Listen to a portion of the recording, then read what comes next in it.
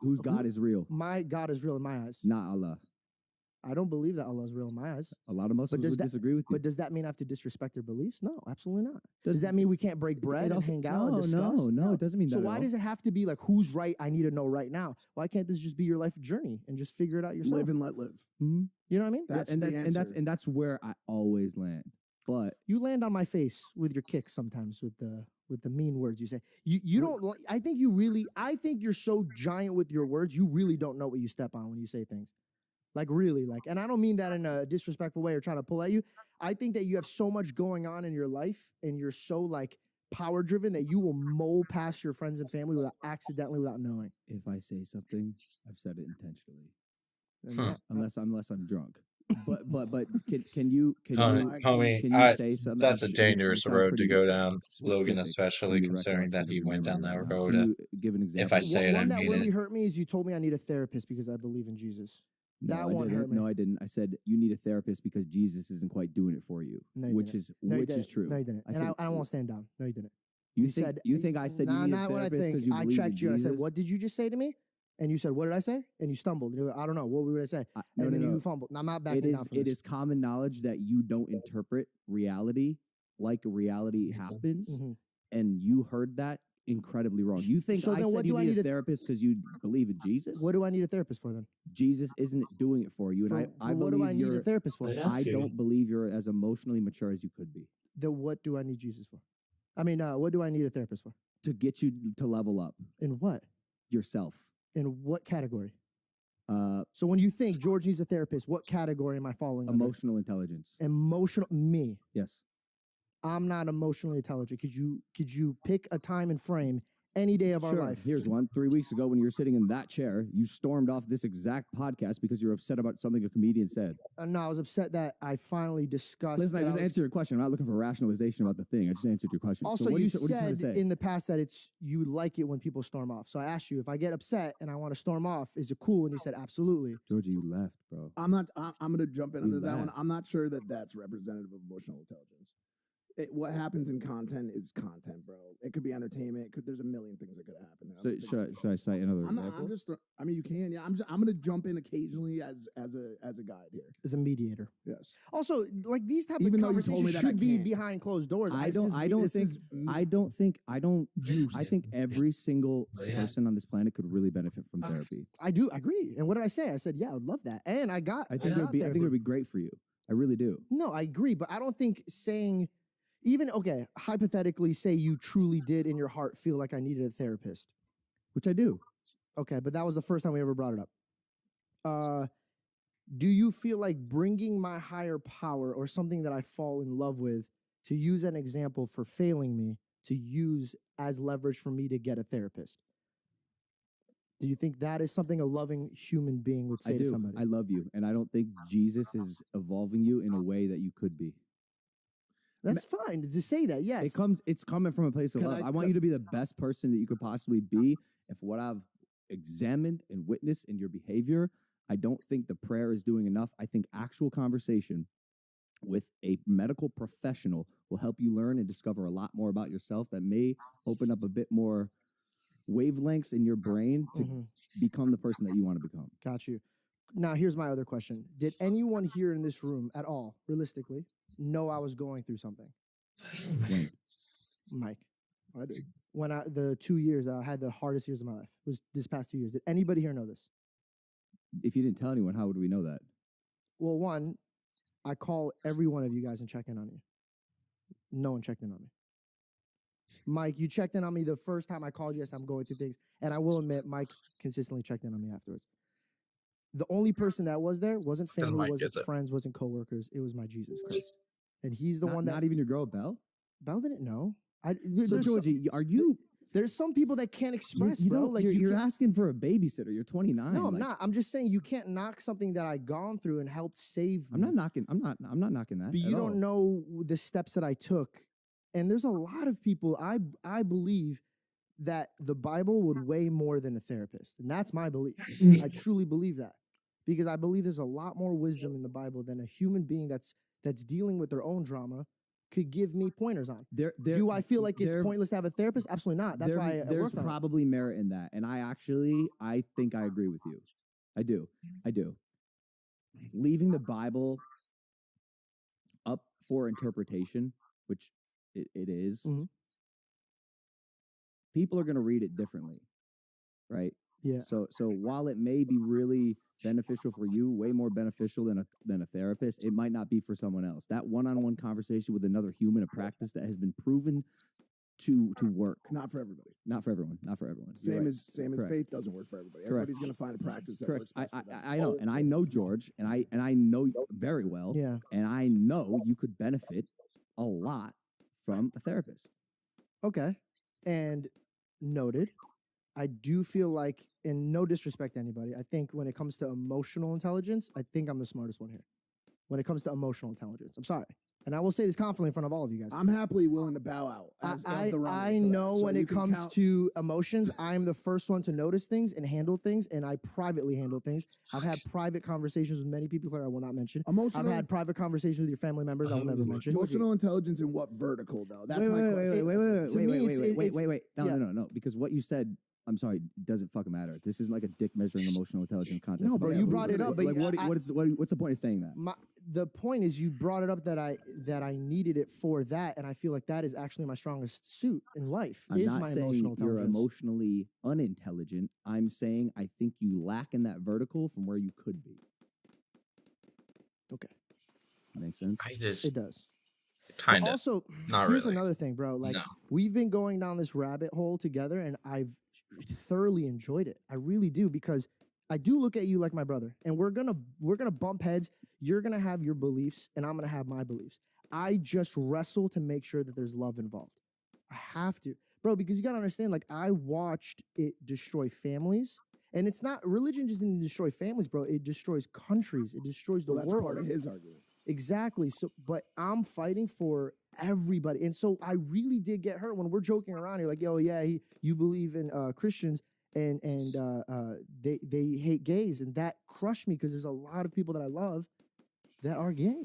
So when you put me in that box, I'm like, bro, I am the farthest from. I ain't that. putting you in any box. You are putting yourself in that box. No. Yes, you are. Can Yes, I ask you are. something? Can I ask you something? Okay, there's a mass shooting. A white guy does it. Do I look at you and be like, all white people are on the fence to go do a mass shooting?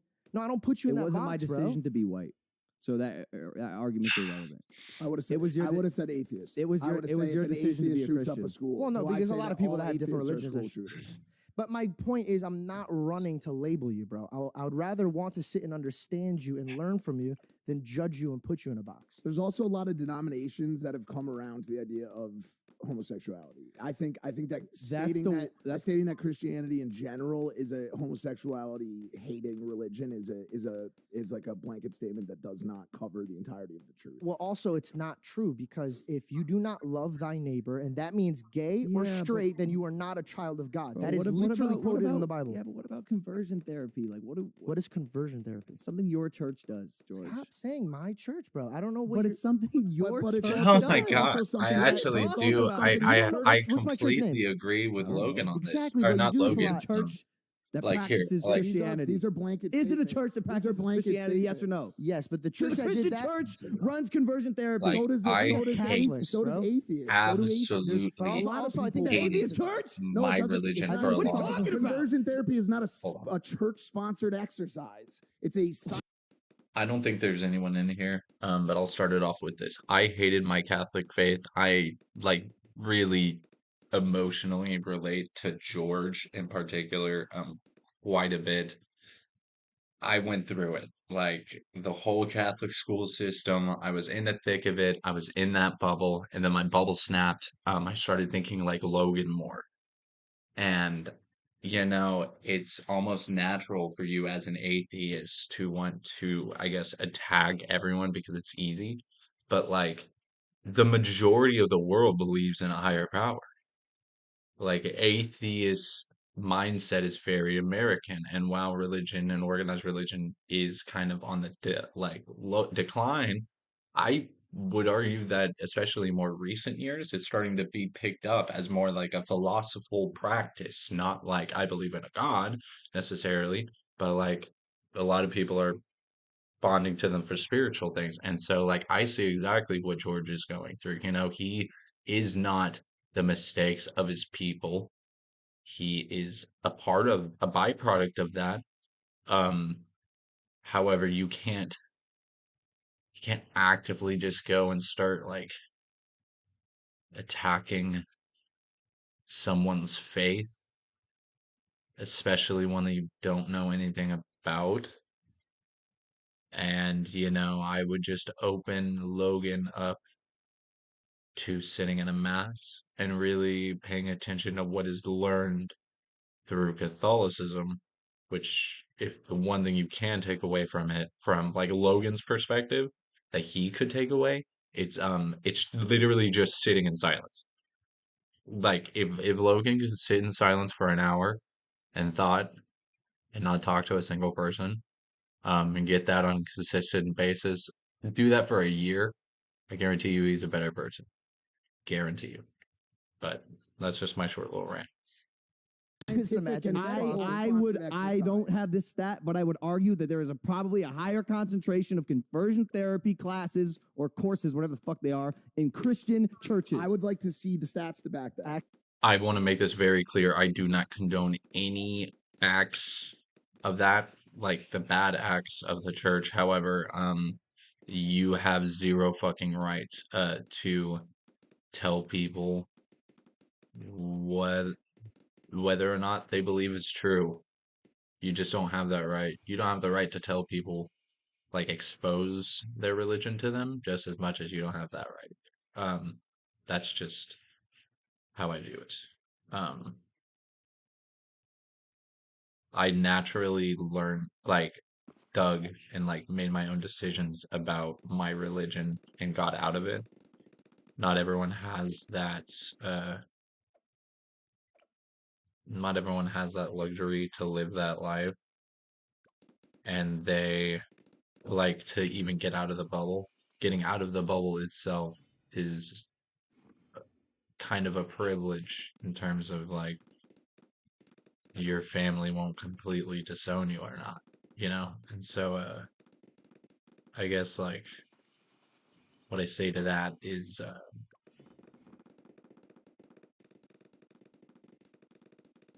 a lot of those relationships are toxic. So whenever you view people who are still in it or, go into it, you have to understand that one, Catholicism in itself is a very warming, welcoming religion. So a lot of outcasts, a lot of awkward people, they get drawn to it. But not only that, it's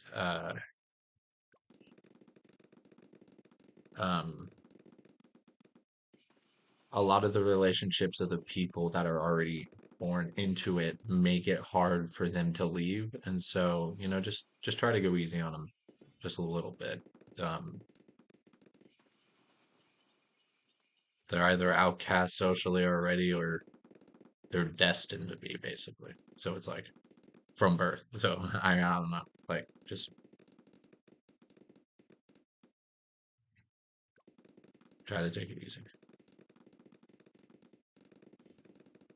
Any questions about my faith or what I believe in? Feel free to ask it in the comments. Or about my dog. I love my dog, so.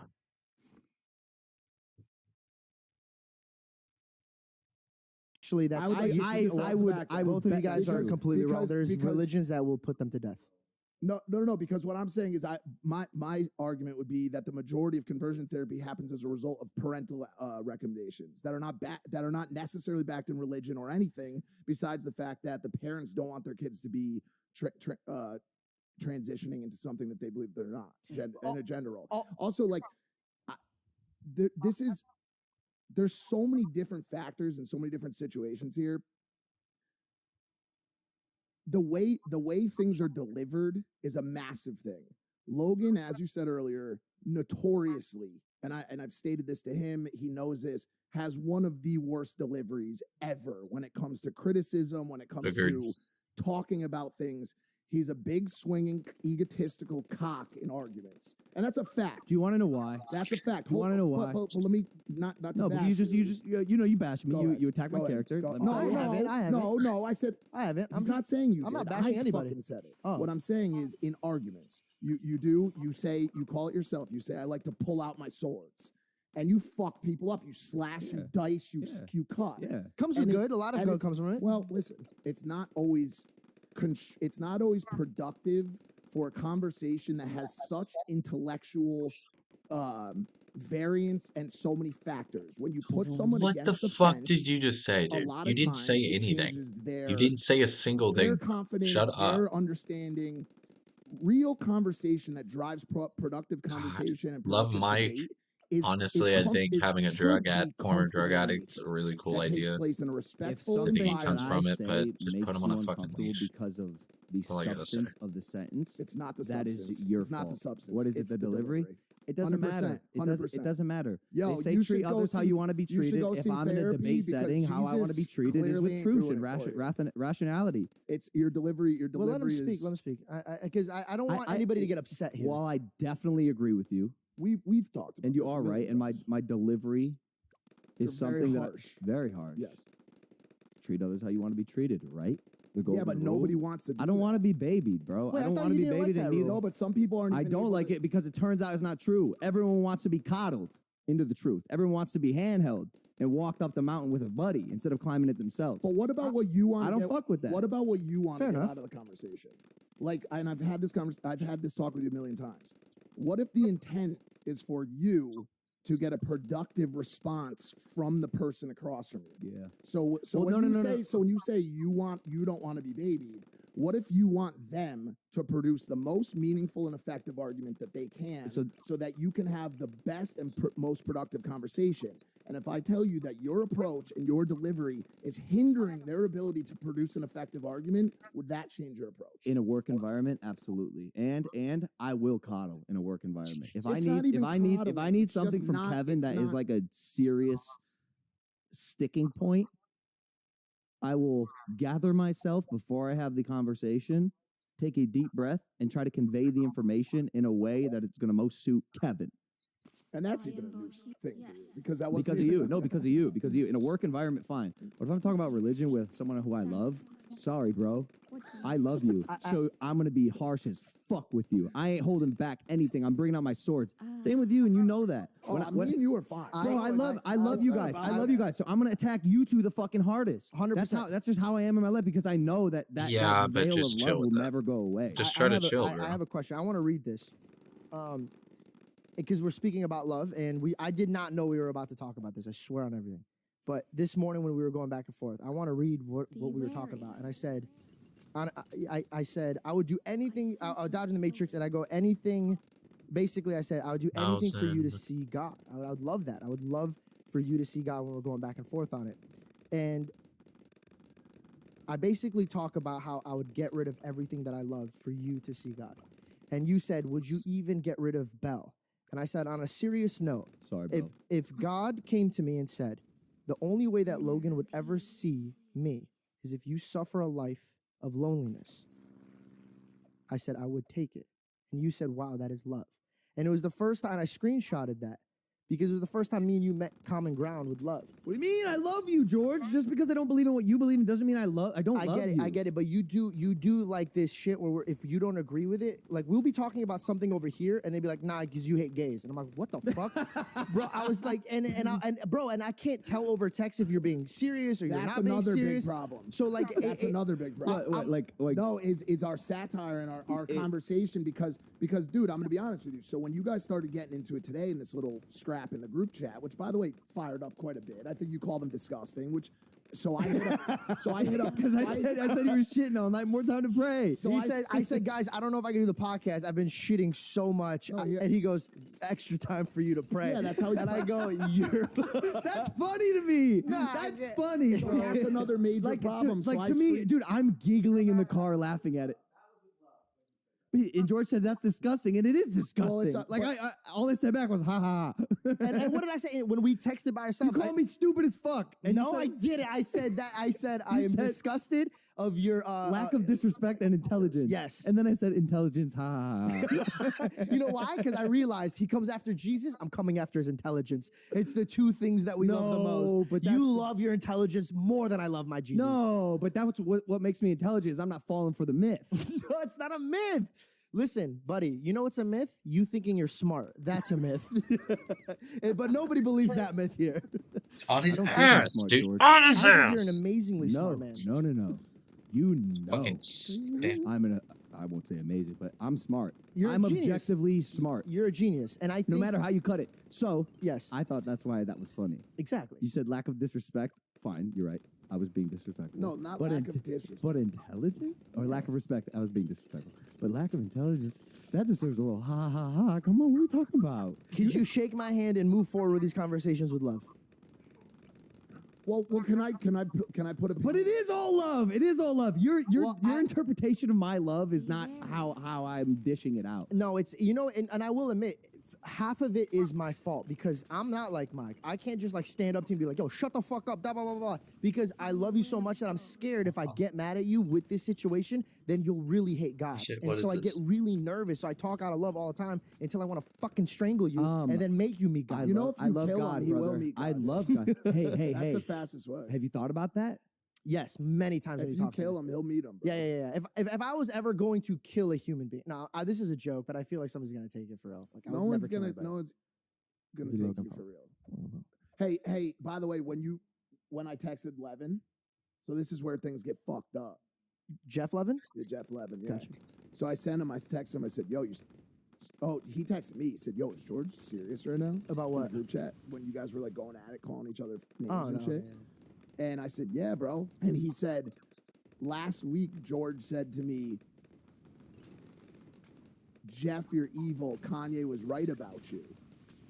And he said, no, listen. And he said, and this is a really interesting point. Bro, no, it's not. No, we no, were no. all roasting each other, and I Okay. said, you know what? Kanye West was right about you. So, he bro, said- when I roast yes. you, that's- it's just a roast. I'm just roasting it. No, Because I then agree, you guys George. need to know about time and place. Because if we're sitting down having an actual honest, like, listen, if somebody just came up to me and was like, "Hey, my grandpa just died," and you say, "Hey, go fuck your grandpa," that's bad timing. And by the way, you'd be like, "No one would ever do that." That's Logan did funny. that. And by the way, I had more deaths this year than I've ever experienced in my life. But I know that's how you deal with comedy. You don't see me being like, Trauma. Bro, it's a joke. I said a joke. Obviously, I love Jews. My superhero, Jesus Christ, is a Jew. If I could be a Jew right now, I would be a Jew. Did anybody think that Kanye was going to become a Nazi? I feel like that was such a curveball. That was a curveball. That was a curveball. Because he was like, you know what I'm saying?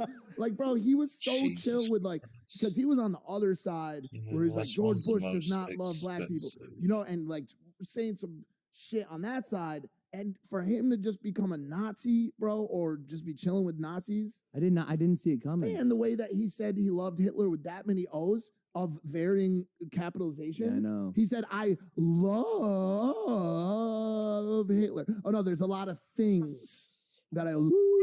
I knew it wasn't going down the right path when he came out with that album with like Jesus. Oh. It was like Yeezus. Oh, no, or- careful when you I talk ain't about saying his she a music. gold digger. No, that's no, and don't finish that line. Nah, I ain't saying she a gold digger.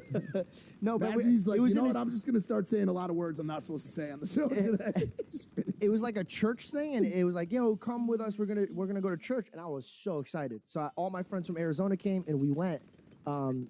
And bro, it wasn't church; it was a concert, and everybody was getting super drunk out there, like Jesus, and they were drinking. See, but I didn't judge them. I was just like, "Oh, this isn't for me." And Yeah, I but walked I mean, away. also but bro, but the Lord another supported him. issue I have is y'all can do whatever you want and then just ask for forgiveness and you're chilling. Yes. Yes. So what? What? You got a problem with that? You got a problem with that? No, I'm just Bro, kidding. come No, on. actually, that's actually a myth. That's not true. Oh, what can't be forgiven? Mortal Blasphemy of the Holy Spirit is Like the me- only. Oh Like my me- God, the one thing you did. So me saying that Jesus fucks. Oh my God. No, because he says anything that is said to the Father will be forgiven. But anything for the Holy Spirit would be not forgiven. It's Which blasphemy. one is the Holy Spirit? The Father, Son, and the Holy Spirit. So the Holy Spirit's in all of us. So I can't say the Holy Spirit fucks. I wouldn't. I would tread lightly. But also, here's the thing, bro. Like God's not sitting there wanting you to be judged. He's not. He's not looking at you like, I can't wait till you mess up so I could burn you, bro. Like, the Bible isn't anything for you to worship him. It's for you to live a peaceful, better life. Is it arrogant to assume that God gives a fuck about me or you? No, I feel like everybody wants to be loved, and to be loved by Your somebody who dad. created the Do you universe. think it's arrogant to think your dad loves you? Well, his dad doesn't love him, so Oh, that's a good point. I'm just kidding. GP loves you so much, by the way. Yeah, dude. yeah. So much. You know what Me and him I- have the most beautiful conversations, which is so astonishing to me because we could get deep, me and him, bro. We'll sit on the phone for an hour or two. That's odd. Don't touch the pillow. I was using that. You know what I said to Logan yesterday? And my final note on this whole religious take. If George is wrong, he goes to the same place as you. But if you're wrong, I'm not. he said that. He said that. I said, I'm just not. I said, but if you are, No. on some strange chance, you are going to have to wake up, first of all, burning in hell every day. And I don't even know that you'll be able to sleep. Because think about it for a second, bro. But what's burning, let me, Mike? Bro, let me No, but fucking- what's burning? Everything. Everything. The No, walls, but what? Is it me? No. It wasn't my energy? No, I don't know. What is it? Don't worry about that. But here's the part. Is it me at this age? Here's the part. Is it me at the age I die? When a baby dies, do they go to heaven or hell? It's innocent. So again, I'm gonna say the same answer. No one knows who Hey, goes to heaven or hell but the Father. You should go ahead and If a read. baby murdered someone, does the book. baby go to heaven or hell? Well, who did he murder? You should try reading a book. Again, same answer. I don't know who goes to heaven or hell, bro. And nobody does. And anybody who tells Read you a they book. have the answers to who goes to heaven and hell, Is a Sway ain't got fucking the answers, I know that for liar. but he did. He actually admitted that. Oh, he did. Yeah. Sway did have the fucking answers. That's what was the fucked up thing about it. As much as this conversation is uncomfortable, I'm very proud of us, and I'll tell you why. Because nobody else would have the balls to have these type of conversations out there. Are you uncomfortable? No, actually, I thought I'd be a lot more uncomfortable. But I'm not I'm not uncomfortable. uncomfortable at all. Do you guys want to kiss? No, it's against my religion. See, I brought it back. Speaking of good Christians, Danny Strobel is getting married. My old assistant, Danny. No way. Congratulations, Danny. It was so I think cute. this is where Her we're husband, fiance now, proposed to her on like a rock in Colorado. She's living her best life. Dude, she really found him and ditched all of us. Yep. As That's she how you know should. it's real love. As she fucking should. Same with Hayden. My old editor, Hayden. Ashley. Oh, hate it. Every time I see it, I'm angry. We love Hayden so much, and he's doing so well too. We've had a couple really proud graduates of Team Maverick. Maverick That makes me Academy. happy. Our yeah. team's been strong for a long time. And even the people that moved on, it wasn't like hatred. It was like, I got married and need kids. Oh my God, are we at that age? Well, that's what I was gonna say. I feel like Oh, my- Danny decided she didn't want to be in this hustle and bustle world of podcasting and debauchery and dick sand. Yeah. She got married on top of a rock. What is that? Yeah, She got fucking married on a rock. Engaged. Oh, she got engaged up on top of a rock, which is crazy, bro. You know what I'm saying? So now we're just here still talking about shit, and she's leading on with a real life, bro. Yeah. Do you guys ever think about that? Like, newsflash, I'm 37. I'm a vlogger, dog. That's crazy, bro. Bro, 2 weeks from the time this episode comes out, I'll be 38 and a vlogger. Oh my Bro, God. I'm fucking Casey Neistat and not as good. That's great. Like, bro, someday I'm gonna wake up. Now, granted, I'm gonna have several millions of dollars, but I'm still gonna be a fucking, no disrespect, a YouTuber in my 40s, bro. And there's a chance that I have not gotten married on a rock because all I think about is rocks. Crack rocks. Right. What I'm saying is this, bro. Do you guys, okay, because as we near the end of the And I think I'm done. with I that. thought we could have a discussion today about where we see ourselves going in the new year, in 2023. And I wanted to get your guys' I don't really care.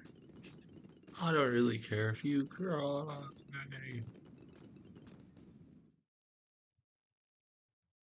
We love some Mr. Girl content. This guy's a freak, by the Don't way. jibble and express yourself. If y'all You don't do know without any of this, challenge. like, this dude, absolute freak. It's the Roadway Replay, the show about the deadly dangers of distracted driving. Time for pronouns don't really require you to take somebody else's word for their identity. Pronoun is a substitution for a noun that shows how you view that particular thing. If I see somebody, and let's say I find out their name is Gabriel, but I look at them, and it looks like a woman, and somebody's like, oh, what do you think about Gabriel? Then my next response will be like, oh, I think he or she is a cool person. When I use that he or she, I'm not really going by what did they identify as or what I think, because they never told me any pronouns. The he or she would just be the representation that I have in my mind of that person. And if I think of them as a woman, I say, oh, she. If I think of them as a man, I would say he. The weird thing about pronouns is that you're the moderator. You can't retort. Oh, but you well, actually, I have to. I have to a little bit though, because you asked me to back you up. So you have involved me. I only want you to back me up. The moderator. Yes. what is this? Here we go. All right. Well, I am. Alright, wait. So Why are you torturing us? Somebody said to watch it. Somebody said it was a good meal. I'll leave it. I'll leave it to the rest of you. all right, Sunday. Yeah. Do you have a topic you want to debate me on? Do you have a take of mine that you think is bad or something? Or do we want to bring in somebody else in the meantime for like a mini debate? Do we have anybody who's paid for like 15 minutes that can pop in that we can do? We have one active contention, you and I. What's the active contention? Smugbug is a douchebag, but he picked that hat by accident. Oh, that's super interesting, actually. Yes. So, I love our one-on-one talks. Steve Chet, happy birthday. I love you, Parasite. Yeah, so for people in the audience who don't know, on Twitter, I called this guy whose name is Smugbug a Nazi. And then I'd said it again, like, offhandedly on my stream because, he had an avatar. I've already seen this. Because he made a tweet I'm that so he said old, he was bro. team genocide. I'm not. And, I'm and just second, fucking stupid. That shit was wild. But I don't want to get on that. Fuck it, we'll do that. We'll watch some Charlie. Right now, there's a Twitch streamer getting tomatoes thrown at him all across Twitter for a clip that's going viral of him having an embarrassing and horrible response to one of his community members answering a question that he asked them. In Spanish, and it's chef's kiss. All right. Curvy, where the fuck have you been? Oh my God. Well, tell you what, Miss Dirty Curvy, you know what we're not going to do? We're not going to talk about it in my chat. Because it's Friday, and that is a whole big bucket of bummer. And his response is a big barrel of butt cheeks. So to give context to this situation here on the lore, this was a regular viewer of this streamer, an avid supporter who had taken a bit of a hiatus and was unfortunately going through a very hard time with her mother passing. So, when he saw that she was back, he asked her, "Oh, where have you been?" To which she just answered honestly, her mother had passed away, so, it was a bit of a tough time. That's why she was taking a break. And then for some reason, this must have input a cheat code into the streamer's brain that just sent him into, like, debate club. He, for some reason, then just goes into, like, this TED Talk about how you shouldn't answer his question if your answer is something sad, because it brings down the vibes of the stream. It's baffling, because you had asked her, and she just answered your question honestly. I'll play a bit more of the clip before getting into it, but I want to make it clear early on that I understand a lot of streamers have a similar perspective where you don't really want someone in chat that's just talking about like a really traumatic experience they're going through, because it's not really the place for it and the streamer's not the therapist. Like, I do get that perspective, but there's a difference between like just a random person treating Twitch chat like it's their psychiatrist and you asking someone a question and them answering honestly, especially when it's a member of the community that you already kind of know to a certain level. I don't understand why you're all of a sudden getting mad at them for answering that. Magic Eraser. It's a game changer, and I'll tell you why. I had Julie and her dog pose right in front. She's like, "Jesse, background's crowded." I said, "Julie, you let me worry about that, okay?" Took a shot. I used my finger, manually selected all the people, and in 4 seconds, I clicked erase. And she's like, "Wait, you don't have to Photoshop it?" I was like, "Not anymore." Honestly, it's pretty hard to take a bad picture with the Pixel. My name is Jesse, and I have a Google Pixel. Toyotathon is on. Now's the time to get an exciting new Toyota. love red. Every new Toyota comes with Toyota Care. That's the value you can expect from Toyota. Toyota, let's go places.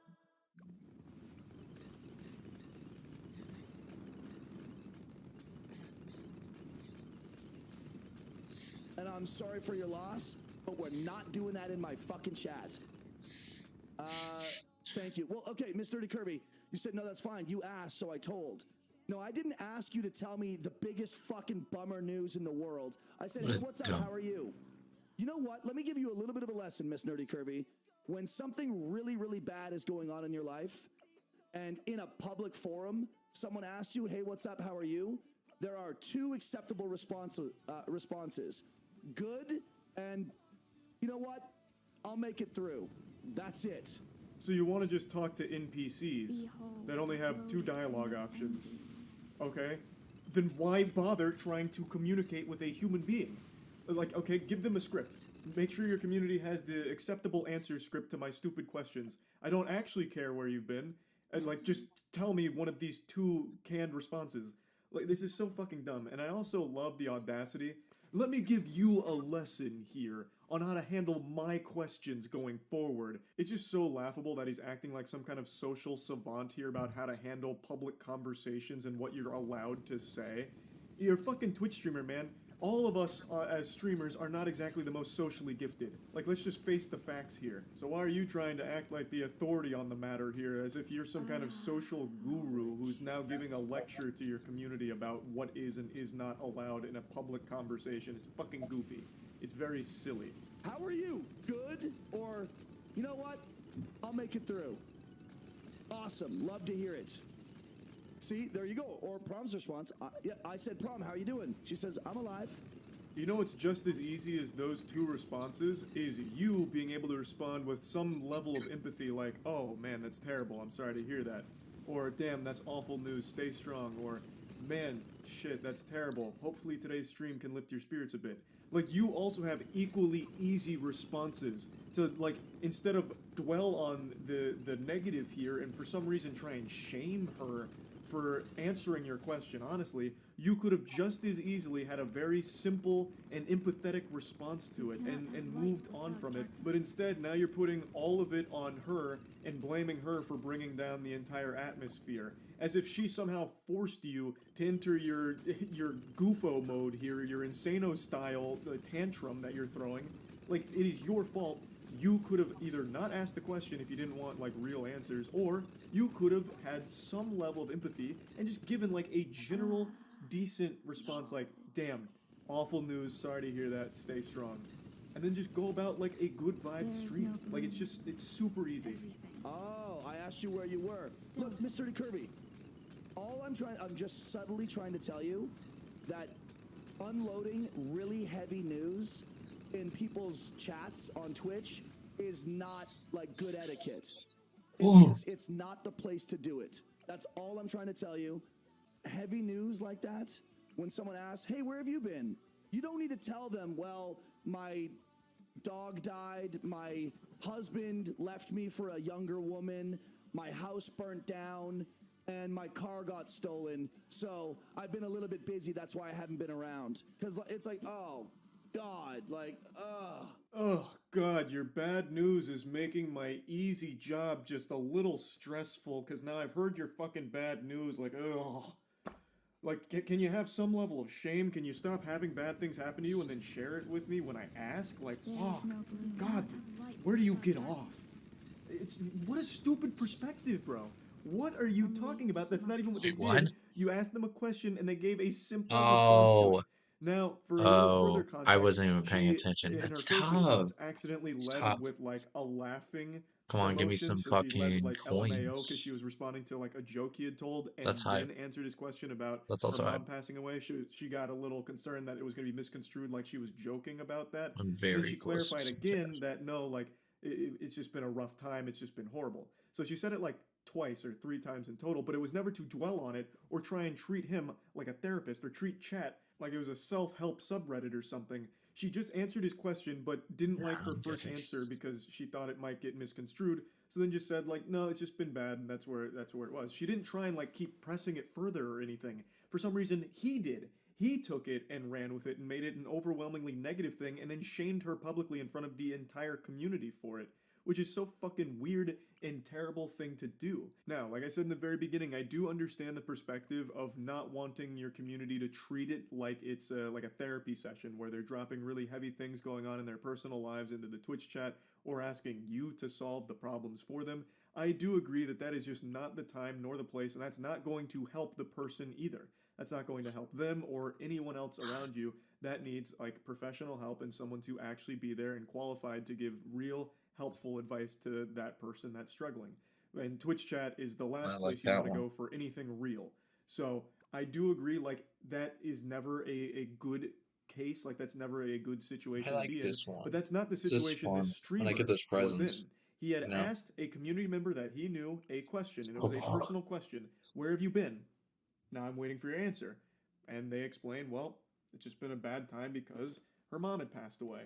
And that's it. She didn't like keep going forward about it, like to try and like make it all about what she's going through. She just answered his question point blank. And for some reason he went off the rails about it. Like, you know, like if someone asks, like, hey, what's up? Where have you been?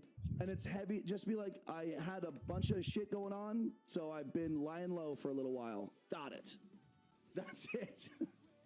I'm not trying to rip you a new ass. Yeah, not trying to rip you a new ass, just trying to embarrass you in front of the entire Just trying to rip you a new ass. That's all. The lack of self-awareness here.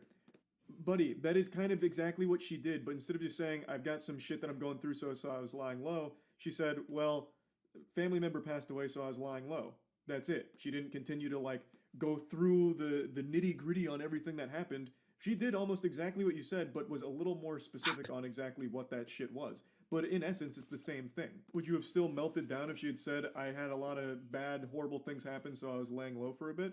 I don't think so. You probably would have just given a normal, like, decent human response like, man, sorry to hear that. Hope that shit clears up soon.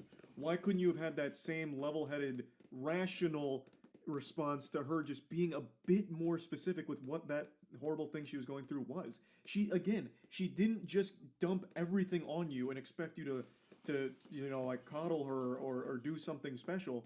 Like, she just answered your question. So this is where the viral clip ends, but he did have a response to this, and it's really worse than you're probably imagining.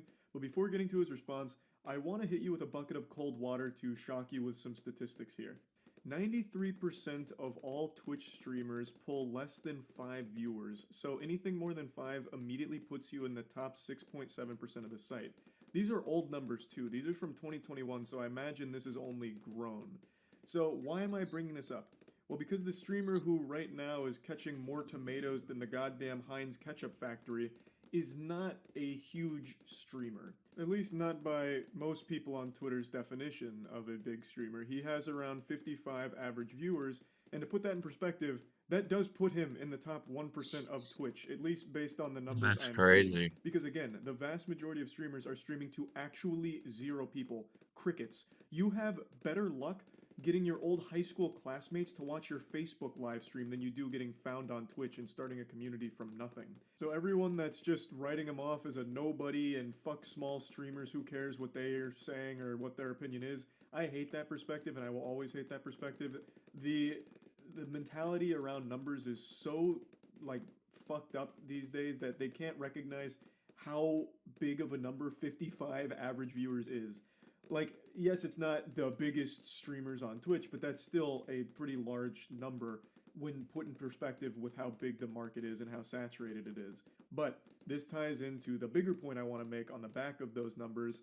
The market being as saturated as it is, carving out a community being as tough as it is, the last thing you want to do is fuck it up, which is exactly what this guy has just done. He's currently streaming right now with like 140 viewers, which is more than he normally averages, but I imagine the majority of this is hate watchers hoping to just shit on him in the chat. And I've already seen it from a couple of his subs. Some people were saying how disappointed they were in him. And that's a really big deal because when you have a really tight-knit community, once the viewers start feeling like you don't actually give a fuck about them at all, or that you're kind of a piece of shit, they probably won't stick around because there's so many other streamers that they'll just go to. So this will potentially end up being a huge problem for him. His first response was this on Twitter, where he's just taking full responsibility for being an asshole, which I guess is fine. Like, he's just saying, yeah, it just was a real piece of shit here. But then 12 hours later, he made an apology video and doubled down on everything from his initial Twitter clip. Firstly, it is well known in my channel that I do not tolerate heavy news, drama, or trauma dumping, if you will, being entered or dropped into the chat. This has been discussed and explained and made clear many times while I've been live over the last 4+ years that I've been on Twitch. The people that come to my channel often, they know this. They see it all the time. So that's something that I want to make sure everyone understands. He directly blames her for violating his terms of service for being a chatter, basically, saying, I have very strict rules, you're not allowed to kill vibes with bad news or anything drama-related or heavy. Okay, then don't ask questions that could potentially lead to, like, someone being honest with you, man. Not everything in the world is going to be sunshine and rainbows. So why ask a question to your viewers that they might just be open about if you don't want to actually hear it? You know, it just doesn't make any sense. Like, and why are you blaming her? You're fucking blaming the victim here in this situation. What a terrible look. When you had already in your previous tweet sang a very different tune. Where you're like, yeah, this one's kind of on me, I was a douchebag. What changed? All of a sudden now, you woke up this morning and you feel like you're not a douchebag, you're a superhero. In fact, she's the villain because she didn't follow your strict chat rules. This is not the first time that she's violated the expectation that people not share heavy news in my channel. The frustration from having her argue in chat that she was, quote, just answering my question, even though she's been spoken to about this type of thing before. Calling this an apology is a disservice to apologies. He is literally just justifying his reaction and saying it's all her fault. She violated our expectation of her in chat. I'm gonna try this she has a history again. of doing it. And See if I'm not her going to be as statement, one of her cheeks tweet this longers, time. she clarifies a bit deeper on what he's talking about. And he's pretty misleading with the way he portrays what happened here.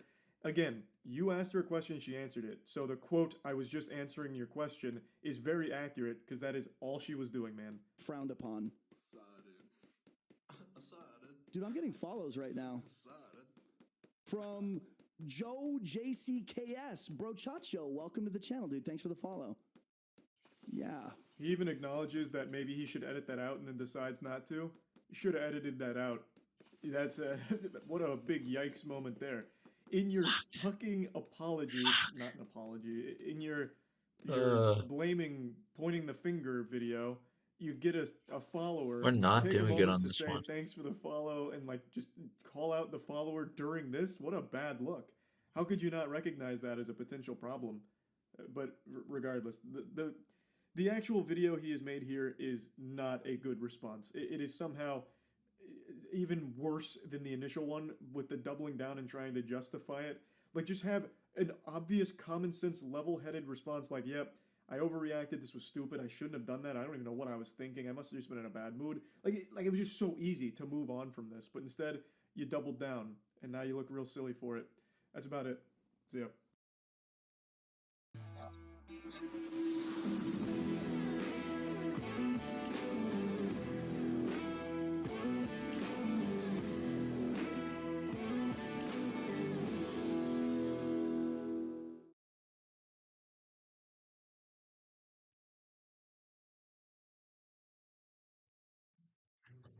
All right, let's get the shit on the roll. I don't think Vosh is like an idiot. One of the reasons why I hold him to high standards is he's like fairly intelligent. He just does it for optics sometimes or whatever. But this man, this brave warrior, decided that he was going to go headstrong, blinders on, into a debate about a sex-gender distinction with a philosophy PhD who's authored a paper on this topic with absolutely no preparation.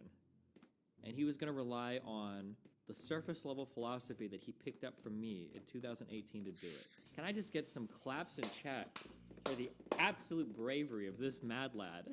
I'm sorry? This isn't true. That water has not always been H2O? Yeah, all you Oh, have I've to do seen is this cross too. the Mexican border. And over there, I need it's YouTube aqua. to start putting. That's H2O, not water. Aqua means water. Aqua is water. It's a different term. Actually, it's aqua. Oh, dude, I can't wait to watch this. This is going to be the highlight of my life, is going to be this debate.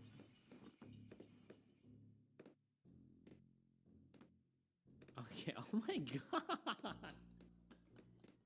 I hadn't seen this video. Damn. Now I feel a little bit bad because I kind of defended Vosh during the J.K. Rowling arc. It's like, oh, I didn't think he said anything that bad. He just needs to be a little bit more chill. Bro, what was going on here? Oh no. So I'm sorry if my points have seemed childish so far, but a good chunk of Vorsh's arguments being a generous word, involve picking apart my accent, my appearance, my outfit, and my persona. You know, all the things 12-year-old girls go for when they're feeling particularly bitchy. So it's difficult to be serious when I'm not given anything serious to work with. And then, because apparently he really wanted to prove my point about male feminists, he said this. She's a pick-me. No wonder she's dressed like this. She's wearing a fucking skirt with stockings. She just wants to live in mad... What does that mean, bro? That's such a standard girl outfit. Is a skirt with stockings doesn't mean that it's like, what? Dude, this whole video is wild. No wonder she's dressed like this. She's wearing a fucking skirt crazy. with stockings. She just wants to live in Mad Men and be sexually harassed by, like, the fucking... the office boys. I'm sorry? Beg your pardon, sir. What was that? What do I want? She just wants to live in Mad Men and be sexually harassed. Yes, What is happening, dude? I missed, I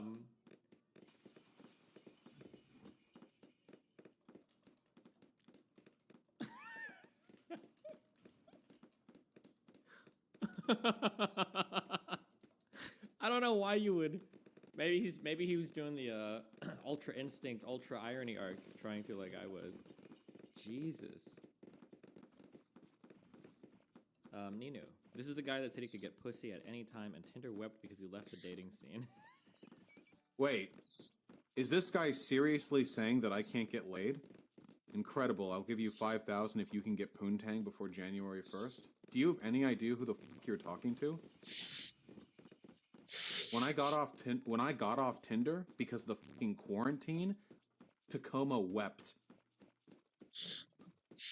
Even like ignoring the fact that I have a girlfriend, even if we're just talking like randos, I'm 2 hours away right now from being inside somebody else.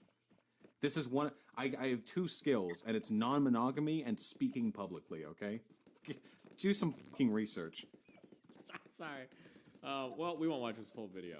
Is that shit you tweeted about Vosh on the periodic table real? Oh, bro, sitting I had with a Brit. public Oh, we haven't gotten to that yet. Oh shit! I don't want to spoil. That's like 3 hours into the stream. Damn, dude. Okay, stop. I'm getting distracted. Okay. So yesterday I said something to Booksmarts, something along the lines of like. I'm sorry. I think I said something along the lines of like, I don't think Vosh is like an idiot. I actually, one of the reasons why I hold him to a higher standard is I think he's like fairly intelligent.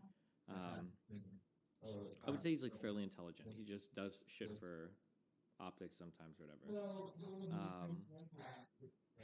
But this man, this brave warrior, decided that he was going to go headstrong, blinders on, into a debate about a sex-gender distinction with a philosophy PhD who's authored a paper on this topic with absolutely no preparation. And he was going to rely on the surface-level philosophy that he picked up from me in 2018 to do it. I just want to... Can I get some clappas? Can I just get some claps in chat for the absolute bravery of this mad lad to think that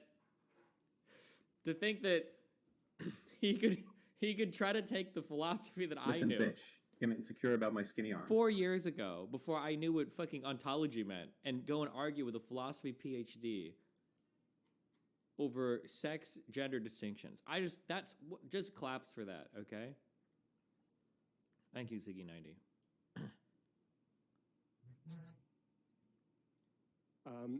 That was true even before we knew about chemistry.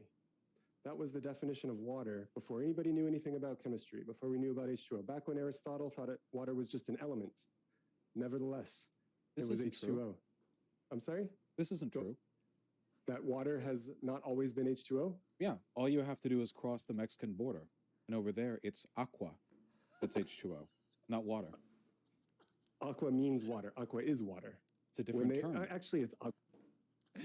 Oh, dude, I can't wait to watch this. This is going to be the highlight of my life, is going to be this debate.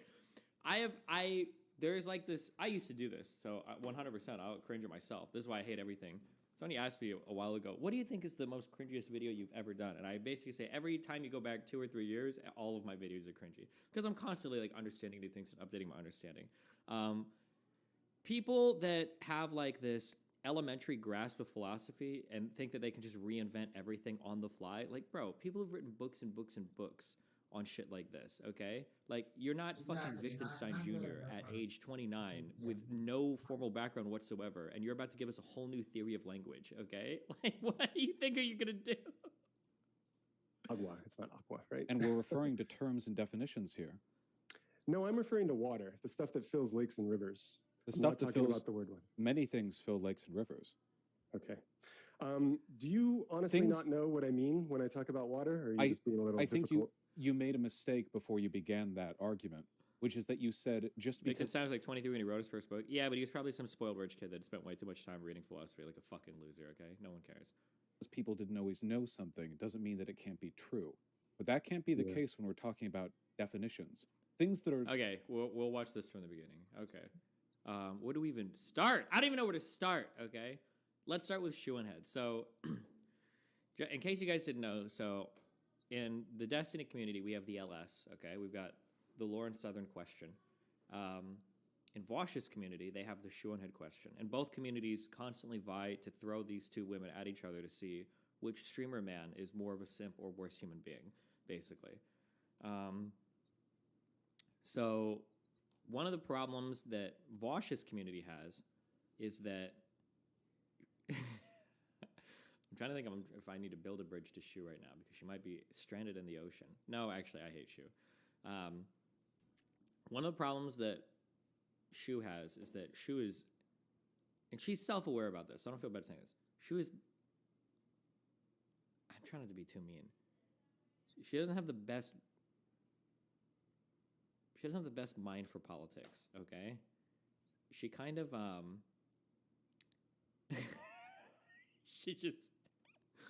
she's kind of a loose cannon. Okay, that's not supposed to be sexual. She just kind of says what she pops in her head at any particular point in time, and it's not always the most insightful thing. So, okay, there as we go. All right. Fuck you.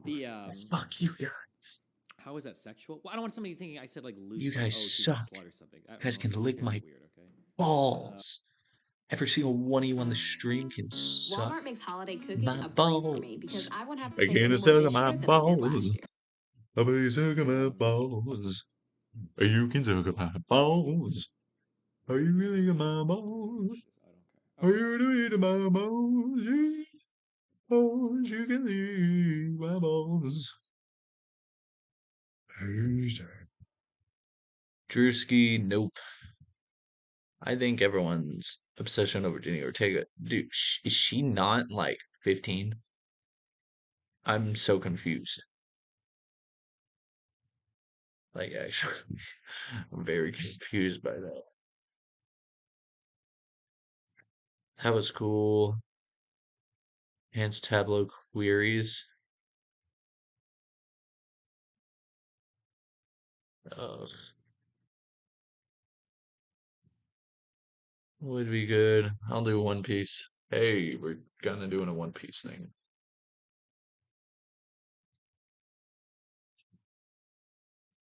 Ohara's trash.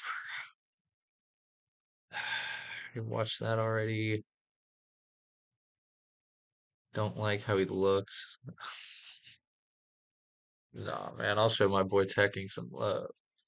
Hey everybody, Teching here. Before we get into the video, I have a very special announcement. I will be doing my annual charity live stream Show the homie at some St. love. Jude Children's Hospital this Saturday, December 17th at 1 p.m. Eastern Standard Time. I'm going to throw up all the text on the screen right now, so it'll be very, very impressive. Check this out. December 17th, 2022, 1 p.m. Eastern Standard Time. Epic. Okay, so yeah, I just wanted to announce that because it's going to be a good one this year. I think we're going to raise a lot of money for St. Jude's. Have a lot of people helping me out with this one. Good, man. So look forward to that Proud. this Saturday. Okay, and with that all being said, on to the video. This is where we cut. On to the video! Am I supposed to just go right into the video? Okay, I can do that. I mean, I don't see why this is interesting for the viewers, but all right, fine. We'll just cut right into the video then, all right.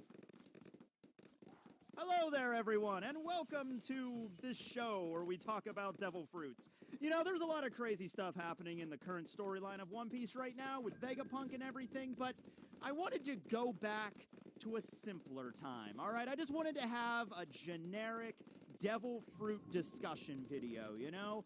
So I thought, you know what, let's go back to the East Blue, all right? Let's talk about devil fruits, like not the new devil fruits or whatever, or like information we're finding out. Let's just talk about, you know, a devil fruit's been in the story for a long time. Problem is, I've already talked about most of those. However, I was looking This at shit the is East, and when maddening. it comes to the East, you don't really have a lot of options because there weren't that many devil fruits revealed at that point in the story, which is, I think, a good move on Oda's part, where he didn't really start getting into devil fruit craziness until the Grand Line, and that falls in line with the idea that in the Four Blues, most of the time, devil fruits are considered mythical, you know, like, remember when Captain Morgan, you know, was talking about devil fruits after Luffy, he found out that Luffy had one. Morgan was basically just like, you know, oh, yes, the devil fruits. Legend has it that the sea takes away their ability to swim, you know, and it's like a lot of people, like general civilians in the East and the South, Northwest Blues, they might look at devil fruits as just that, just mythical, like they don't actually exist or something like that. So in that case, in the East Blue, we only had Luffy and then Buggy and then nobody for a while. I mean, for a good stretch of story arcs there, you know, Syrup Village, Baratier, Arlong Park, no characters had devil fruit powers. Not until we reached Logtown, where we got Alvida's Slip Fruit, as well as Smoker's Moku Moku no Mi. The Moku Moku no Mi. Moki Moki? No, that's a Yu-Gi-Oh card, right. What does Moki Moki even mean? I actually looked it up to try to find out. I actually still don't know what Moki Moki actually means in Yu-Gi-Oh, but that's a discussion video for another day. Moku Moku, as in the onomatopoeia for clouds billowing or smoke or steam billowing.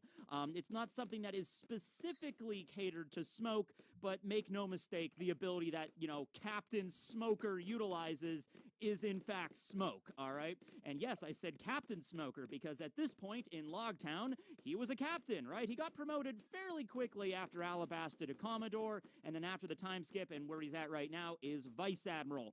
Also, I mean, looking back on the story now, you can easily see that Oda was setting up Smoker to be an admiral by the end of the story for one very simple reason. He is the only Marine, aside from the admirals, that has a Logia. Like, that we know of. I mean, I don't know. I mean, there might be some other Marine in other parts of the One Piece world we haven't met yet. But it's interesting that not only does he have a Logia, but he has a Logia at such a relative low rank of the Marines, okay? Which makes me think that Smoker's actually had his power for a long time now, okay? It wasn't a situation of the Marines finding a devil fruit and then giving it to Smoker, because you'd think that when it came to Logias, which were like really rare, they would hold off on those and give them to like really accomplished officers. Not to say that Smoker wasn't powerful, but they're not going to give a Logia fruit to anybody in the Marines if they have the choice to. They're going to give it to like Vice Admiral, if not Admiral class, okay, for how powerful they can become, okay? And so for that reason, the only Admiral that doesn't have a Logia right now is Fujitora. Everyone else does. We have Kizaru with the Pika Pika no Mi, the Light Fruit, Akainu with the Magu Magu no Mi, the Magma Fruit, Aokiji defected, but he has the Hia Hia no Mi, the Chilly Fruit, and then we have Fujitora with the Zushi, that's Paramecia, and then we have Aramaki, who has the Mori Mori no Mi, okay, the Forest Fruit, all right? So out of all of them, though, really powerful characters, but then we have Smoker. So I like to think it was revealed during a Vivre card that Smoker was not from the East originally. He grew up in the Grand Line. So it was probably a situation where when he was a kid or a teenager at some point before he joined the Marines properly, he found the Moku Moku no Mi. Oda actually revealed what it looked like during an SBS. He ate it, and then he got his powers, and then he joined the Marines, okay? And I also have to say that him having a Logia when he joined probably really helped him go up the ranks. I mean, he's pretty powerful, like, physically in terms of combat, using that staff thing that everybody always mispronounces, so I'm not even gonna try. So he's pretty adept with that thing, but also the fact he had a Logia, I mean, that had to help him along a little bit there, right? I wonder how he ate the Moku Moku no Mi.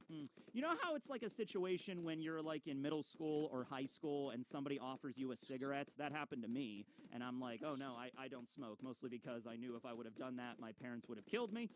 You know, I take that cigarette, I get home, my mom smells smoke on me even in the slightest. That's not going to end well, you know what I mean? But I like to think that maybe Smoker had a similar situation with that, except instead of cigarettes or cigars, because he does smoke a lot of cigars, it was a devil fruit. So I don't know, maybe Smoker was hanging out with his friends and they found a devil fruit and just like, hey, come here, Smoker, come on, eat it. It's just like, no, you know, you want to be cool, don't you? I was like, yeah. And he just takes it and eats the fruit and then he gets smoke powers. Here's another thing, too. Legitimate question. Does eating the Moku Moku no Mi and having smoke abilities now make him immune to, like, any of the ill effects of cigarettes or cigars? That's a great question. You also have to consider there's a lot of horrible crap that is added to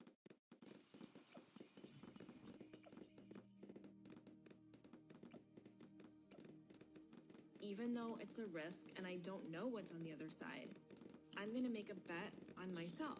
I guess I'm kind of looking at this as a sort of rebirth opportunity. I just quit my job and flew to Scotland with no money or plans or friends. This is day one of me exercising every day. I've really gone and done it now. It's about a farm.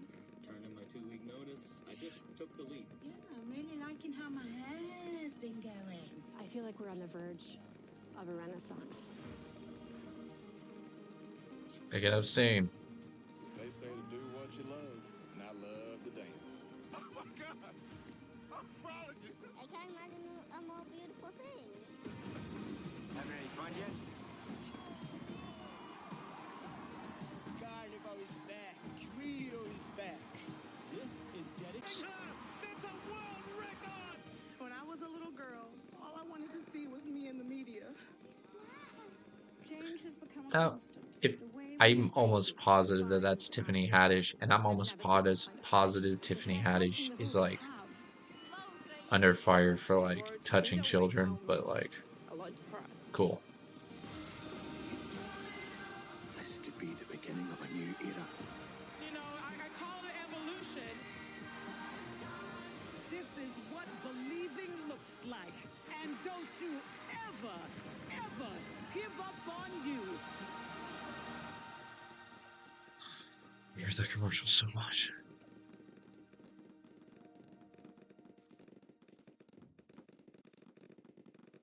The thing that's different about a Verbo vacation home, you always have the whole place to yourself. Just you and your people.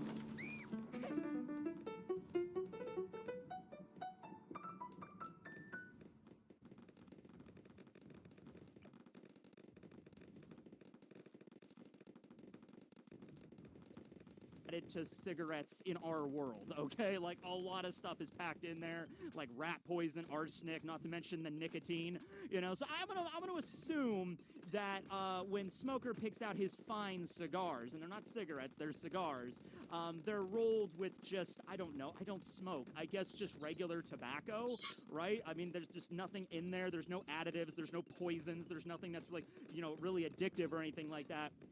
They're just really finely rolled cigars. But even so, he doesn't have any ill effects from smoking it because, you know, he's made of smoke. So, you know, that makes that easy. So, something interesting about the smoke itself, I actually pulled that up here. So, when Smoker uses this ability, it's typically either white smoke, as in the name of he's gotten the White Chaser. Chaser, I think, was also his 4 kids' name because they couldn't name a character Smoker because, you know, you don't want kids to be watching the 4 kids dub of One Piece and seeing Smoker and how cool he is and everything. He's got a badass bomber jacket. He is really cool. He's got a staff, and he hits people, and he has a motorcycle called the Smog Was. Hog. You know, it has another name in the Japanese, but in the 4 kids dub, it was the Smog Hog. You know, that runs on his Devil Fruit abilities. You know, he's a pretty cool character, so you don't want people to start to think that, like, hey, this is a cool character, and his name is Smoker, so I'm gonna go start smoking. I just have to ask, anybody watching this that has been watching One Piece ever since, you know, like the early days, the 4Kids days, and if you are currently a smoker, did you start smoking because of Smoker? Was like Yeah. that actually the Hey, impetus? teching. Like, yeah, I'll tell you what, I was in middle school when I watched that episode with Smoker, and, you know, just instantly, Yeah. I'm just like, I hit the snuck Benjamin into my dad's room, I quite grabbed a his bit Marlboros, and it's been that ever because of that since, shit. you know? Maybe they had a point, I don't know. They also edited out all of his cigars in the 4Kids dub, although with Smoker, it's not really that difficult because, you know, he always has smoke coming out of his mouth anyway. So in that case, actually an example of 4Kids censorship and editing that kind of worked out okay. And I think they also might have, I don't know if this was in the 4Kids dub itself or if it was something they changed in one of the video games at the time, because remember, also 4Kids was doing the video games for the first few One Piece ones. So I think they might have changed his ability from smoke to steam just to really cover it, you know, just like, no, he's not related to smoking cigarettes at all. He doesn't smoke cigars. He's not made of smoke. He's made of steam. That's steam coming off of him. And it kind of works because the smoke that Smoker utilizes is not like thick black smoke, it's white smoke typically. And so I wanted to look at what the differences here are. So I found this nice little website here that hopefully explains it. White smoke can often mean material is off-gassing moisture and water vapor, meaning the fire is just starting to consume material. White smoke can indicate light and flashy fuels, such as grass or twigs. Okay? I believe this was something I heard at one point, that if you see, like, if you're, like, walking around outside and you see smoke in the distance, if it's white smoke, that means the fire is still burning or just beginning to burn. You should probably get out of there. And if it's like a thick black smoke, that means that the fuel is beginning to burn out and the fire is no longer like at its peak. It's like kind of smoldering at that point. I don't know if that's true or not. That's just something that was added to the memory banks a while ago. May or not be accurate. I don't know. It actually goes on to say here, thick black smoke indicates heavy fuels that are not being fully consumed. At times, black smokes can be an indicator that a man-made material such as tires, vehicles, or a structure is burning. As a general rule, the darker the smoke, the more volatile the fire is. It also clarifies gray smoke can just mean fire that is slowing down and is running out of materials to burn, okay? Given the fact that Smoker is made of smoke, I think this would also make sense why most of the smoke he generates is white smoke, or white steam, or whatever you want to say it, because he literally is the beginning of the fire, okay? It actually does bring up questions, the same kind of questions that happen with Ace, because he has a similar ability, the Maramaranomi, that just creates fire. Can Ace just generate fire?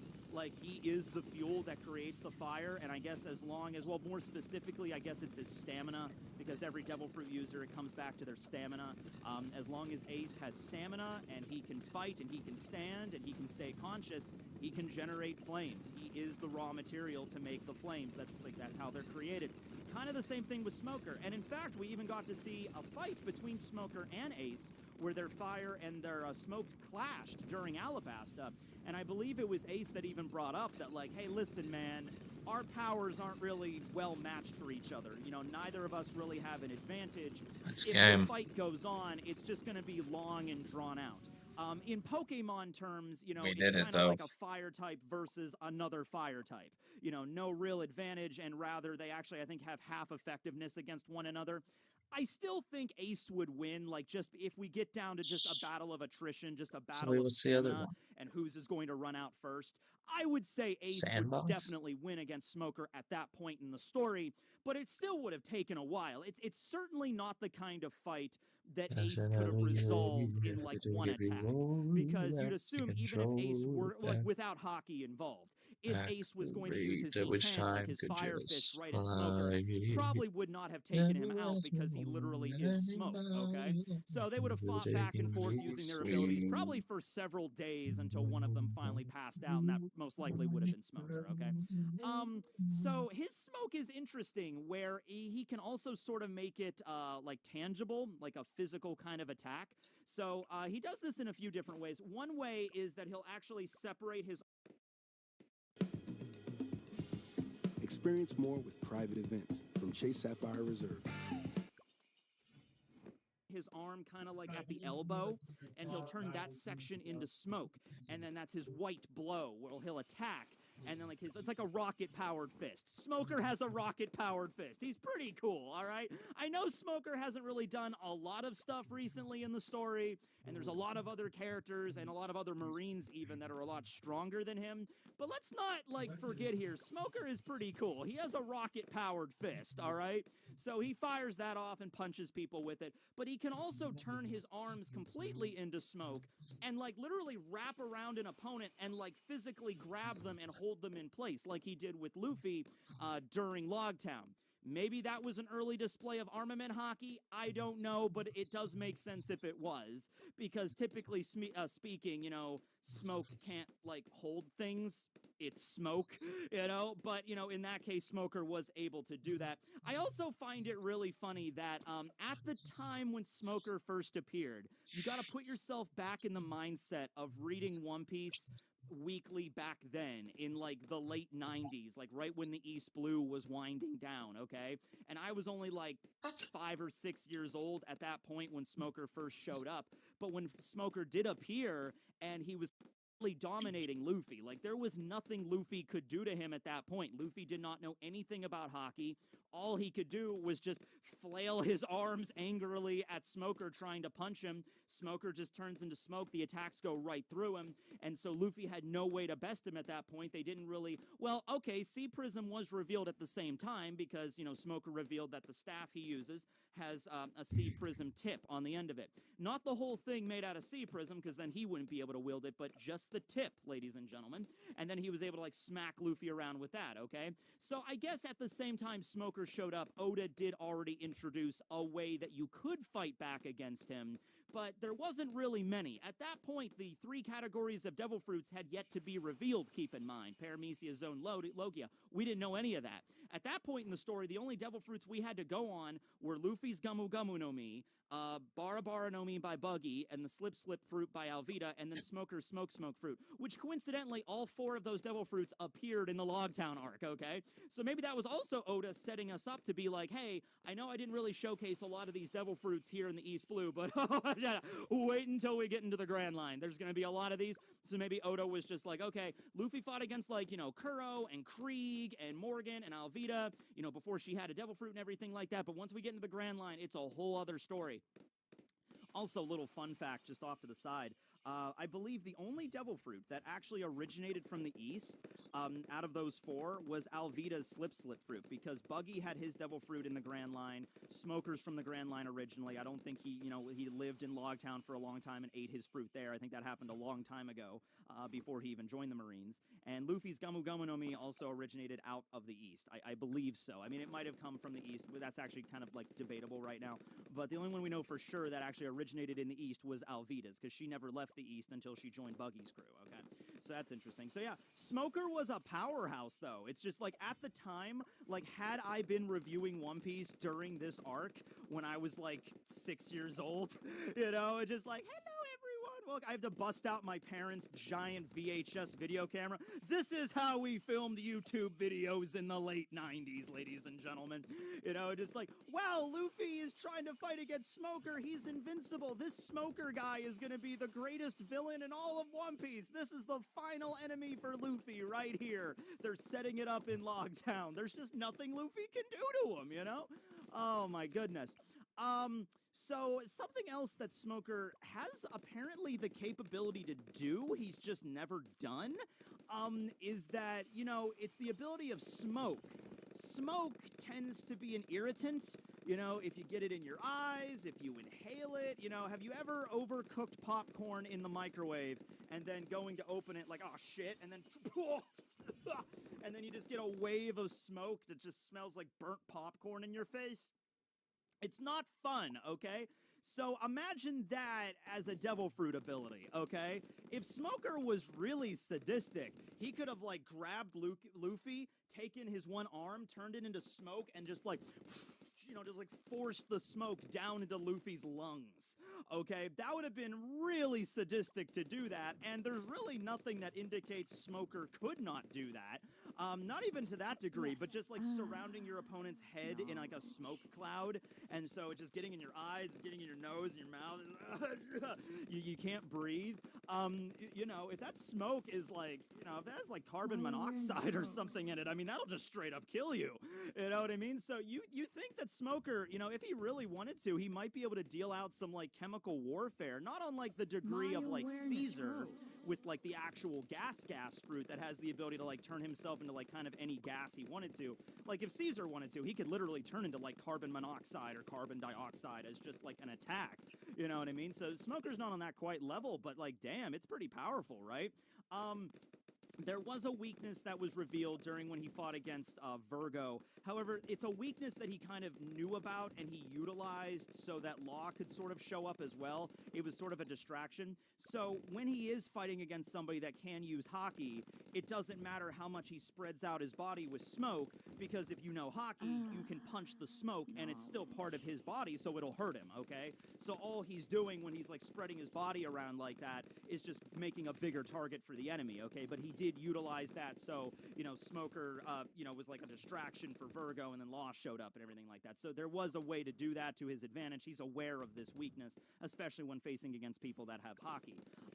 But also, I would imagine this is a devil fruit that you could easily do the Aokiji trick. Do you know what the Aokiji trick is? Do you know what it is? Okay. During Marineford, when Whitebeard was showing up and fighting against Aokiji, and we were just starting to learn about hockey at that point, Whitebeard took his Bicento, his Naganata, Murakumogiri, and he charged it up with hockey, and he ran it through Aokiji. And there was even a Marine off to the side with like, Admiral Aokiji got stabbed with hockey, is he okay? And you see what happened. Aokiji, as a Logia, actually molded his body so that Murakumogiri passed through it, so it wasn't even coming in contact with him. So that's like another way that a Logia can fight against a hockey user.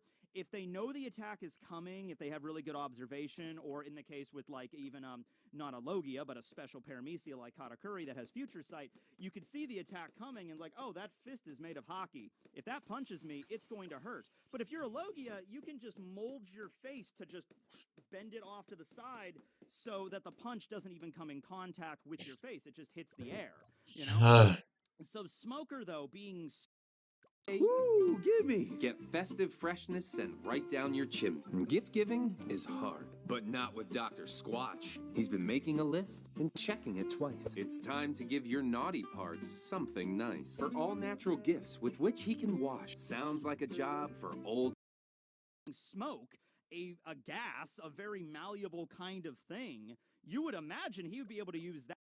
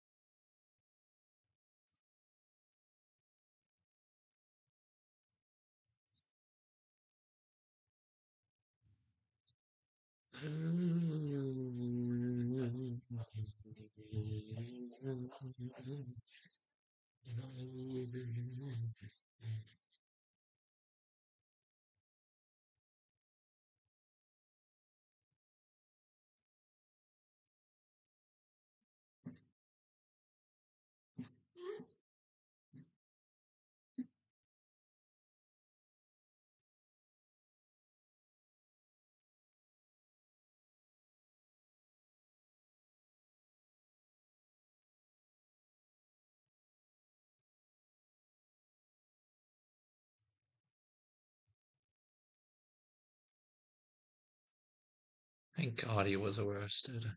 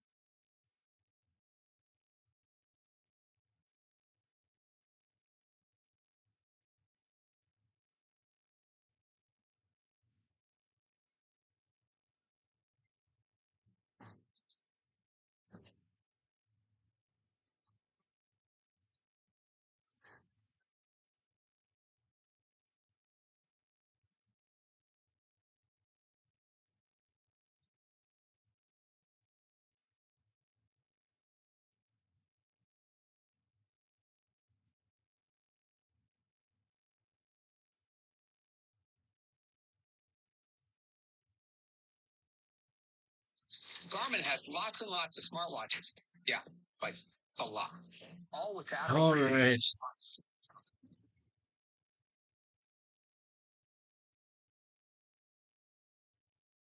Looks like we're looking through some of this.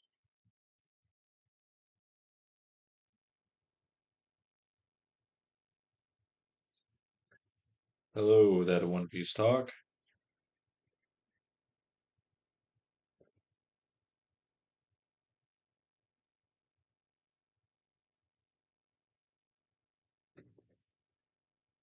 Also, bro, if you're gonna have those combos, Hold on, do hold on, it. hold on, in- hold on, hold on.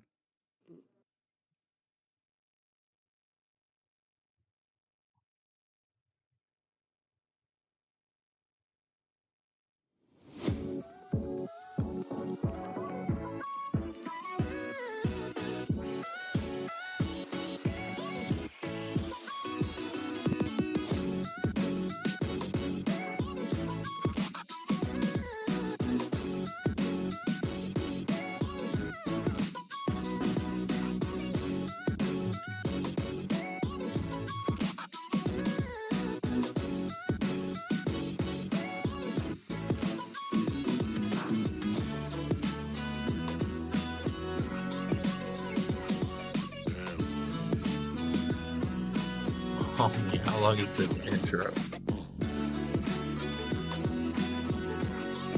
My God.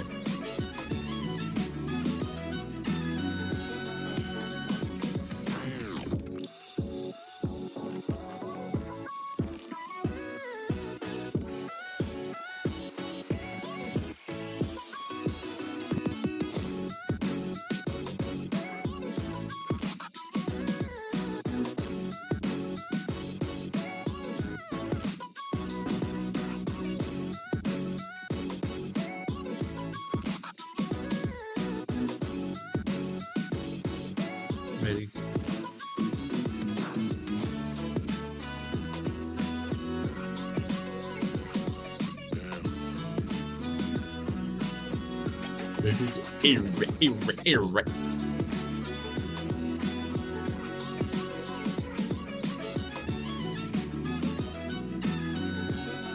That's a floating.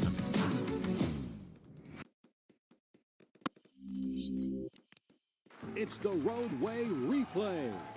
Time for the lightning round, Brian. Let's rewind your drive to work. How far did your car travel while you checked your phone? 20 feet? 100 feet?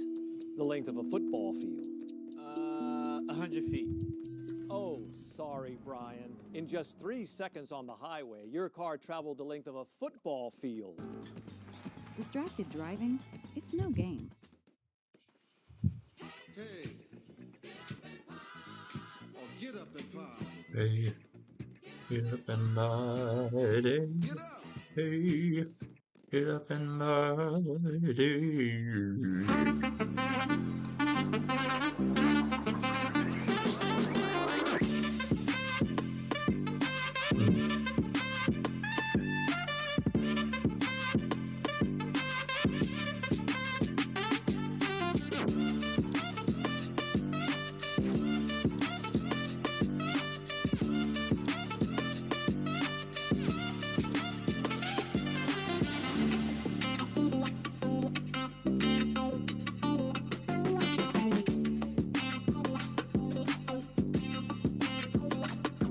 Dude, what the fuck am I listening to? Is that an ad? Oh my god, that goes on for 9 minutes? Homie, you're trash.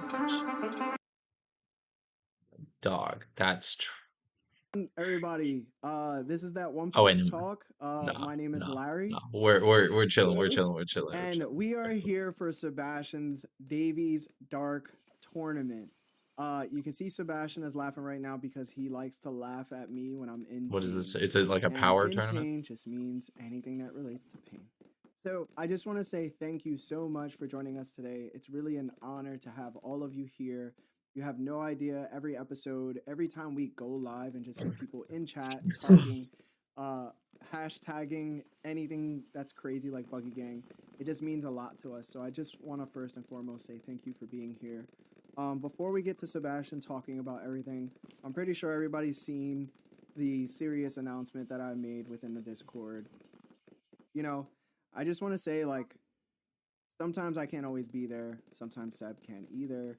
And sometimes mods can't either. In order to keep the integrity of the Discord healthy and loving and positive, there are things sometimes that, you know, we're going to go across and we're going to hit bumps in the road and we just have to pave those out. So And curious what that's happened. what happens when your community is active and when it's growing by the day, right? So with that in mind, I did make a serious announcement regarding Hime, but overall, it's for everybody. It's just not Hime. Sometimes we get out of line and we need to get put back in line. And that's what lines, you know, are for. And it's to make us, you know, go further than our destination. So I just want to say thank you to everybody that, you know, has reached out to her or just reached out to me or has just generally cared about what's happening in the Discord. You're very much loved. You're very much appreciated. And it's just the point of just growing, bro. It's just growing pains. That's what I think about. So thank you so much, everybody, for loving each other and for loving the people in the Discord and loving our women in the Discord as well. They're very, very important for our Discord and for our What? community. So other You than that, know, I don't have I anything to don't. say. I think Sebastian's tournament is going to be. I think I'm good. That was an interesting apology. No need to. No need to really.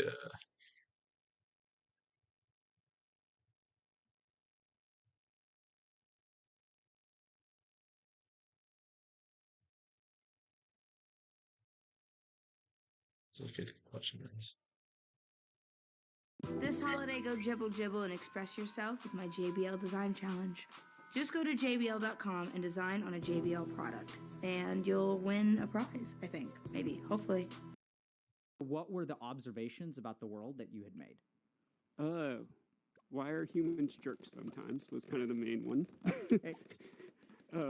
And then, like, how can people also be good, or, like, do good things, but also, like, what makes people different, and, like, how can I explain, like, why some people are in good situations and some people are in bad situations.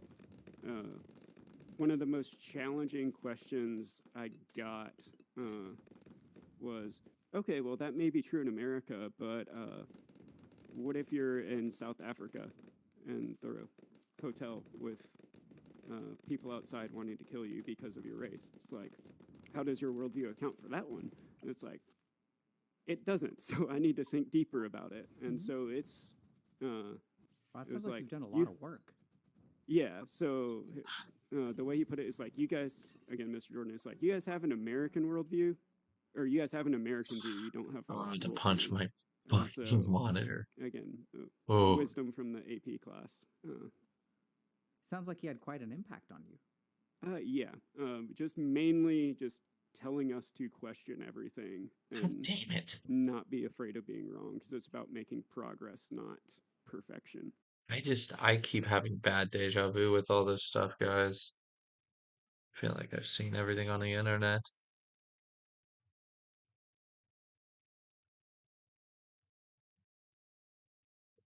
I've seen that. Man, give me a refresh, please. I love you.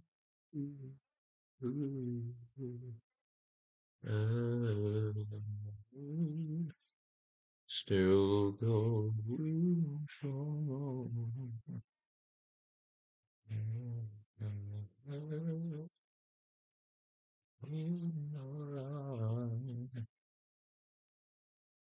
You're still the one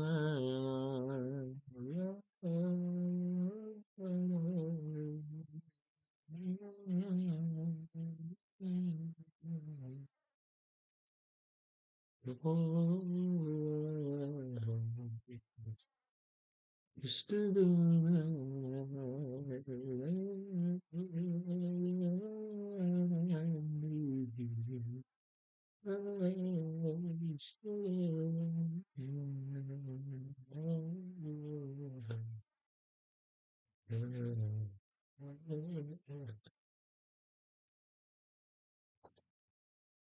This is a part of the broadcast where I tell you a little bit about my personal news, and I'll tell you two things. One, I watched Chainsaw Man last night. It's very good. Two, and I cannot believe I'm just gonna admit this before we blast off because I don't want any of the freaks to hear about it.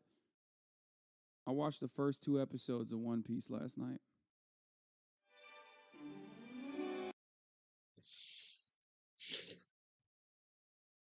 I don't care. I'm so sorry.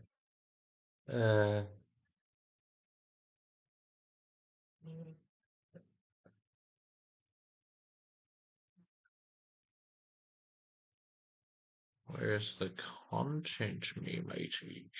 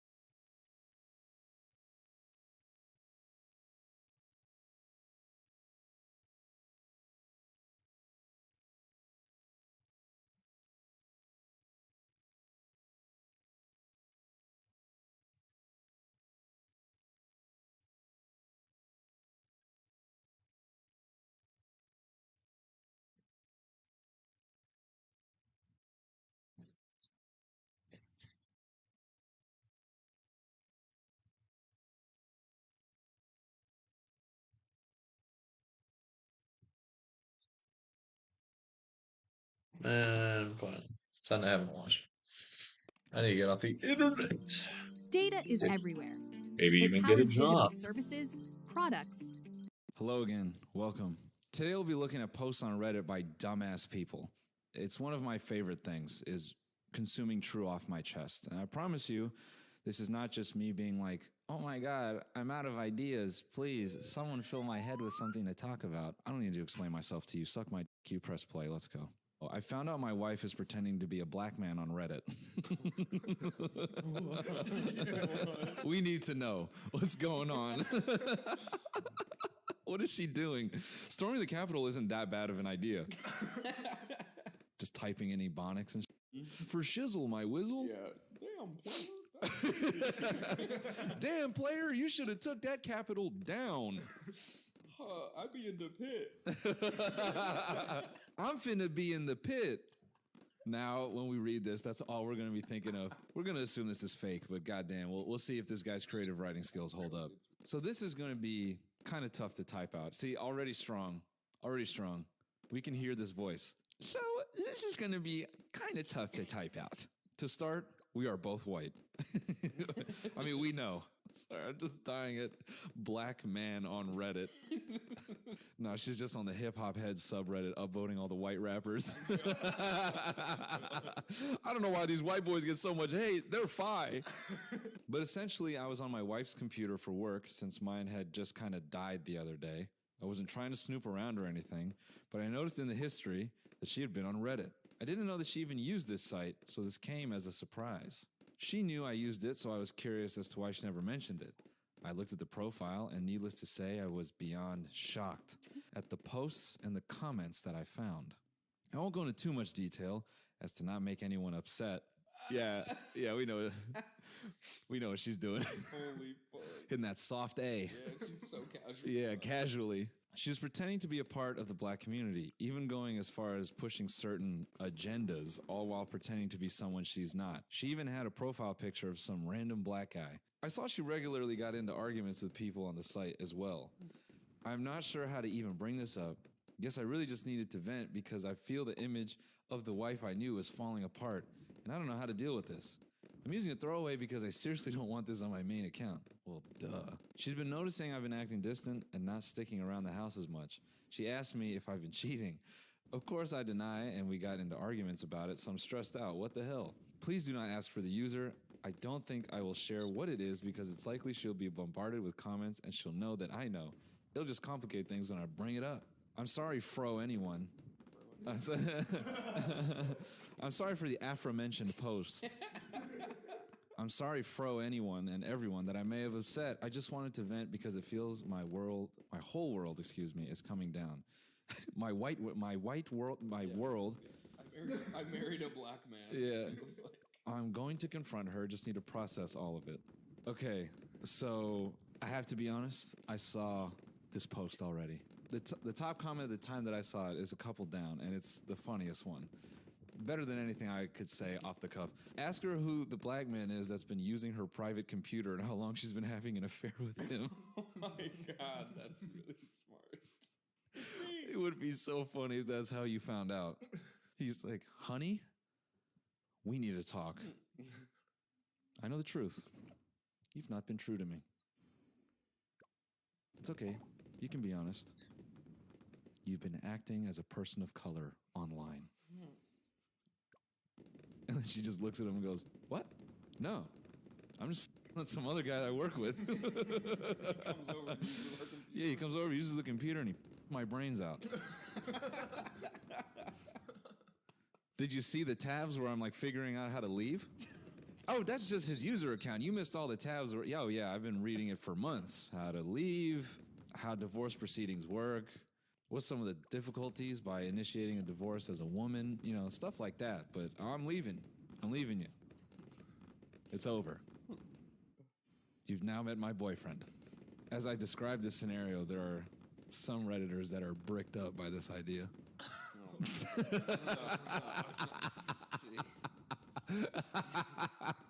They just probably read this top comment, like ask who the man is that's been using her computer, and they're like, oh, score. Honey, I know what you've been doing, and it's okay. That one I'm really glad he put online. That's some good entertainment right there. Assuming that story wasn't real, I think you missed your opportunity applying to write for Atlanta. Perhaps if Donald puts out another season, you have a shot at getting on there, because that's a funny ass scenario. Hey everybody, I want to take a second to thank the sponsor of today's video, Factor. Gamers, listen up. You can get fresh, ready-made meals delivered to your doorstep when you sign up with Factor. Factor's chef-created meals are fresh, never frozen, and designed by dietitians to ensure that every meal is packed with premium, science-backed nutritional quality. How's that sound? Factor meals are made to save you time, okay? You can cut out stressful meal planning and extensive prepping. The meals come together in minutes. They want to eliminate all the guesswork for your meals, breakfast, lunch, dinner, whatever. Factor offers a different ton of meal preference options. Look at this. They got keto, calorie smart, vegan, vegetarian. They also got over 27 meal options for each week. They're guaranteed to have something for everybody. Their meal plans range from 4 to 18 meals a week. You can increase or decrease as you like. You can even modify your food preferences as you go, or even skip a week. So to all my gamers or partners of gamers, if you want to start to eat healthier, this could be an option for you. You can click my link in the description or visit go.factor75.com and use my code POGNOELDEC60. Yeah, that's the code. POGNOELDEC60. However you do it, you'll get 60% off your first box. I have you know, as the best StarCraft player in the history of the internet, I don't fuel myself with fast food. I use Factor. It enables me to fuel my body and continue my reign as the fastest hands on the internet. So again, if you're looking to get healthy, hit my link or visit go.factor75.com and use my code POGNOELDEC60. Yes, that's the whole code. Okay, now let's get back to the video. My husband is participating in No Nut November. He wants to argue for 30 days straight. What a champion. Throwaway account. We don't care. We don't care. Me, female 22, and my husband, male 26, have been married for almost 2 years. We don't have any kids and don't plan to for a long time. Hard lines there. Nothing will be crawling out of this. Side note, that's kind of always how I picture birth. It's not the head, it's just hands. It's pulling itself out. He found about this whole No Nut November bullshit. It's the Roadway Replay. Time for the lightning round, Brian. Let's rewind your drive to work. How far did your car travel while you checked your phone? 20 feet, 100 feet, the length of a football field. 100 feet. Oh, sorry, Brian. In just 3 seconds on the highway, your car traveled the length of a football field. Distracted driving? It's no game.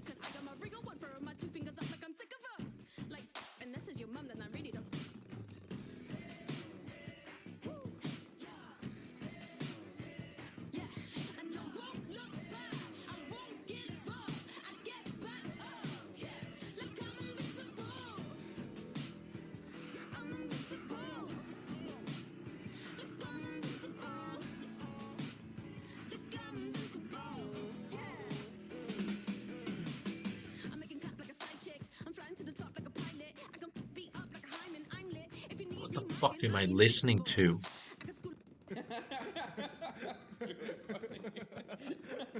See, guys, women are funny. Don't be doubtful. He found out about this whole No Nut November bullshit a few months back, and he's been wanting to try to go a whole month without nutting. The problem is, I have a higher sex drive once a day, but he can go for 3 to 4 days without sex, which I'm like, fine, whatever. But now I can't even get twice a week? Damn, Jerry Seinfeld voice. But now I can't even get twice a week? I feel I've married a child that follows internet trends. I feel my marriage is gonna fall apart. I'm so dumb. And before anyone suggests toys, I can't do that. Toys can't match the feel of a real human. It's different. She wants love made to her. This is a woman who locked it in for love. And what does she get? A grown-ass man on TikTok. 3 days in, boys. He's doing that for 9 likes. Hoping for virality. I've kept it in. I'm keeping it in. A lot of guys keep it in involuntarily, bro. You're selfish. Your wife. Take her to town. Do what you signed up to do. Blow her back out. That's what we do. What? Alex, you don't blow backs out. Alex, that's too much confidence, okay? You may service people, but you don't blow backs out. Okay. Yeah. I don't know what to do with the camera. You don't know what to do with a lot of things. Always in a rush to put his ankles by his head. You guys don't understand. Alex is so fast to put his ankles by his head. He loves it. So ladies, slide into his DMs because he wants you to put him on his back. Yeah, he wants you to slide into him. This is truly Alex's burner right here. Sometimes I wipe boogers on my cat. And there's no text body. It's just that. You know what's funny is there was a similar post like a month ago, and the guy just goes, I have a little and the text body was, just felt better saying it out loud. I wonder if there's a post with 3 upvotes. It's just, I killed someone. Yeah. I hacked up a bunch of people and kept them in my garage. Hey, real quick, like this video. I don't give a if you don't actually like it, and subscribe, and turn on the bell. Get notified. The next time I post a video, I don't care what you're doing. Mouth to mouth, saving someone, it's my time. No, I'm kidding. Save that person. And then, when they're in the stretcher, like, enjoy a nice piece of content with me. Unwashed ? Boys, this might be you. Forgive me for the title, but I am appalled. My guy friend sent me a video on Snapchat of him and his friend joking around, trying to be funny. In the video, his friend pulls down his pants. Let's see. I don't know if they're trying to be funny because it's already got cash. It's got cash laughing. In the video, his friend pulls down his pants, moons the camera, shakes his butt. There was literal, visible...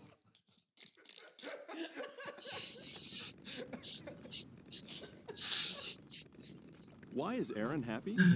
Well, just days ago, his old... There was literal shit. Is that what I'm about to find But he here? knew Carvana had his back. That's because Carvana had tens of thousands of cars under $20,000. And with the new co-signer option, Aaron's folks were able to help him out with a new ride. No way. Yes way. With the most cars under $20,000 and our new co-signer option, we'll drive you happy at Carvana.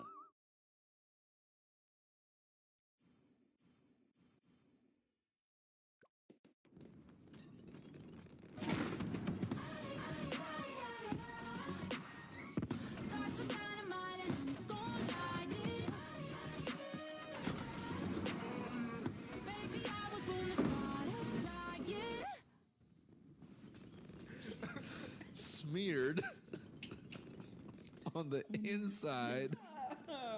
On and inside. Oh yeah, it says smeared on and inside. Oh my god.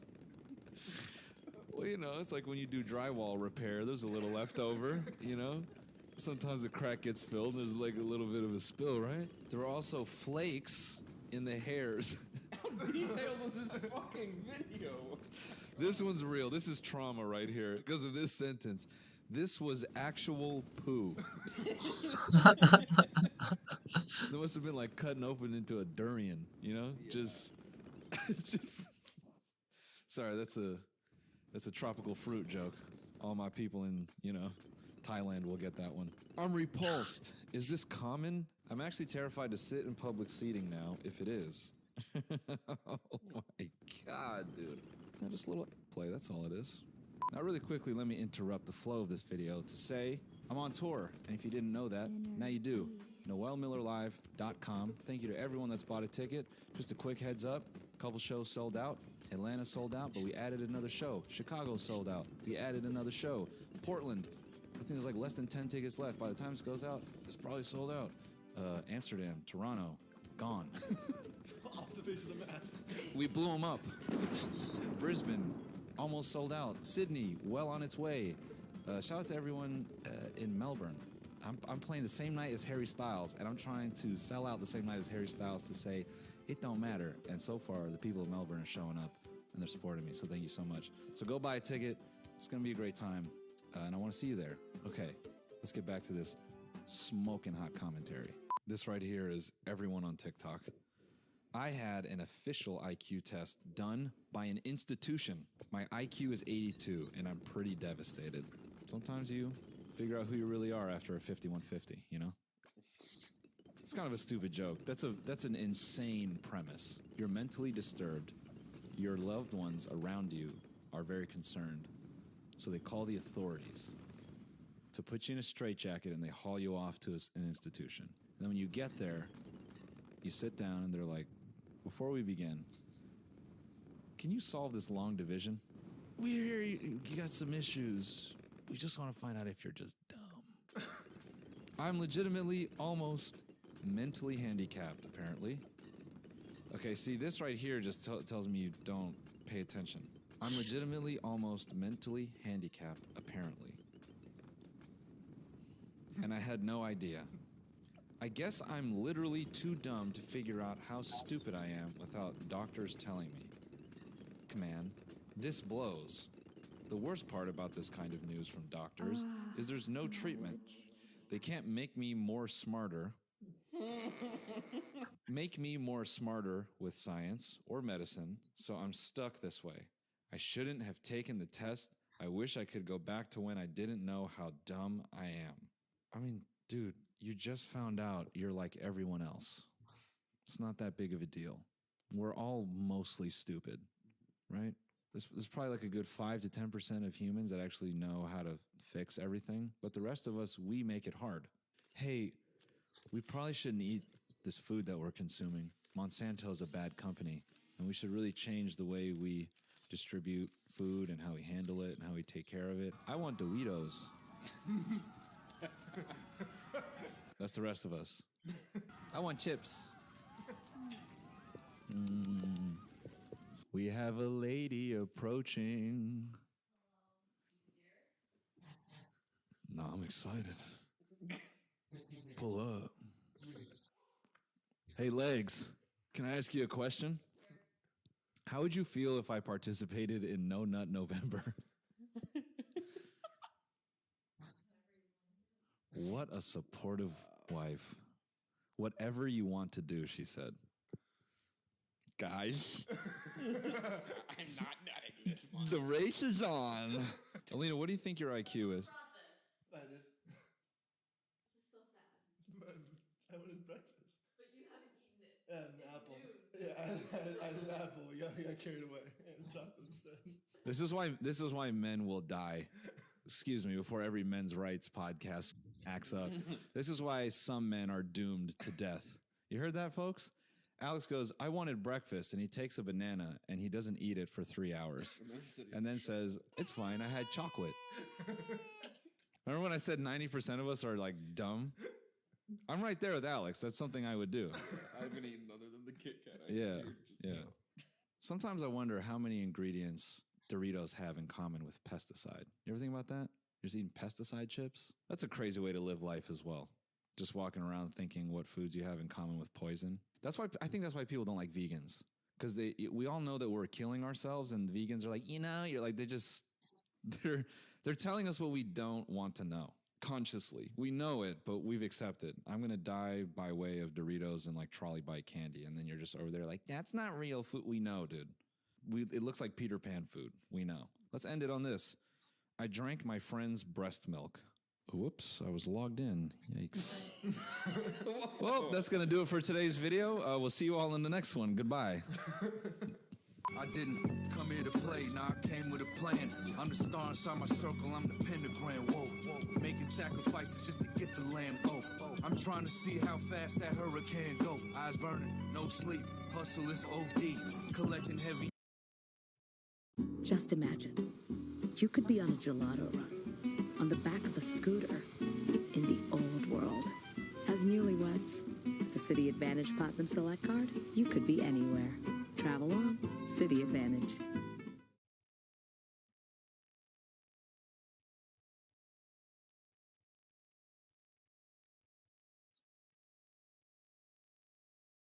Oh shit. Oh shit. Trevor Wallace. Hey, dude, should I do that too? You can do whatever you want here. There are no rules. I mean, there's a few rules. Okay, cool. But I don't know them, so. You don't know the rules? I don't know the rules. So if we break, well, I probably shouldn't say publicly that I don't know the rules because typically if you break a rule, you can kind of get away with it if you say that you didn't know it was a rule, but I've lost that privilege. That's true. Like you ever blow through a red light, you're like, I didn't know that's what red meant. I thought red was like seductive. Like the light was like, come here. It was calling. That Come would be, here. I feel like the red light is a little bit more calling. If you said that to a cop, he'd be like, are you on Molly? You'd be like, oh yeah. The red light means come here. Green is like, green's also inviting. That's us. Yeah. We are green. How does it feel to be a gecko?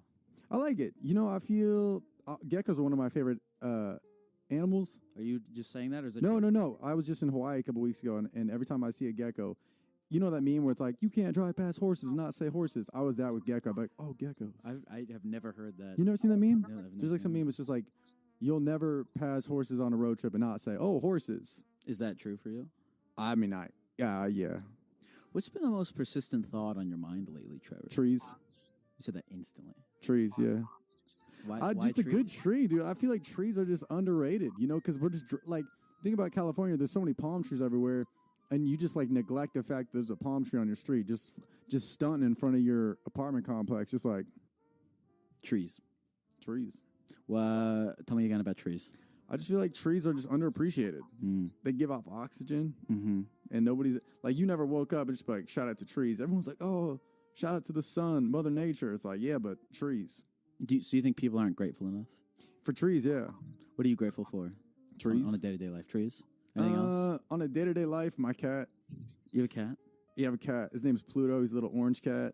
He brings me a lot of joy. Because he's like a little dog. He's got the energy.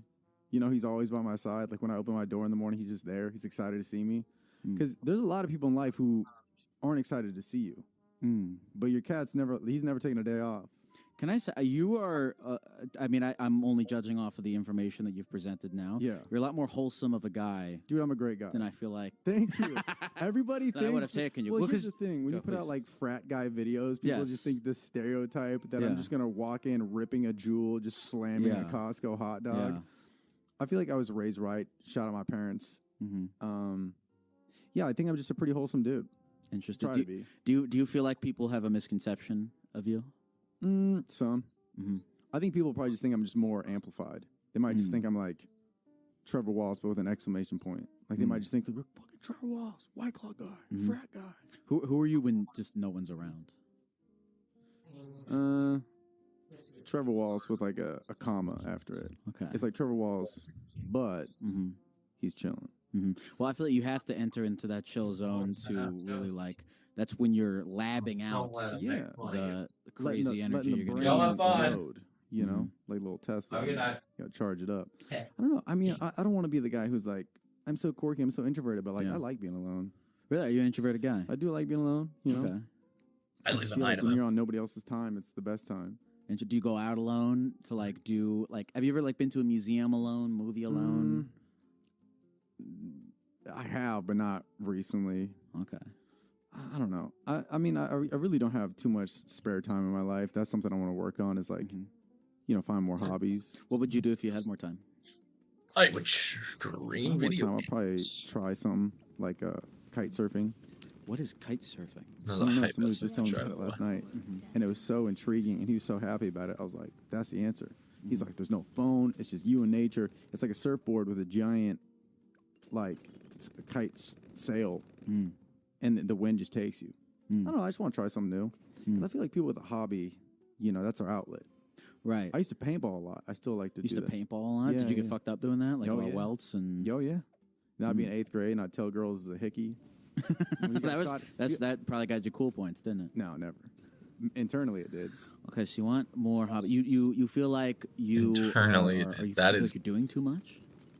Hey, I feel like I just focus so much on work right now, but I'm like... Don't give me Like, if you were to ask me, like, if you had a full day off, what would you do for fun? Yeah.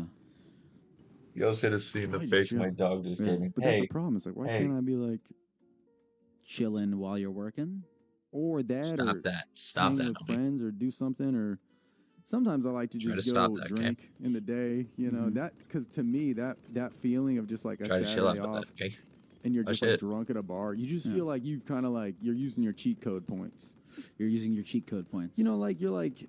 Society is telling you that you should be out being productive on a Saturday, but you're like, I'm just drunk under the sunlight. Right, but you spent Sunday through Friday being productive. True. And so you kind of earned the sunlight. Yeah, I'd say so.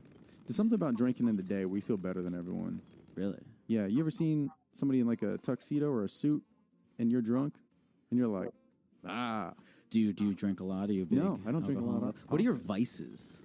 Do you have any? It sounds so lame, but No, I just please. love working. I just Really? love putting out as much content as I can. I love just trying to best myself. I drink a lot of coffee. I think coffee's Okay. like I'm like a... That's your vice? Yeah, I guess I'm like a coffee snob. Sure, You know, I sure. love a good, like I make my own coffee with like a pour over every day. Like I don't do the machine shit. It's all Do hand. you feel like you're like close to self-actualized? You seem like you have a good balance of life. I think so. I think I'm pretty self-actualized. Is that the word used? Yeah. I think so. What are like the tough? What like needs to be massaged out for you to really get there? I think caring about others more. Okay. I think I'm just so like gung ho on just being like, let's make the career. Sure. But I feel like that like there's probably some like people I haven't reached out to. Like the girl I went to prom with years back. But do you like the people? But the people you really care about, like you don't really care about the girl you went to prom with. No, I still miss her. Prom Do you girl, really? Great White Buffalo. She got away. She was an early contender for love of my life. Oh, really? Yeah. What do you look for when you are looking for love? What is it about a person that you find beautiful? A good laugh. Good laugh. A good laugh. A good laugh says a lot about somebody. What do you think about this? I've heard that people say that guys don't want a girl that is funny as much as they want a girl who thinks that they are funny. Ooh, hold up. CBD hitting. Run that back one more time. They say, so what was better? A guy... Wait, I'm lost. I've heard people say that they're not looking for... that it's less important to them that a girl is funny than it is that that girl thinks that they are funny. Disagree. Dude, if a girl is kind of like, she's like throwing jokes back at you, that's like my favorite thing. Beautiful. If you can joke around. Absolutely. Because I've also been in scenarios where I was like on a date or something and I like said something like very clearly joking and she's like, I don't get it. And they didn't get it. What do you mean? Sure. And then you're like, oh, damn, I got to explain this dick joke in front of everybody at the Culver City Mall. So you have a podcast about jacking off. That's part of it. Stiff Socks. Turn up. Yeah, it's not really... what's funny is the name Stiff Socks was just such a cool name to like pass up on. Yeah. It was almost like, you know how people will just buy like a cool website URL because they're like, oh, it's too cool not to pass up. It's one of those. And then because Started with the title. Yeah, Stiff Socks. Because in the beginning of the podcast, like the first like 5 episodes, our goal was to like go out, do a thing, like go to the San Diego Zoo, and then come back and talk about it. Sure. And we'd like vlog the event. But it's like, why are we at the zoo with a name called Stiff Socks? Right. And then we realized just the back and forth banter was our favorite part. And we're just like, let's just do that. Do you jack off a lot? Lately, okay. Lately, been putting points on the board. Your whole thing is bricked up, right? We were Bricked talking about up. up. that a little bit before we started. Bricked up. Well, I think what it is I've been staying in a lot of hotels lately doing, because when you do stand-up, the comedy clubs will just put you in a hotel. Right, sure. Something about the air in there. It's like you can't open the windows. It's humid. Humid weather usually gets me aroused. Really? Yeah, there's tension in the air. The air is thick, you know?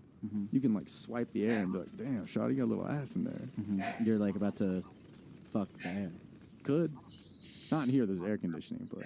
Okay, so you like natural air. But, yeah, you ever walk into a hotel room and it just feels thick? Yes. It's dense. Yes, the air is dense. I have. The air is a little bit different. I've never looked at that from a point of sexual arousal, but if I now I'm going to think about that next time I'm in a hotel. Yeah. I mean, I don't know. I was just in Canada over the weekend, and do they have air that gets you? Yeah. Okay. Because they have less pollution. The entire population of Canada, however many sections they have, is 38 million. California has 39. Yeah. California has more people in a state than they do the whole Canada. So there's so much space. Right. You know, out here it's pollution and everyone's stacked on top of each other. Out there, bro, you.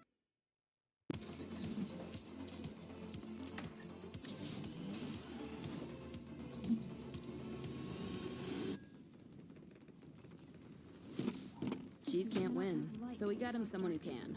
Cheese wins. Cheese it. You can. I don't know if they make That's it past why the third everybody floor in out there. Canada is always walking around with these big, beautiful boners all the time. That's what I'm saying. Yeah, it's the air. Yeah, hell yeah. I think beavers are from Canada. And because they be getting the wood, you know. Okay. Bricked up, That chewed makes up, a lot of yeah. sense. Yeah, I don't know. I just think, you know, Canada, it's you're just not stacked on top of each other. There's a lot of like roaming land. How do you like living in Los Angeles? Do you feel crammed, condensed? Honestly, no.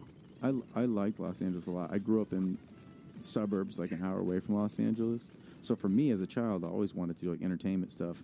And since LA was so close, like we used to come to Venice when we were in like high school, and we would like just go to Venice Beach and buy like a bubbler.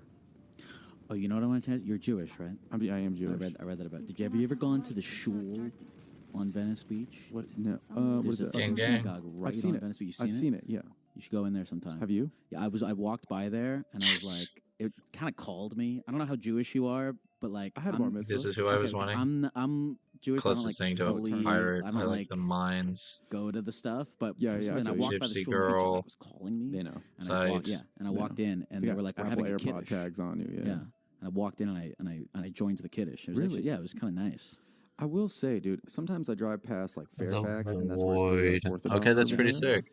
And they're just so in it, and they're so happy that you know, and they got Pretty the full cool. fit. The hats are pristine. And I'm like, damn, am I messing up by Sick. not Getting deeper into getting it. deeper? You know, What's stopping you from getting deeper into the Judaism? probably combining meat and dairy. That's a big no-no. Can't do cheeseburgers. You could do Judaism a la carte. Ooh, You don't have to do the kosher stuff. You could that just. is true. I mean, what does it really mean to be Jewish? At the end of the day, That's a great question. for me. Oh yeah, sure for you. You know, I just feel like we could probably do better on the food. Really, I feel like we got some good food. We There's some heat. got matzo ball soup. Matzo ball soup. Kugel. Kugel's crazy. Kugel is fucking Kugel crazy. is like lasagna, but just made out of deli. Yeah. I mean, it's. I just the Passover dinner. Yeah. Shout out all my Jews out there listening. The Passover dinner might be the most mid thing in the world. I mean, one of the parsley and plates salt is water. a bone. Bone, parsley, salt water. What is it? Episode of Chopped? What was the theme of your bar mitzvah? I don't know, but I had a sumo wrestler at it. You had a sumo wrestler at your Yeah. bar mitzvah? How much did that cost? Dude, I don't know. I would love to ask my dad that question. What would they do? Was it just one? No, You probably need two. Well, it was sumo wrestler suits. So in the backyard, the after party, the backyard, there was a sumo wrestler there, and they brought two Okay. sumo wrestler suits, and they put you in these giant suits, and then you'd wrestle each other. Okay, I thought it was like just two giant guys, and you're like, those are my There uncles. was one guy who worked for the company, and he was a larger male, but he was like showing us how to do it. Do you keep in touch with most of the people that were at your bar mitzvah now? I want to loop back to you saying that you could care more about other people. That's true. Not really, just my parents. Some So you- cousins were there. You don't keep in touch with friends from like childhood or anything like that? Oh no, that's not true. I do. Yeah, I just talked to one of the guys that was at my bar mitzvah yesterday. Actually, Oh, really? my buddy Jason lives in Austin. When you say that you could care more about other people, who are the people that you need to reach out I think it's to? a lot of like friends that I grew up with, or like friends that I went to high school or college with. Yeah. Because I don't know. Sometimes they'll just like send me a meme and I look at it. I'm like, okay. But instead, I could just be a normal human and be like, haha, man, that's a good one. Well, do you like it? I like it. I have Okay, it. that's leaving people on scene is like that hurts my heart. At a certain point, though, I'm trying to learn this. Your life becomes so much better when you become just fully okay with leaving people on red. Really? Because it's impossible to. I have to it doesn't like matter it, who you are. something. Well, it doesn't matter who you are. Mhm. It's impossible to answer every single fucking thing. That is also true, but I do know how it feels to be on the other side, where you're like, "Oh, sounds good. I'll see you Send tomorrow." you And then Sushi just the scene, Bento you're like, or "No Benjamin excitement? DJ. Nothing." But I think I dig, and I think that's a comedian brain in me. I think I dig too much into context clues. Like if somebody says the word "sure," I'm like, "Ooh, whoa, red flag." Like, but hey, you want to go get lunch tomorrow? Sure. I'm like, well, that wasn't a yes, wasn't a no. But then, do you It think was that a that sure. person who said "sure," do they know I don't the think All right, vibes fellas. that they're giving out? No. Or I will do be they back. think, oh, guys, sure. Like they don't think about it too much. So if you're No. thinking you're reading too much into a thing that I they're am. not even trying to put out. I think I read too much into it, but I just know how I use the word "sure," and I know that if I say the word "sure," it's probably not me being excited. Are you on a higher level of self-awareness than most people? I have done mushrooms, if that's what you're asking. No, I think I'm just more conscious of the things that I do now. I go to a lot of therapy, and I think that really helps. Okay. I really like it. It just makes you question the things you do instead of, because so much of my life I used to just be like, I'm right, people around me are wrong, which is not a great way to think about it. And I think that's just me following in the footsteps of like others, or just like what I adapted. But now it's like, I'm able to understand a little more of why I do things, and then be like, oh, I really didn't like that about myself. I'm going to work on that. Can you give me an example of something that in therapy you recognized about yourself that you decided you didn't like? Yeah, sometimes I would just like if I was in a rush, like an Uber driver was like, like fucking up or taking weird turns, or like they like missed a turn. I'd be in the back like, what the fuck? What is wrong with this guy? This isn't it. But it's like, or you could have left the house 5 minutes earlier. Right. Taking more responsibility. Yeah, this guy might not know this. Yeah, it's more responsibility on myself and just kind of considering others a little more. And just understanding that it's not just all about me. And I think that's a big problem that I deal with, is just being like, not everything revolves around you. And, just considering that other people are doing a lot of stuff for you, and just saying thank you every once in a while, just to those people. Just recognizing that people care. This was something you found out in therapy? Yeah, well, it's just kind of like I would like vent about something, and then he'd be like, well, because the good part about therapists is they don't always take your side. Oh, yeah. Sometimes they're like, well, maybe it's because da-da-da-da-da. True, the good ones would tell you when you're being a dick. Yeah. Oh, yeah. I mean, the amount of times that I've said in therapy, be like, damn, I do be doing that. That's really all therapy is. It's just, and he's got a UK voice, so it sounds, so he can say really mean stuff, but it still sounds good. It's like, you're fucking up your whole family. And I'm like, you fucking up your whole family. But he'll be like, yeah, but, maybe if you are doing that, they don't see it as it. It's just it's an unbiased voice, which is somebody who is not going to take your side. Because the problem with dudes is we just hit up our homies and we're like, yo, why is Michelle being a bitch? And they're like, man, Michelle is being a bitch. But then your therapist is like, no, Michelle's just living. She's just tired of your bullshit. So that's what I found helpful. It's just an unbiased view. Have people in the whole observation of you feel like you're not doing enough for the people? Is that something that people in your life have personally told you, or mainly just your therapist? Some. I've had some of that. But then again, it's like, I don't know. Like, you ever tried? Dude, one of my friends reached out to me during the pandemic. I hadn't talked to him like 3 years, and I saw his name pop up. He blind called me. I was like, man, this is great. And 3 minutes in, he starts complaining about the government is watching us through the phones, and I was like, this is why I don't reach out to people. Sure. He was quick to judge. He's like, well, the people. And I'm like, who? He's like, the government. I was like, oh, you're cooked. Well, back when you did know that guy, was he also that guy? One of my best friends. Okay, he was one of your best friends. And he slowly became... It was one of those, like, one of my best friends growing up. We both went to different colleges. We both started working. I'd see him randomly around LA. And then 3 years went by or so. And then he just blind called me middle of the pandemic. To be fair, everybody in the middle of the pandemic was a little off. That was actually, I feel like, a great time to connect with people you haven't seen in a while, because everybody, like, normally it's like, oh, you live in this part of the country, I live in this part of the country, that's why we don't talk. But now we all, doesn't matter where we all live in the internet, so we are brought closer together by the far apartness. Yeah, everybody was on the same page, which was nice. Yeah. Like you didn't call anybody during the pandemic and be like, hey, how you doing? Like, good. Never. You're like, hey, you doing? They're like, shambles. Mm-hmm. Trying to figure it out.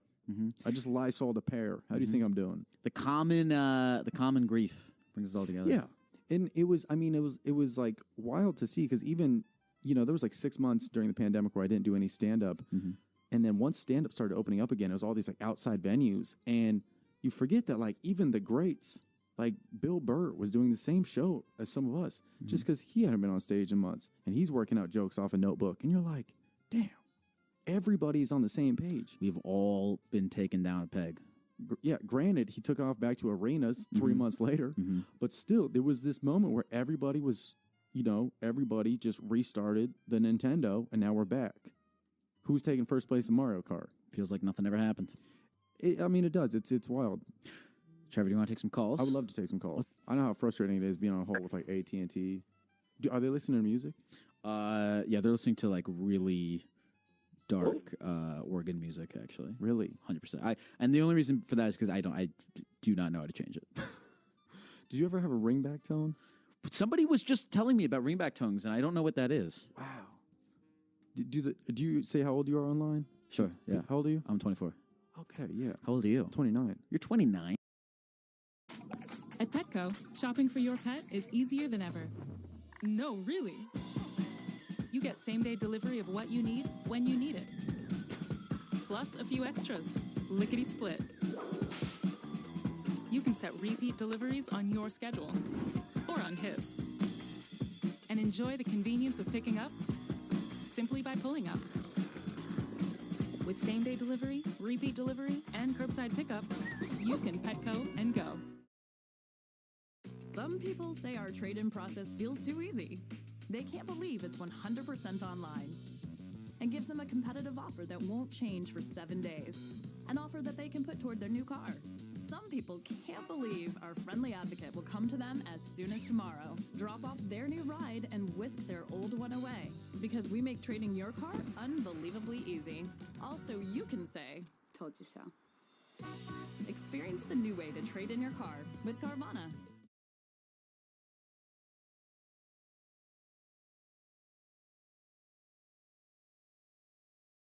I'm a fucking boomer. I thought you were like 12. Yeah. Yeah. I'm 29, dude. I'm fucking old. But maybe that's where the disconnect is like, everybody had like some crazy like Hurricane Chris ringback tone, hey, baby, And then when it would expire, it just went to the elevator. Doo, doo, doo, doo, doo, doo, doo, doo. Everybody had that shit. I didn't know. I knew that you could have a custom ringtone that you set for when your friend calls in. The ringtone, yeah, but this is what your friends would listen to, which is crazy because you don't get to listen to it. You're just like, yo, this is the music I like, and if you want to call me, you got to hear some Soulja Boy, bitch. Hey, is this Jared? Yeah.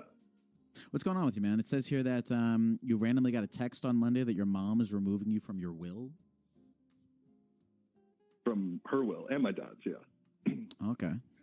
That'd be wild if you got removed from your own will. Yeah. I feel like you shouldn't. I feel like you shouldn't be on your own will. I'll save myself $5. Jared, why did your mom remove you from your will? I don't really know. Like, she just texted me and she was like, "Hey, like, me and your dad are going to the lawyers and we're gonna take you off the will and put everything in your sister's name." And I was like, "That's a lot to give me through text in the middle of a Monday." Text is crazy. So I called her and I called her that night and I was like, what's up? Like, why are you doing that? Like, that's just so bizarre. Nothing, nowhere. And she's like, well, if we die, like, we just think it'd be easier if your sister sorted everything out for it. And I'm like, well, yeah, but I'm going to be around. Like, I don't understand why I'm not in the will. Yeah, And I had to, women like, do be fight with them. organized. Do you feel like your mom does not trust you? No, I think my parents trust me a lot. I just don't know. There is something that should be known too. My sister is a funeral director, so she deals with wills a lot. Oh. So that's kind of why, like, I think that's kind of their thought about it. Is like she knows how to deal with wills, but legally, I'm not in the will. You know what I mean? Wait, so is a funeral director somebody who like plans weddings but funerals? Yeah. Okay. And Jared, what do you do for And work? then If she, you don't like- mind me asking. What do? I'm an engineer. Wow. I would trust you with money. Have you ever Yeah, done I think anything I'm in the pretty fine. past to piss off your parents or damage your relationship with them or make them think that you are irresponsible? I mean, when I was in university, I would like party, but like, and like I'd spend a lot of money partying, and like my parents were like, "You're really bad with money," but I'm like, I'm in university, like, it wasn't excessive. It was just like once a month, maybe. How much money are we talking in university? Like once a month, maybe $200 a night. Oh, that's not too crazy. A little wild. Little wild. Yeah. It sounds to me And they think I okay. can't. So I understand that you are thrown back by this, but does a small part of you kind of get where they're coming from, considering that your sister is a funeral director? Yeah, no, like I understand where they're coming from. My issue is like why just cut me? Like, you know what I mean? My sister and I could sort this out. Like, we're two adults. Like, she's 29, I'm 24. Like, we could sort that out right now. if Okay, and something she's happens older than tomorrow. you. She's 29, which is a pretty elite She is age. older. to Yeah, be. that is an elite age to be. I agree. That is pretty wild. It sounds like you and your sister need to make not a will, but a will for the will. Like, you know, an agreement. a will for the will. Like, yo, once you inherit all this money. Yeah. But that is weird that your parents. But would that's do what I'm that. saying. Is like, should I just push my parents and be like, instead of my sister and I going off and just doing it on our own, just push our parents to be like, just put me in the will, like, and it's the same thing. Yeah, I think for legal reasons, you should try to get up on that will. Just because I don't know your sister, but, you know, she might run off on the plug twice, if you know what I'm trying to say here. She could. She's probably been looking She at could. wills her entire career and seeing how much money's going on in them and being like, one of these days, I'm going to get my ass in one of these and I'm going to make some money. Yeah.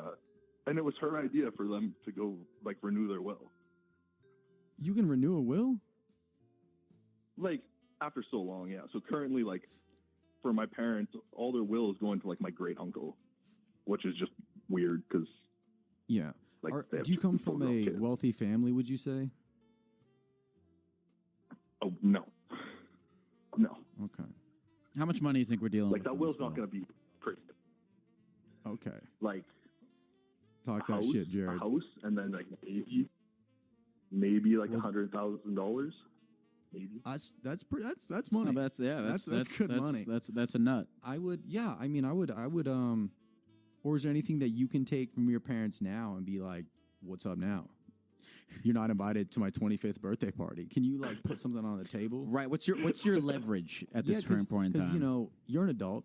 You got to put some because they're trying to call your bluff right now. Now you got to push back. It's like you're playing. You ever play the game bullshit? You're like, I got 4 aces. You got to be like, oh, that's crazy. You're taking me out of that. Well, here's my gamble. Coming hot. Do you have anything that you can use as a leverage point in this negotiation, or are you empty-handed here? No, I'm pretty empty-handed. Like, I'm just kind of hanging out. Like, I live on my own. I don't even live in the same city as them, so it's like, I guess I just don't talk to them. Just, like, How would your you know, life put me in improve the with will. this money? Why do you even What would you need do it? with the money? It's not really about the money. I'm not that like. I'm just more It's about upset that they're just betrayal. like cutting me out of the will. Yeah, it's harsh. I remember my mom cut me off the phone bill 2 years ago, and you know it's a total of like $87 a month, but it hurt. I was like, we've been on the same phone it bill just since like 8th grade, and c'est la vie. You know, we're done. That's it. Everything that you're expressing to us on this phone call, have you expressed it to your mom? Maybe not as detailed, but I verbally told her to be like, I think I should be on the will. Like, it's not my decision, but I personally think I should be on the will. And like, my mom was like, yeah, maybe. And then my dad kind of gave an answer, and I didn't really, like, I'm a lot like my dad, and his answer to me was like, just be like, yeah, we'll put you on the will, just to kind of shut me up and then not put me on the will. Oh, okay. So you know the game he's playing because you play the same game. Yeah. Yeah. Dads do be saying shit. I feel like you gotta take an L on this one. Think? I think so. Really? Take an L. Yeah, I mean, if you don't have any leverage, I feel like your only bet here, because you have no control over the situation, is to hope that your sister is not trying to fuck you over. That's really it. Yeah. Yeah. Other than that, you have no I would other have tools. a side conversation with the sister and make sure you can maybe get it in writing somehow. But it's not even about the money. It's just about the family betrayal, and I think that's what hurts the most. Mm. Have you had a good relationship with your family thus far, before this happened? Yeah, I've had a great relationship. Mm. Wow. Well, do you have other friends in your life? Yeah, I have friends. Like, Okay, so you I haven't told them about it, to be honest. Okay. Because I didn't know what to say. So you don't necessarily need. To be honest, I don't even know if I'm in my parents' will. I have no idea. Really? I have no idea. I don't know either. I just kind of assumed I was. Yeah, I've never thought about it. Yeah, I don't like that's thinking you about it, assume you were you until know? they tell you you're not.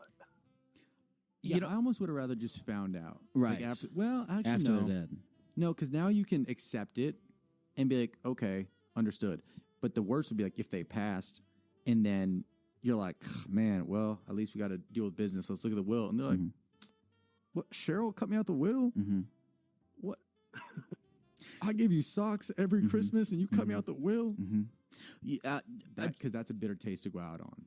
Jared, I'll say this. If anything, think of yourself as somewhat of a martyr, because now people that are listening to this will check. Yeah, and I think, they maybe should not check. right now. I think maybe not right now, but you could bring it up in a year or two, and, hopefully your parents live a long, healthy life, and you might not even need to bring it up right now. It's just annoying that it got brought up at this age. And maybe for Christmas next year, you just get them an empty box, and you say, well, that's what you're getting me. Mm-hmm. And spin it in their face. Jared, is there anything else you want to say to the people of the computer before we go? No. Thanks for taking my call. It was a good time. I'm glad to hear from you guys, and just keep on keeping on. Beautiful. Love you, Jared. Right on, dude. Thanks, Jared. Love you too. Yeah, I have no idea if I'm in my parents' will. I think I am. I would assume. I mean, I don't know if they have other people who they feel like deserve the money more. Do you have brothers and sisters? I do. I have a sister. Okay. Older, younger? Are you winning, Cheese?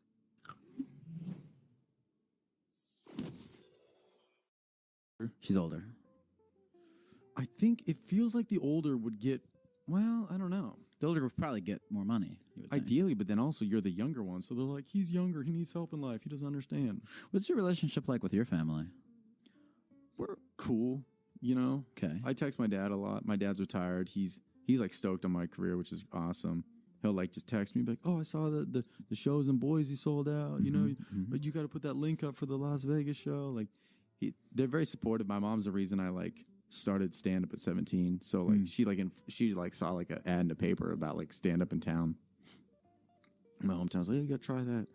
My sister and I talk here and there. I could probably be better with that. What does she do? She does social work. She lives in New York, does social work. She out here helping people. But so are we. How do you think your relationship with her could improve? What could you do to improve it? Just more communication. Check in on her. How you doing? How's life? Yeah. Any new love interests? You actually I left my fucking sister on red. Really? Yeah. Dude, sometimes I won't text my mom back on accident. I always feel so bad. Same. She'll text me at 3 p.m. and then I see it at 2 a.m. and I'm like, oh, fuck. Same. Okay, so what I was saying before about I'm trying to get okay with leaving people on red. It's pick a hand. I think when you get fucked up when you try to prioritize every single person. You got to pick 5 people where you're it's very important to me to maintain communications with these people. Everyone else also important, but I accept the finiteness of time. And it slips a little bit on the wayside. I do think that the like of a comment or the like of a message is the bow on top. You're kind of sealing the deal that it ends here. If you like a message, you're kind of letting them know that you're okay with this conversation ending right there. Right. It's a nice button on it. The thing that makes me really anxious in whether it's on a text or if it's in person, is when do I end this interaction? Yeah. Usually if they don't ask a question back, it's done. Yeah. It's Yeah, you like it, Yeah. Yeah, like if you were talking about like, oh, Santa Barbara, and then that person's like, oh yeah, the place is great. You could A, be like, have you ever been there? Simp. B, like it. Or C, leave it on red. Let's tap into the over analytical mind real quick. Can a like ever be construed as a hostile, like, or as passive aggressive? Yeah. Or is it always? You know what I think is the most passive aggressive is the thumbs up on a message. The thumbs up is like very if you're arguing with your girl and you hit her with a thumbs up, you're done. Oh, World War IV about to start popping off. But the like has, and I think the big tech people, they noticed how passive aggressive the like is. They replaced it with the heart. The like is crazy. The heart is a little bit more wholesome. Heart, if you give me a heart, I'm cool with that. But if I send a whole thing like, hey, super excited to film tomorrow. Here's the location. Be here at this time. Super appreciate you having there. They hit me with a like. Cool. You hit me with a thumbs up, I'm like, they don't want to be in the shit. The thumbs up is the equivalent of saying the word sure. So if you're, bro, I mean, like sometimes I think the modern, I'm older than you. You know the show Boiling Points on MTV? Damn. They would literally just fuck with people on camera, hidden camera, and you get like $1 per minute. So they'd have like a barista at a coffee shop just mess with you. You last 28 minutes and then you like walk out and then you get $20. Wait, what do you mean you last? Like if you get pissed off, yeah, before you laughed or like blew up in their face. Sure. Like, fuck this, blah blah blah. But like I think Boiling Points was it that, or they'd go on a date or some shit. We'll look it up. Maybe it's a date, but there was some show on MTV where you'd also go on a date. I forget, Disaster Date maybe? I don't know. Yeah, okay, I've heard of Disaster Date. But wait, what is it? Countdown or Next? It's Next. Next was a heater. Next was great too. Next would you get $1 per minute, I think too. But I think there would be one where like if you just thumbed up a girl's like messages, I think it would end pretty abruptly. I like the prayer. I use that all Pray the time. hands? Praying hands because it's like it's. I think it's gracious. It's not too sincere. It's not too. I like to use the handshake one. I like that too. I'm gonna swap. I'm gonna swap the. I'm gonna start throwing handshake ones into my prayers. It's very like good day, sir. Because that's how you say bye to somebody. You're just like, all right, congratulations to you. Hello, Tyler. Hey, what's up? What's up, homie? How's it going, man? I'm doing pretty good, actually. You know, I moved to a house with my girlfriend, and we're living with 6 other people. It's pretty sick. Was that 6 other people you said? Yeah, 6 other people. Okay, so you moved into the Brady Bunch. So what's going on here? Living in a fraternity. I mean, rent is probably $14. How is 6? How many bedrooms is it? It has. There's. Oh, he had to think about it. 3 upstairs, 1 in the basement. How many? And then I have the master. I'm sorry, one more time. How many rooms is it? So there's 3 rooms upstairs, 1 in the basement, and then I have 1 master in the 2nd floor. Damn, he's making us do math. 3 rooms in the basement and then 1 master. How'd you end up getting the master? What did you pull to pull that off? He said he moved in with his girlfriend. I pulled the whole I got more money. I'm paying like $100 more for rent, but I mean that's okay. Damn. Yeah, when I first moved to LA, my roommate paid $100 more than both of us, and he had a bathroom in his room. And now that I think back on it, he got a steal. $100 for your own bathroom is definitely but a steal. when you're like 22, you're like, oh fuck, yeah, sure, perfect, idiot. What is the dynamic like between you and everybody else in the house? I mean, we were all friends. It was like this weird, like, I was friends with this person's friends with these groups of people, and then, you know, we kind of like all meet, and then I think we've all collectively been friends for like about 5 years, I believe, maybe less. Nice. I don't know, but yeah. Is it a lot of dirty dishes with that many people? Oh fuck no! We are really? We and one of my past roommate, we used to be very stingy about dishes, and I'm going to apply to this house because dishes are like the #1 problem when it comes to fucking roommates. Tyler, I want to bring this up. It says here that you called in because you have failed at your dream to, as you say, become an influencer. Oof. I mean, yeah. I mean, I feel like man. You got time. You know. Well, tell us this: when you say you want to become an influencer, what exactly does that mean? We talking Addison Ray? We talking Jake Paul? Where are we at? Oh hell no.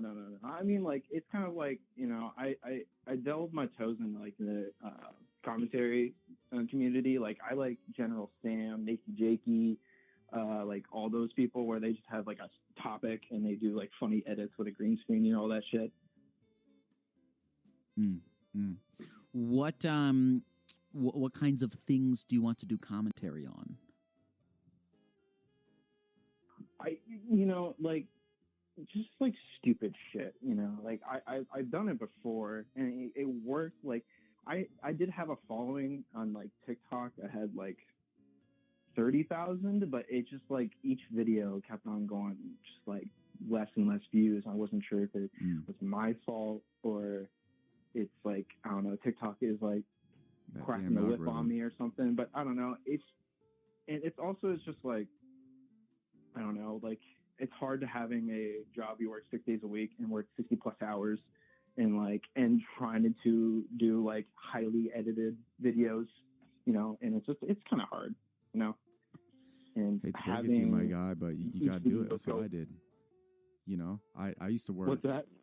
I used to work 50 hours a week at a production company, and I go home and I make videos on the weekend. You really have to alienate yourself. It's fucked up. Like, I literally like lost friends, not RIP'd, but like, just like I would spend Saturday shooting, Sunday editing and posting on Monday. And there is time, but it's hard to be distracted because you live with fucking 6 other people. Mm-hmm.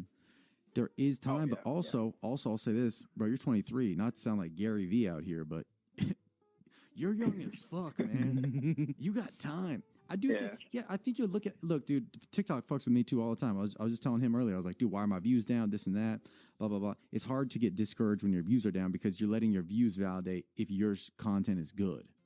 And that's not the case. It's just the algorithm being hard to get. Think about the algorithm as like a bar. You're like, man, fuck this bar. I'm going somewhere else.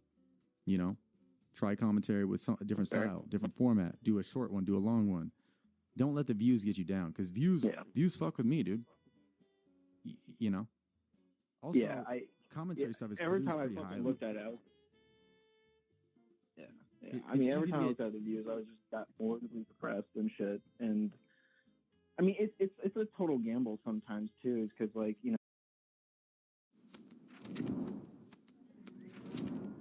Red Bull gives you wings. If I try to do the whole like influencer thing and go that hard, I miss chances of seeing friends or family, and I feel depressed about that. But if I focus on family, friends, and work, I get depressed and I'll achieve something I really did it to. Let me ask you this: is your mom or dad verified on TikTok? Oh no.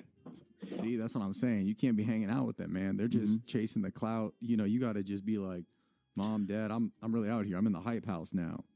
Yeah, you got to really kind of embody the spirit of the influencer before it starts working out. Shell necklace. You got to shorts, thigh tattoos, Air Force Ones. Yeah. Can I ask what is it about the career, the idea of being this influencer, of being a commentator that is attractive to you? What are your like underlying intentions here? I think the main thing is just like seeing everyone's reaction and seeing like laughing or, think it's like an awesome video. I wouldn't say much of an attention thing, but like more or less just like, I don't know. I like seeing people's reaction on something I created, like the top of my head, something like that, I really love that shit. I mean, like, I'm not talking about I want to be like mega famous, but like at least having like a following seems really cool. You know what I mean? Yeah. I mean, that's a good answer. Because I think anybody who answers that question, they go, I just want the money, then, it's probably not the career for you. But I like your answer where you're like, I like seeing the enjoyment it brings to other people. So I do think you still have the right mindset for it. But, yeah, I mean, there's so many outlets you can kind of like, quote, go viral on.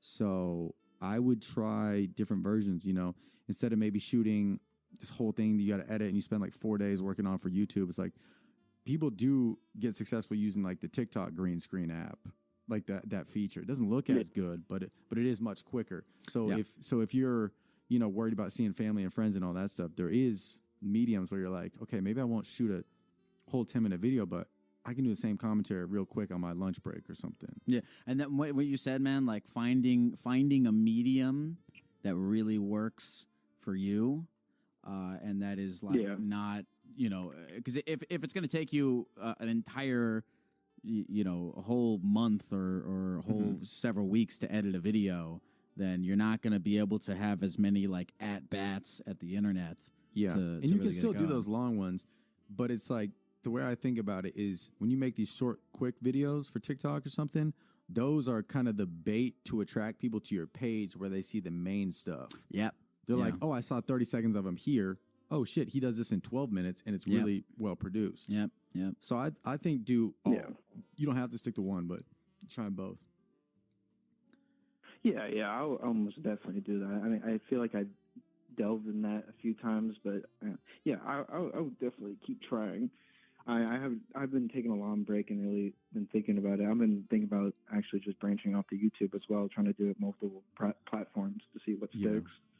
So, well, also what's nice is, you know, at the end of the day, you will still have a guaranteed 7 views because you got 6 people you live with and your girlfriend. Mm-hmm. Could even be 8 if you want to. Well, what's your thing? I'll let you plug. You want to plug? Oh, plug it. What plug us. Where you said 30K on TikTok. Where's it at? Yeah, sure. It's Tyler spoken. Tyler has spoken. I like that. That's pretty light. That's pretty good. That's confident. That's pretty good. Tyler has spoken. Yeah. Period. Yeah. Mic drop. Damn. Yeah, I was trying to go for like a Tyler the Creator kind of vibe to it. You know, that's how I got the inspiration from it a little bit. Well, I'm excited to hear. What if he's just like an alt-right commentator guy, and we just plug him I'm up? excited to hear you speak. You have spoken. You got to keep speaking. Tyler will be speaking. I've been spoken. Tyler, is there anything else you want to say to the people at the computer before we go? Yeah, I mean, follow your dreams. Don't fuck up. You know, keep chugging along if you even did fuck up and all. Well, Tyler has spoken. Thank you, Tyler. Tyler has spoken. Turn up. Thank you, guys. I love you all. That was nice. Yeah. You know, I think he threw me off in the beginning when he said he's like, oh, I want to be an influencer. I think the word influencer just kind of has this like grimy taste to it. Yeah, yeah. So when he was like, you know, I still like people like watching, I like the reaction. I was like, all right, there's some good here. Yeah, you know? he wasn't like, I want to go take pictures at the beach. And yeah, because exactly. I think if he phrased it, he's like, you know, I wish my commentary on YouTube would be better. Mm-hmm. Then, you know, that's a easier thing to digest. Right. But if you just, you know, praying to Jesus every night, you're like, I want to be an influencer. Mm-hmm. Might be tough. So you were grinding hard, 50 hours a week. Yeah. Okay, so the things that he was describing, like shutting yourself out, not having enough time for friends and family. Dude, like, were you experiencing all was 100%. I didn't hang out with, the only people I hung out with were video people, right? Mm-hmm. I would like go to work, and I worked in downtown Los Angeles for this production company, All Def Digital. And they had a big YouTube following, so I was like uploading all their shit in the day. Then at night I'd do open mics, and then on the weekend I'd make videos. Mm. And then I would just like I was like, I'm gonna hold myself every Monday. I'm gonna put out a new video. And after like 2 years, like 2017, I had my first video hit. And then for me, I feel like it was just like each video that I put out was like more wood for the fire. I'm like, let's just keep this fire going. Right. You know, just put more logs on the fire. Because then I had a Vine get big back in the day, and I didn't do anything. I got nervous, and I didn't know what to post. And then I just posted again like 3 weeks later, and it had no momentum. And I was like, damn, because I didn't let the fire go. Yep. So now when I caught it again in like 2017, I was like, let's keep, this is what I messed up on the last time. Let's keep it going. Mm-hmm, mm-hmm. So, yeah, not to say that, you know, I don't know. I don't know why things happen, why things work out, but it ended up doing it. And I was just like, then I worked that job for like another 2 years. And then I was just like, I think I can do this on my own now. Do you feel like as you have progressed in your career, like the hunger has died down, or I asked you if you had any vices, and you said that work is one of them. Like, do you feel like just as hungry now as you were back then? I don't think the hunger's died down, but I think my perception is a little skewed now. Because like now, if a video doesn't hit 1 million views on like TikTok, I'm like pissed.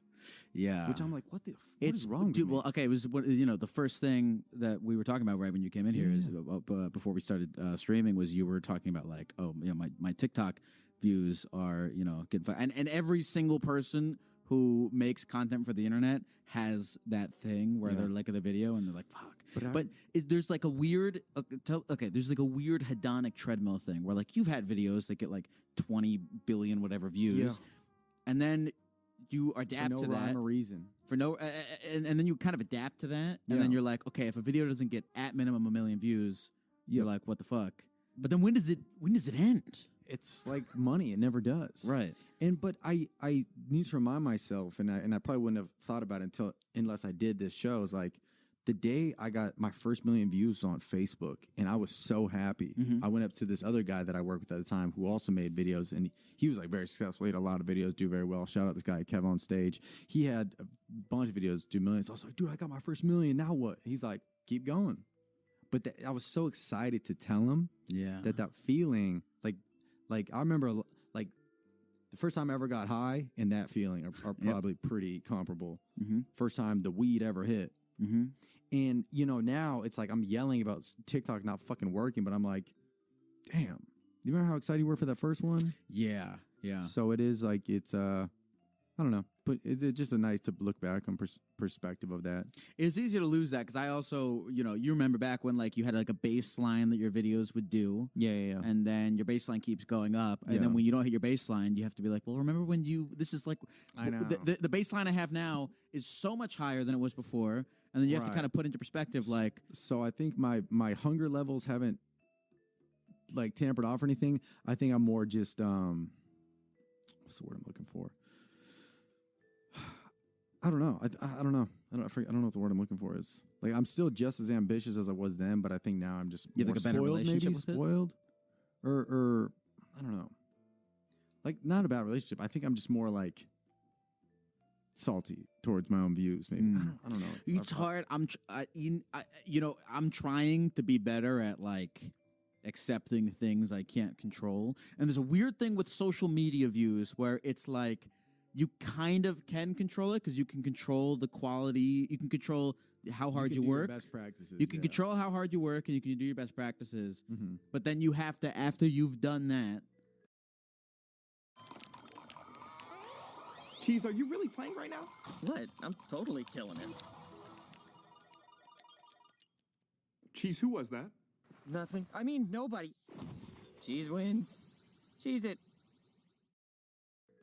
Just accept that how it's received is outside it's like of your throwing control. a football, which I'm not good at, but you throw a football in the air and it's like if they catch it, they catch it. If they don't, you're like, I did my job. I threw the ball.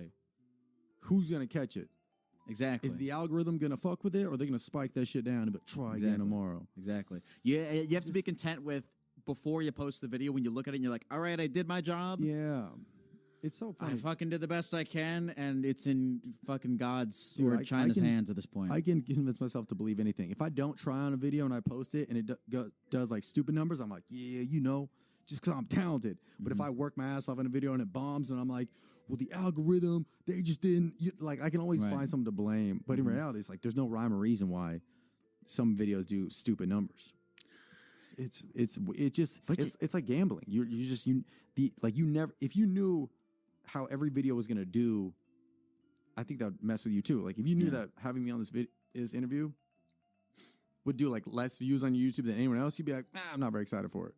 But if you're like, oh shit, this is going to do astronomical numbers, then you'd be like overly excited. Then you'd be thinking about it. So it's like, it's good to not know how it's going to do because then you don't create based on the views. Yeah, and the more that you like track your mind to and your happiness and your levels of saltiness. I got to disconnect the two. Yeah, the more you attach your saltiness levels and your happiness levels to the views, you just get fucked. You just fuck yourself. That's something I'd love to work on is not letting views alter how I feel about my own self. Yeah. It's hard. It is hard. Because you see the little downward thing, and you're like, well, fucking shit. That's what I'm saying, Or you have like a video pop off, and you're walking into a Cold Stone like, give me free Reese's Pieces. You know what's funny? It's funny that we're talking about this, and when we first started, you're just being like, because we're in this weird thing where we have the internet and we're getting obsessed with views and that. But you said at the very beginning of this, you're just grateful for fucking trees, man. Trees. At Because the end trees of the don't day, have views. They got leaves. trees have a lot of views. There's a lot of people out there looking They at actually trees. do have views. Trees are probably the most got viral views. thing. Yeah, they got views, but they don't count them. And that's maybe how you got to look at it.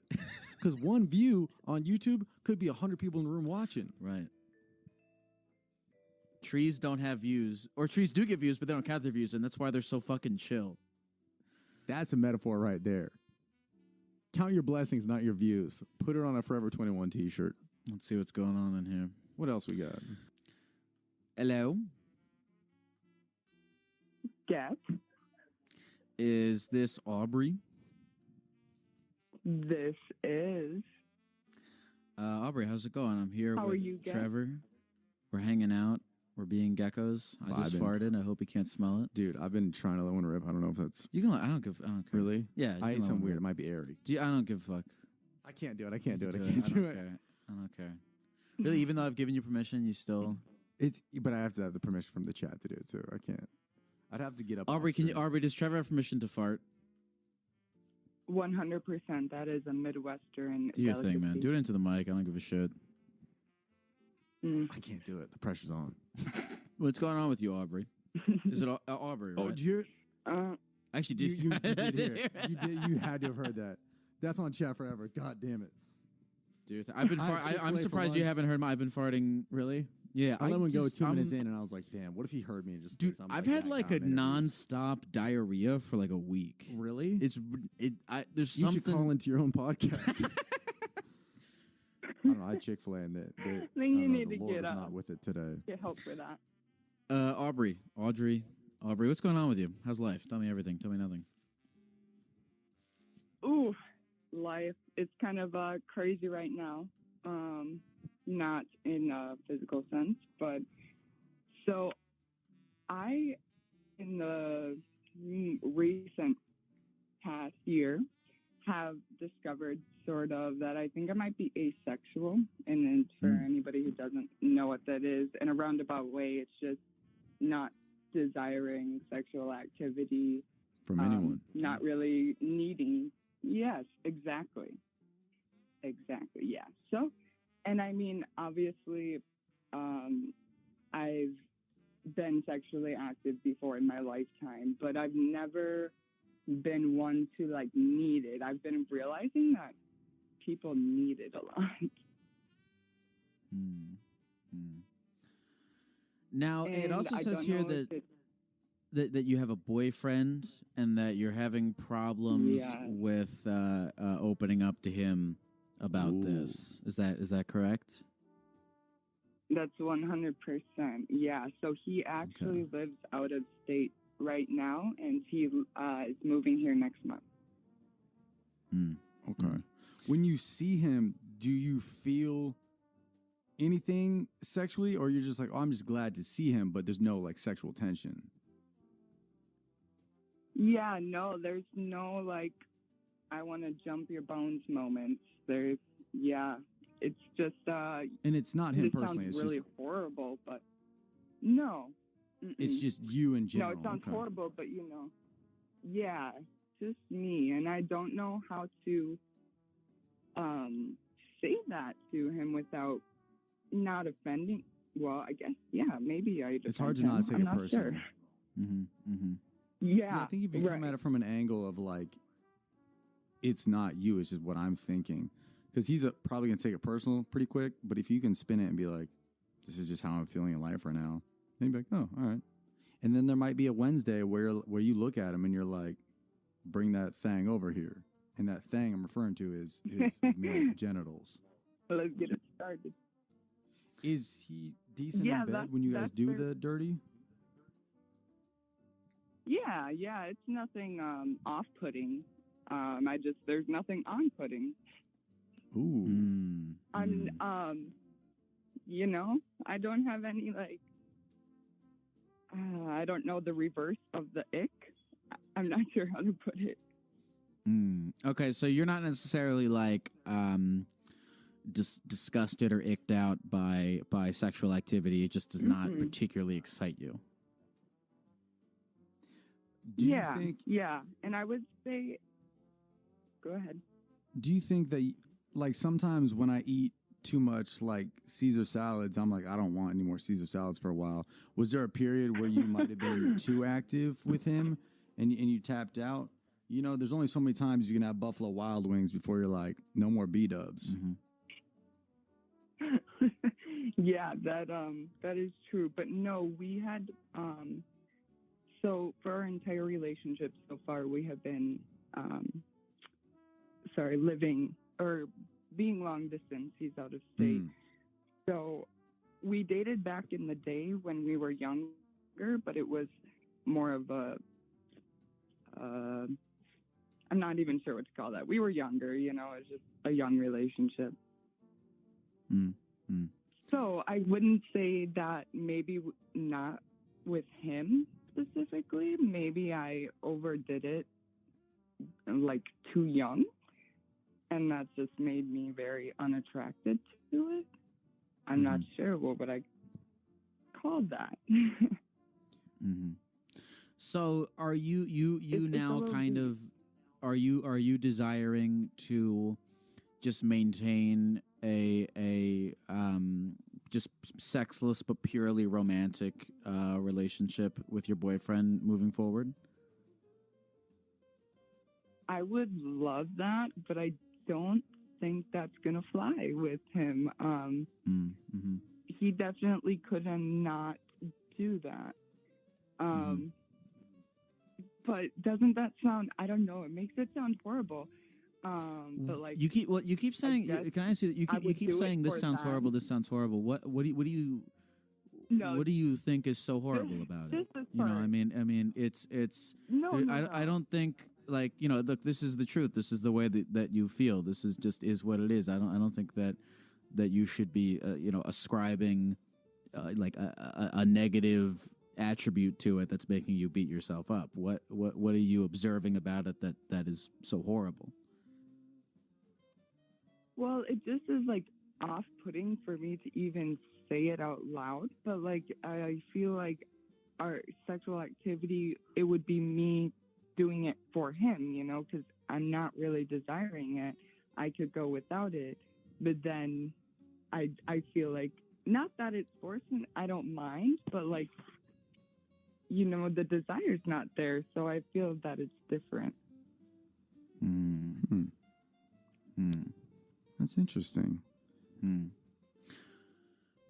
Well, still, I why do you think that is so horrible? I guess it bothers me that it sounds like you're beating yourself up about the way that. Can't get comfortable at night?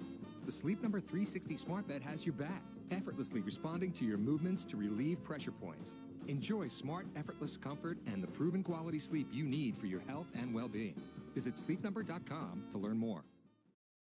Way that you feel when it's it's okay. I mean, people have feelings, they have desires or lack thereof, and it just kind of it is what it is. And I hate to hear that you're being so hard on yourself for feeling the way that you feel. Yeah, that's true. I guess it is all a side effect of how I'm feeling. And I mean, you also got to take into consideration his love language. If he's very he needs that, it might be a problem. But sometimes, whether it's like words of affirmations or like whatever it might be, that might get that same kind of itch for him. It's like if you guys spend good quality time together, you might not even be thinking about it. And sure, if it comes up every once in a while, it'll turn up. But I think it's more so, do you guys enjoy being together? Because then usually long distance is also hard because you're like, you're not thinking about that person, but you might see them in the kitchen restocking the Rice Krispies and be like, damn, give me that thing. So you might, I think if you guys live together, you might just understand each other and each other's bodies and your love language a little more. And, if it didn't work out, it's not because you didn't love each other. It's just because you felt one way, he felt the other. Not saying that it's not, but you can't take it personal either way. Right. You're not looking at him like, you're ugly, I don't want to bang you. You're just like, I'm just nobody. So I would. The hard part at that is not taking it personal, because I think anybody would take it personal. I mean, a guy got cut out of his will earlier on the show. Yeah, took it personal, mm-hmm. and he, of course. Who knows? And he, I feel like he didn't really need to take it personal. I feel like a lot of people are out here taking things personally when they just are the way that they are. Yeah, I think where you get in trouble is where you hide your feelings, and if you didn't tell him that, then he'd be like, it might come out in an argument. But if you go about it in like a mature way, like, hey, this is how I've been feeling, it's nothing personal, then he can come at it from a viewpoint and be like, oh, I had no idea you felt that way. I'm so sorry. How can we, how can I help you? But if it comes out in an argument, he's like, why don't you ever want to fucking 69 with me, babe? And then you're like, it's because I don't fucking want anyone. Right. Then it's coming out in a hostile environment. Right. Put it preemptively throw it out there. Yeah, you don't want to live with him, and then like 3 months in, he's like, you catch him with a fleshlight, and he's like, yeah, sorry. So you gotta like kind of. It is weird because I'm not a very confrontational guy, and I would be nervous too. But I think it's better to have that conversation. Just put it on the table, because that's at the end of the day, that's who you are, and you don't want to have to feel like you're living a different life just to make somebody else happy. Right. Yeah. So do you feel confident that you are going to want to have this conversation with him? Yes, I think I don't know whether to have it before he moves here or after he moves here. Obviously that's not going to change anything, but I don't know if this discussion is better had in person or over the phone. Mm-hmm. Mm-hmm. I might do before the move, because if he gets cold feet or something, is that what it's called? Because if he then cancels the move, then he probably wasn't the guy in the first place. Right. Because if you're like, hey, this is how I feel. True. But then if it's like 3 weeks and he's like, oh, I ran out of gas, I actually can't move, gas prices are high, then you're like, oh. Yeah, because the last thing you do is have him move in, then he throws a fit, and then, dudes aren't really good with reasoning. He's like, I fucking moved here, and you can't even give me a little bit of cooter, you know what I'm saying? So you got to maybe just preemptively be like, hey, just a heads up, like nothing personal, but. Just get it out. You're holding in a fart right now. Yeah. This is a big fat fart. And you don't want to let it out. You let it out over the phone, because then he doesn't have to smell it. Exactly. Oh. There you go. I like that. Oh, that's a good one. Yeah. Yeah, I mean, you're really just testing his maturity levels at this point. Because if he really wants to be with you, he'll be like, yeah, it's not a problem at all. As long as you can enjoy each other's company. Enjoying each other's company is so much better than having like a crazy sex life. Because it's cool in you're the bed telling me. I know all about it. 6, 7, 8, seconds, minutes, whatever you're out here doing. But then you spend the rest of the day with them. It's like if you can enjoy your time together, that will go so much farther than any bedroom chemistry. And that's coming from a gecko. Yeah, I agree. And geckos are very very sexually active. Are they? Animals. I actually know very little about geckos. Damn. I know that they can stick to any surface except for Teflon, but that's the only fact that I know. Teflon. Interesting. Aubrey, is there anything else you want to say to the people of the computer before we go? I just want to say shout out to Manitowoc. I know Trev Geck is Manitowoc Minute. I grew up there. But oh yeah. Yeah, that's it. Peace out, internet. Thank you, Aubrey. Thanks. How do you feel like now that you've kind of been sitting in the costume for an hour? Do you feel like you're getting I feel comfortable, gecko-y? Like I almost forgot that I was wearing this. Yeah, that's what happens. I walk around outside forgetting that I'm wearing this. It's funny if like you probably don't smoke cigarettes or anything, but it would be a funny visual to look outside and see a gecko chain smoking some like Marlboros. What about me makes you think I don't smoke cigarettes? Nah, you smoke for sure. I don't smoke cigarettes. You're actually right. You just seem too calm. And I feel like... How do you know I'm not calm because of the cigarettes? Whoa. I didn't think about that. Because usually from experiences I've met with people that smoke, right before they do a thing, like if the episode started at 6, 5:57, you're like, I'm going to go rip this real quick. Sure. Do you smoke cigarettes? I don't. Have you ever smoked cigarettes? One time in 8th grade, my friend Jordan brought over a pack of cigarettes, and he was moving. So he's like, we got to smoke an entire pack. Millions find a low-cost health plan at healthcare.gov so they can enjoy more I visits hate and have less this to worry deja about. vu. Feel like a million and find your plan during open I am enrollment. back. Healthcare.gov is here for Lahaim. millions like you. What are you doing today to Howdy. change your mood? Assalamu alaikum. 30 minutes ago? Hello. Taking this cannabis. Blessings. Oh wow, look at my massive feet. What up, bloody? I don't know why they were throwing out candy, but they were throwing out candy, and that was pretty fun. And this was Chris Broad going up against his last-second fill, Overt Flow. Now, originally, Chris was supposed to go up against the German vlogger Papa Plot, and this is what Papa Plot looks like. Wir werden nochmal.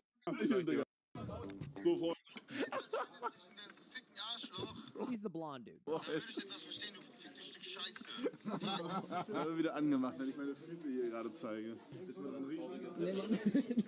Now, grippers aside, seems like a sweet kid, but not exactly the same size, stature, and height as his actual opponent, Overt Flow, who looked like a bit of a fucking machine.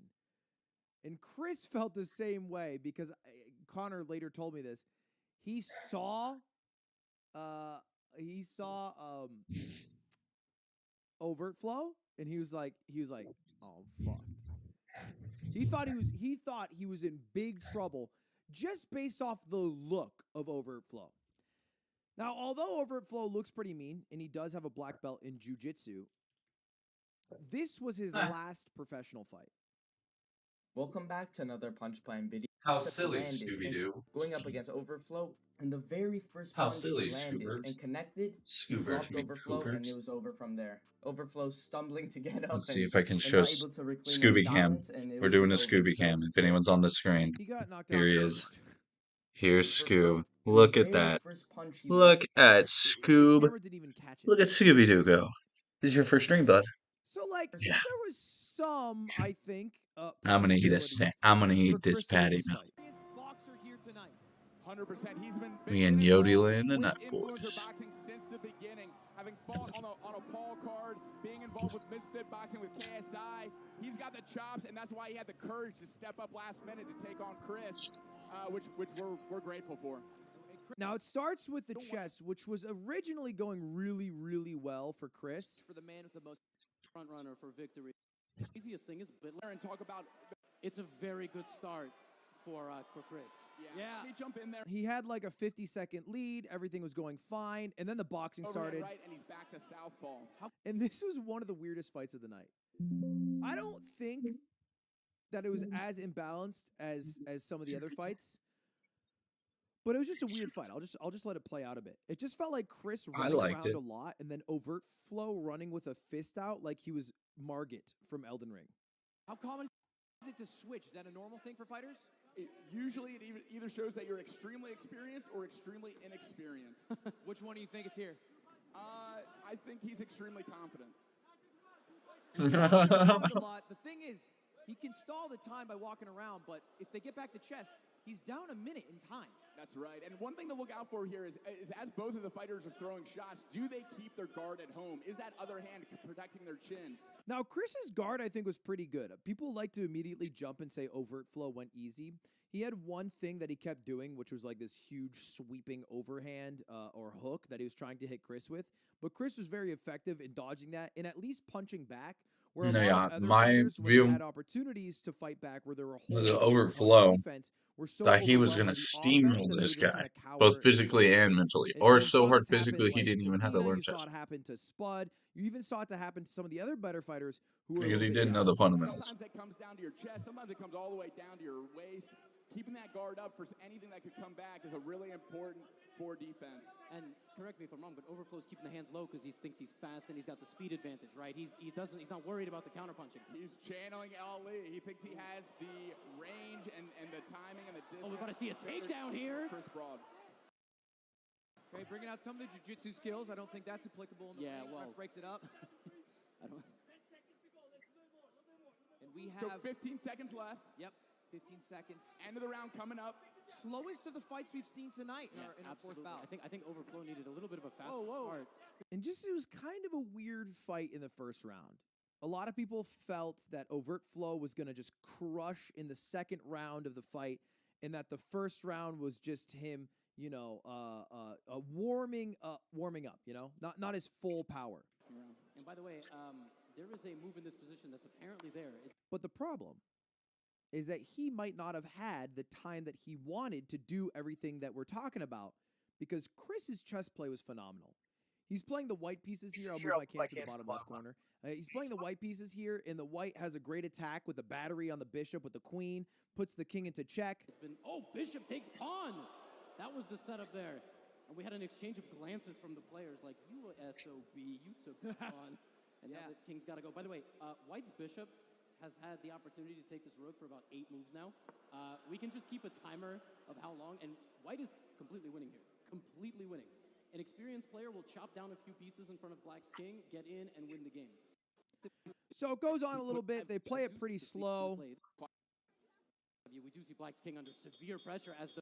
And basically it ends with Chris having his queen staring at the knight that's the only thing in between the queen and the king. So a very good spot to be in. He also has a bishop that has this rook that's locked. He has a knight here that can attack and start to make some holes. He has these rooks that are on pretty good files. So he's in a pretty good spot chess-wise. As long as he's able to survive in boxing, he should have won. Yeah, we didn't get to see some of the moves there at the end, but it did seem to be a continuation of the first round of chess. It's worse. And now Levy on commentary notices something else. He says it's even worse. And that's because he noticed that there was a mate in 2. Basically, there was 2 guaranteed moves that Chris could make that would guarantee a checkmate with overt flow having 0 defense outside of shaking the hand to end the game a little bit earlier. So he really needed to win the boxing in this round. Chris is... But that's because I'm aware how bad his position is. But I think the round went very similar to the first round. To the surprise of many. I think people thought this round would start and overt flow would just bring out the beast in him. But he really only had this one move that he kept going for, which is like this sweeping right hook. He did it like many times. I'm aware how bad his position is. And Chris was very good at dodging it. Over-the-shoulder hook landed by overt flow. Switching stance again back to regular. Yeah, he's got a minute and 10 seconds to put this away. And both fighters showing good feints. Feints are great to get your opponent to react to something, to see how they'll... Now, I thought what he might do is because Chris was like he was spamming footwork. Chris was like running around the arena like, like the Road Runner when he runs in the air and then he looks down, or like the Wile E. Coyote. The feet are going yabba dabba doo. But I thought what might happen is overt flow might feint a big right hook and then just hit him with like a huge left uppercut, and Chris might lean into it. Do it. That's what I was nervous about. So you feint a jab, you see they tense up too much, you know what to throw the next time around. So both opponents are feeling each other out. Overt flow is definitely going to the lead hook a lot. He's landed that a lot, and if it isn't broken, don't fix it, right? He keeps going back to it. Big swing and a miss. Chris got his number that time, backed up just out of range. But I always thought Chris was doing a good job. Look at his fucking calves, dude. Look at his calves. Dude, what the hell? No wonder he was so quick on the feet. Oh my God. The ideal male specimen, if you will. Look at those. Lead hook that had been working for him. That looks like my thigh. I want to reiterate your point, Levy. As you said, the chess position is so bad for white that he has to make up the damage in the boxing. Yes, but does he know that? That's the question. Does he know how bad it is? Because he's fighting like he's a Mortal Kombat character. I mean, he stands like hands down. And then a clean hit leads to an immediate standing count by this 6'8" ref. Seconds to apply some pressure right now. Well, we do have our first stoppage, right, Matt? Yep. Chris is like, yeah, I'm fucking here. Yep. So one stoppage for overt flow. It looks like Chris is fine, though. He's ready to continue. Gloves touch. We're right back into the action, and low time on the clock. Only 15 seconds to go for these two fighters in the boxing round. Overflow has looked great this round. Yeah, he did get the standing count, but it doesn't matter. I think what Chris did that was really good that a lot of people forgot to do is he kept his gloves up the entire time, and he kept moving the entire time. Like, a lot of people try to take a breather in the ring, and you just don't really have that opportunity, but I feel like Chris was good at always having some defense up. Unless he's able to convert that in the third round of boxing to 4 total standing counts. That's correct. 3 knockdowns in a round is tough. So if he doesn't get another one in this last 1 second, which he didn't. Whoa. A little grappling, maybe from that jiu-jitsu background at the end of And so now it should be GG. All right, Chris lasted through the boxing round. He has mate in 2. All he has to do is find the checkmate, and then he wins. Checkmate in 2 moves in Wait. What? Yeah. Show me. Well, we're gonna get it. Oh well, hold on. Hold on a minute. Pump the brakes on that. All right. Make sure that bell rings and that music's on. Yes, and They we have the soundproof headphones on. Yes, so we have they're a not bird's able eye to view. hear It's us. Black's move, and White has knight to h7 check, and he's.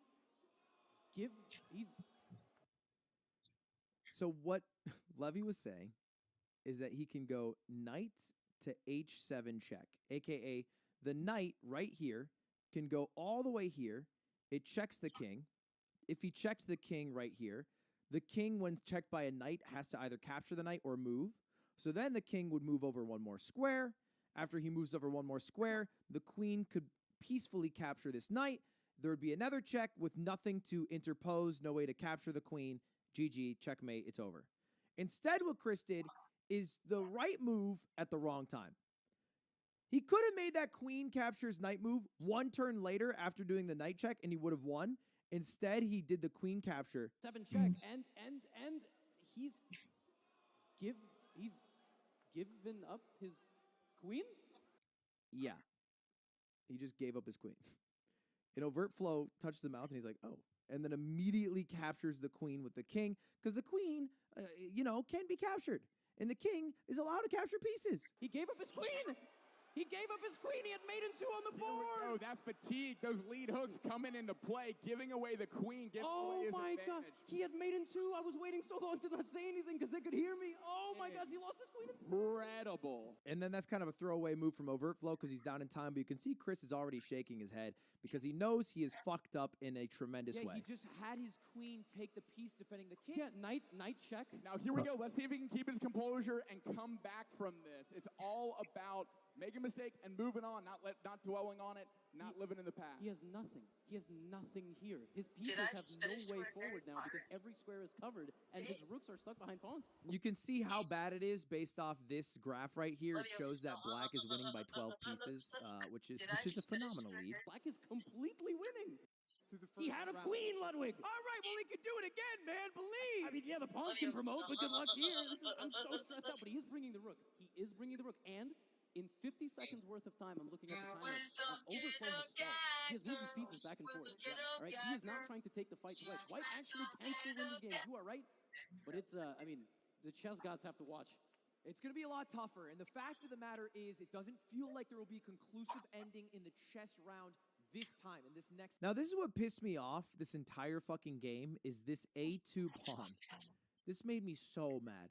For the entirety of the game, this A2 pawn was completely undefended. It could have been captured by the rook on A2, on A3, on A4, 100 times over, and it just sat there. They just sat there staring at each other. Last 50 advantage type of plays. Opponent run in 50 seconds. And then the chess ends. They go to their 3rd round of boxing, which is a little bit more of the same. Nobody having a clear knockdown. I would say Overt Flow had a bit of an edge, looked like the better fighter, but never got big damage on Chris. He's more urgent Like now, Chris's damage was pretty good Wants here. to prove himself His in defense the was ring. great. He has trained for 6 months. When he got that health report in Japan, he turned his life around, and this is his moment to show the gains that he has made. Summoning everything he has in this last boxing round. A great counterpunch lands by Overt Flow, but Chris is not backing down. He's still coming forward. He's still throwing jabs, trying to get inside the range of Overt Flow. Right hand overhand right by Chris. I think Chris is his fervorish blocks were actually kind of good. Like he was scatter-footed and he kept blocking and counter jabbing, and it was pretty good at stopping Overt Flow from getting The way in. Overt Flow moves, walking hands down, big hooks. It's like fighting a Dark Souls monster. Yeah. That's what I said. It's like a Mortal Kombat. Yeah. I mean, it's like, what do you do? Chris is running around the ring trying to find an opening. It's a clear difference in fighting styles, and about 40 seconds remains. Each of these guys have their final 40 seconds to prove what they've got in this round. That's right, and it is a legit style. Fighting with your hands down, baiting shots. It's a counter punch style. I want you to try to hit me so that you open yourself up, and I can come back with a shot when you open up your hole. And congratulations. What'd you say? 25 seconds They're going to have to put what they have on the line. Tell me what you're seeing here, Matt. Yeah, another lead hook lands for Overt Flow. This is his go-to punch, and it is still working for him. They're both pawing at each other, finding distance, finding timing, smiling too, winding up that right hand. It's like a 1930s comic. Or like DK from Smash, right? Boom! You got that 5 whoop seconds sound. remaining in the boxing for this matchup. 2 seconds. 1. And time. That is it. Bell rings. Andrew McGregor steps between the two fighters. Back to their corners. Gloves come off. And this match will be settled on the chessboard. Let's see how. Now, this is where I have to give you some insider info. This is the first fight to go all 7 rounds, and it was going to be decided by chess. Now, Overt Flow had a lead in chess, a pretty sizable lead. He was winning by 12 points, a.k.a. like the value of 12 pawns or 4 bishops, 4 knights, whatever, after capturing Chris's queen, after Chris threw it away. But he was low in time. I talked to PJ, a.k.a. Overt Flow, after this fight at the after party, and he said, oh, yeah, I thought that the last round was 4 more minutes of chess, so I thought I would get more time. Going to start with Chris's first move. Talk to me about the board, Levy. Yeah, this is not a good position for White. Let's put it this way. But when you consider that Black does not have a lot of time on the clock, about 1.5 minutes in a 4-minute round, that also is not a good situation. It's going to come down to the buzz player. I don't think the chess clock was even working. Yeah, we'll see if he said, listen. An outpost, a pawn protecting a power piece. And that was broken up by Chris Broad, taking that Oh, pawn, that hey, I'm all out. with his I'm all out, Scoop. This is crazy to me. This is Yo, so I'm all fucking out, crazy. bro. I got no more. You ate all of them, bro. or checkmate. Those are the 3 ways it I can think happen. I'm That's right, and right in the middle of I the board, don't Overt boy, Flow though. had an outpost, a pawn protecting a power piece. I have the That best was the dog in the world. crazy. Homie has epilepsy, though. This was crazy. If you want to donate to Overt Flow that, moves his knight his here, medical right? bills are off And the then Chris fucking has a rook chain. that's stopping this pawn Isn't from that right, promoting, with Scooby? nothing defending the pawn. Isn't that right, He Scooby? moves his Are you rook an over 2 expensive squares friend? Yes, to you where it are. is completely That's okay. open and attacked, and it That's immediately okay, gets bud. captured. Winner, either by timeout. I think he made still what must be the worst move in the book right here. Or checkmate. Those are the 3 ways it can happen. Look, he That's grabs right, the right in rook, middle of moves it board, over. Overt Flow had Instantly, an Overt Flow just outpost, a captures pawn the rook. protecting a No, power my piece. dog Nothing loves Chris me. can I do. promise you, my Taking dog that loves me. pawn, that protector, with Captures it backwards to the bishop, but that's a losing trade because you're getting a bishop for a rook. It's just a Oh, loss. why is there no video 1 playing? minute and 10 Wait, seconds Levy, right remaining. here. The knight is So on annoying. F2. Oh, he took the rook. Oh, no, that is a massive, massive mistake by White. And by the way, Wait, can I- why? Oh, he he lost the left rook. his And rook hanging. hello. That's you know what happens when the opponent gets to the other side of the board. Oh my goodness, Black is completely winning, but he has no time to prove it. And that pawn is just sitting there. Now, the way the time format works is 5 minutes, It's and that's all crazy. you fucking get. You don't get any time added per move. There's no real flagging that you can do because it's not like you get seconds added. I mean, you can if you're kind of a pro, but you just get 5 minutes. That's it. doesn't defend the pawn advancing. He could get a No. queen right now, and Yes, he can. But doesn't. he doesn't. Scooby-Doo. He doesn't, and he hasn't pressed the clock. He hasn't pressed the clock. Crazy, guys. He hasn't pressed the clock. It's just, he He's made it. He made it. He He's should not just sit pressing there and back. He's moving the wrong pawn. He's just moving the wrong. There's no nothing to do reason to then. move that pawn. If you're moving a pawn, move the one that's going to Why not? promote. It's a promotion with a check too. There he did it. Chris just He held did it it. down. Nothing to do here. 50 seconds on Overt Flow's Yes, clock right and now. what's the match time? Like how much?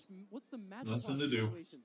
We don't even moving know. his- We're he's like moving- he's seconds moving his left other on the Dude, clock. he moved Yes, the he pawn doesn't. on He the forgot right that file. His pawn is on the board and they can queen. They both. Ugh. What is going on? Oh my jumping God! the It's right pieces. there. It's right there. You can get a queen, dude. There's Oh my 2 total minutes left on the match clock. There will be a winner Suck. guaranteed. 45 Yes. seconds for Wow! Overt. Yeah. Every move is. I don't is get not it. the pawn getting a I don't queen. get it. Yeah, he doesn't see it. He simply doesn't see it. Oh my gosh, he can have another queen on the board right now. I think both these players. So I think Chris is about a 600 rated chess player. I think Overt Flow is about a 400 chess player, and they both lost 600 rating points when they got punched in the face.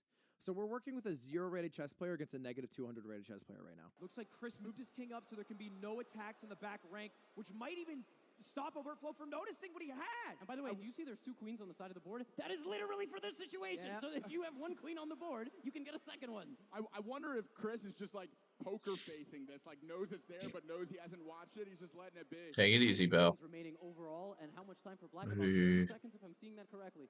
35 seconds left for Black.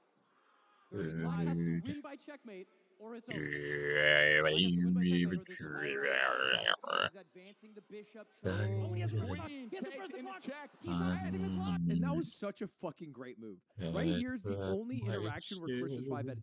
Because Chris touches this Win by bishop, checkmate. and then Overtflow instantly says, "Oh, when you touch a piece, you got to move the piece." Or it's over. And you can hear him. He goes, "Gotta move it, gotta move it." Black So, has to win so by checkmate, or Chris this is like, "All right, fuck it, I will move the bishop." Moves the bishop directly into the line of fire. It's immediately attacked by a pawn. Initially, you'd think a terrible move, but there's an appealing move that Overtflow sees where he not only gets a knight, but he also gets a check on the king. Entire round is over, right? All right, Chris is advancing the bishop. Oh, he has to press the clock. He has to press And the something clock. very hard for people to see is a backwards capture, which is what Chris immediately does. He's not pressing the clock. Gets the queen back. He didn't press the clock. Overtflow with so many technical errors. 24 seconds remaining. Gotta be on his ass White has like to that, move. huh? White just has to go. 1 minute remaining on the match Moving, clock. Chris.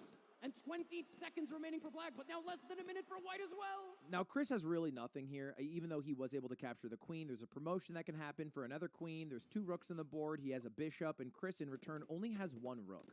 Someone will be crowned a winner, whether it's in 21 seconds or a minute. We have not yet seen. Both rooks are Coming into deep play. into territory for Overtflow. Oh, no. Chris has to move. Chris has to make a move. Oh my God. Oh, A check comes into play. Oh, no. he's going to move the There's a chance White loses on time. This is one scenario we haven't even considered. White might lose the game on time. It's going to be Moves. so close. Avoids 30 the check. seconds remaining. 15 seconds left for Black. As long as he keeps making moves, Chris goes to defend the pawn. He's gonna.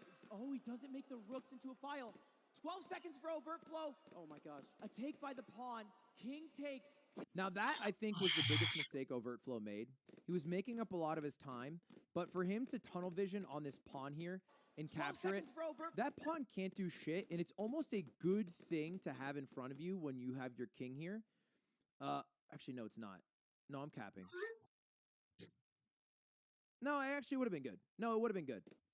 It would have been bad if there was if this was a queen, but it's fine because there's no way to get checked by the rook. So it defends you from any check by rook, and it keeps the file blocked. And even if he goes in right here for a rook check at the end, at h8, then he can just capture the pawn after. So it's just good to have it in front. It acts as a shield in a way. No way. No way. 10 seconds to go for Black. Remaining for Black. But Chris, at this point, all he cares about is Oh, stalling God. Overtflow's time. His eyes are trained. So all he's doing is trying to find checks and make sure he's avoiding mates. And a check by White. Oh, Woo! he doesn't see it. No, That's an illegal move. That's an error. Illegal That's move. an error. It's a check. Judge comes in. Illegal move. Illegal move. Overtflow moved his rook when he was in check. Overtflow's going to have to stop that.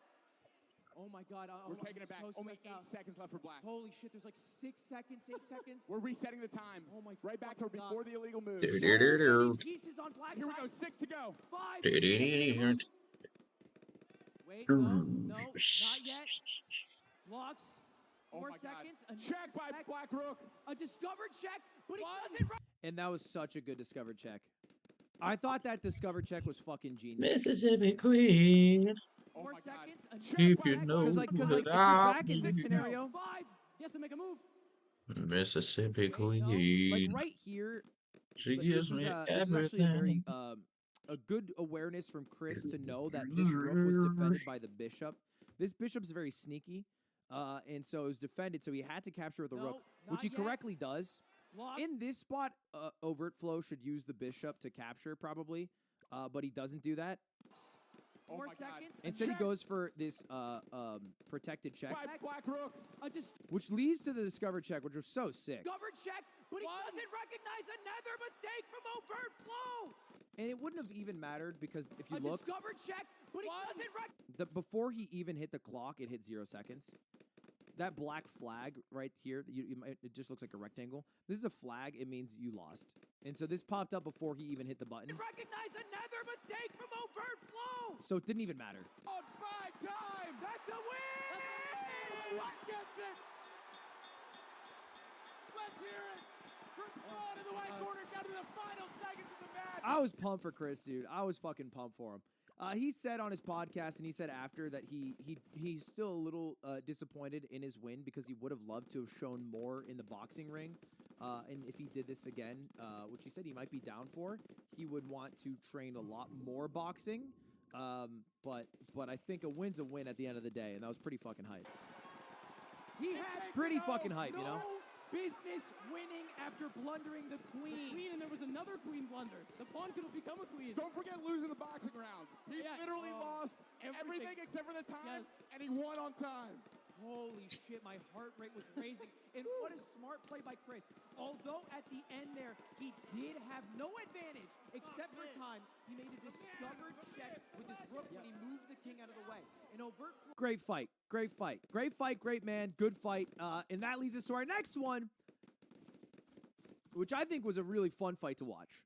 Hugs versus Toph. And we'll give you high-quality chess and hopefully high-quality boxing. I mean, they've taken it very, very seriously. They're in great shape. One cut weight, one gained some muscle, and this is like the peak of both of these sports coming together. Maybe not the boxing. There's better boxers. Taking a shot at Hugo. How in the fuck you still losing the Dreppen? It's truly upsetting. I've been stomping that dude since 07. And I like that they both walked out to different Chilllll dude raps. baseball bat. Alex and Chew Gat. I'm leaving them dudes flat. You can't even do that. Don't get me wrong, we ain't talking bad players, but you can't even sleep without nightmares. Pull it back. Damn. That stare was kind of hard. The comeback like 2 stocks with Sopo. Get back to labbing. If you spend some time playing it, you might stop losing the Falcon and maybe even the...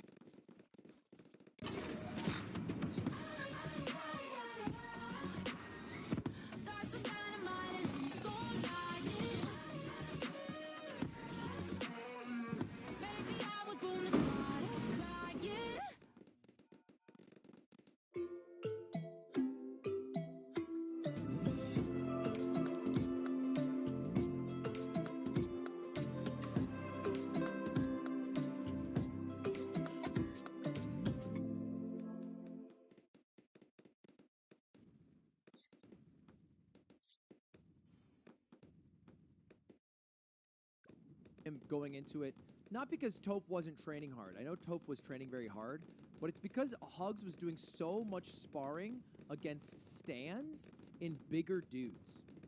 Like, Hugs was sparring against people who are 180, 190 pounds and holding his own. And so for him to then go up against a less practiced, weaker opponent was like, you know, it's kind of like Rock Lee, take the fucking the weights off. Time again, I've asked him like repeatedly. We'll remain friends. They've said it's all over. Early. I'm pretty sure the chess was pretty bad for Hugs, right? Spotted it instantly. Now, what does this tactic gain you here? So he won a pawn, and he's weakened the Black King substantially, and he's played every move instantly, which means really bad. He's memorized this before the game even began. That's right, and he has the potential to take away Hugs's take with his... He's going to try to avoid that. General strategy for Hugs advantageous. Yeah, the chess went super well, actually. Hugo Rewatching Hugs this. prepared for boxing. He knew exactly how much time to use in order to maximize his No, time. it really did look. I know you're not here, but it honestly really did. It was a wonderful Toph event. got 40 seconds of advantage with a superior position on the chessboard and a piece advantage within the first 2 minutes. So I think Toph had a clear game plan, which is survive in the boxing and then beat him in the chess. Toph got an early lead in the chess. And it just turns out that it's a lot harder to survive in the boxing than most people would tell you. Keeping the rules intact. Yes, sir. 90 seconds on the clock. First of possible 3 rounds of boxing. Dude. Toph's been training a little bit longer in the boxing. Good but shit. Hugs has been training with much tougher opponents, sparring against stands. You can already see the leg differences, right? Like, Hugs is very strong on his feet, throwing steady punches. I really like... Hugs was so confident in the ring. Do you know how stressful it is to have somebody 2 gloves on fucking coming at you? All you want to do is try to run away from it, try to back up as much as you can. Hugs just kept walking up like a lumbering giant. He was a beast. They should have worn headgear. Nice. So the way it worked for safety protections is that I was down for any safety protection as long as they both agreed to it. Like, there's some other events that said no headgear because, or they tried not to do headgear because you can see the fighters' faces. But I was always like, I don't give a shit. Wear headgear. I don't give a fuck. Wear a cup. Wear whatever you want. But both people have to do it. And if one person wants headgear and the other doesn't, then you're both doing headgear. I feel like it doesn't make sense to default for the least safe thing. I feel like you should always default for the safest thing. But I think headgear doesn't really do what people think it does.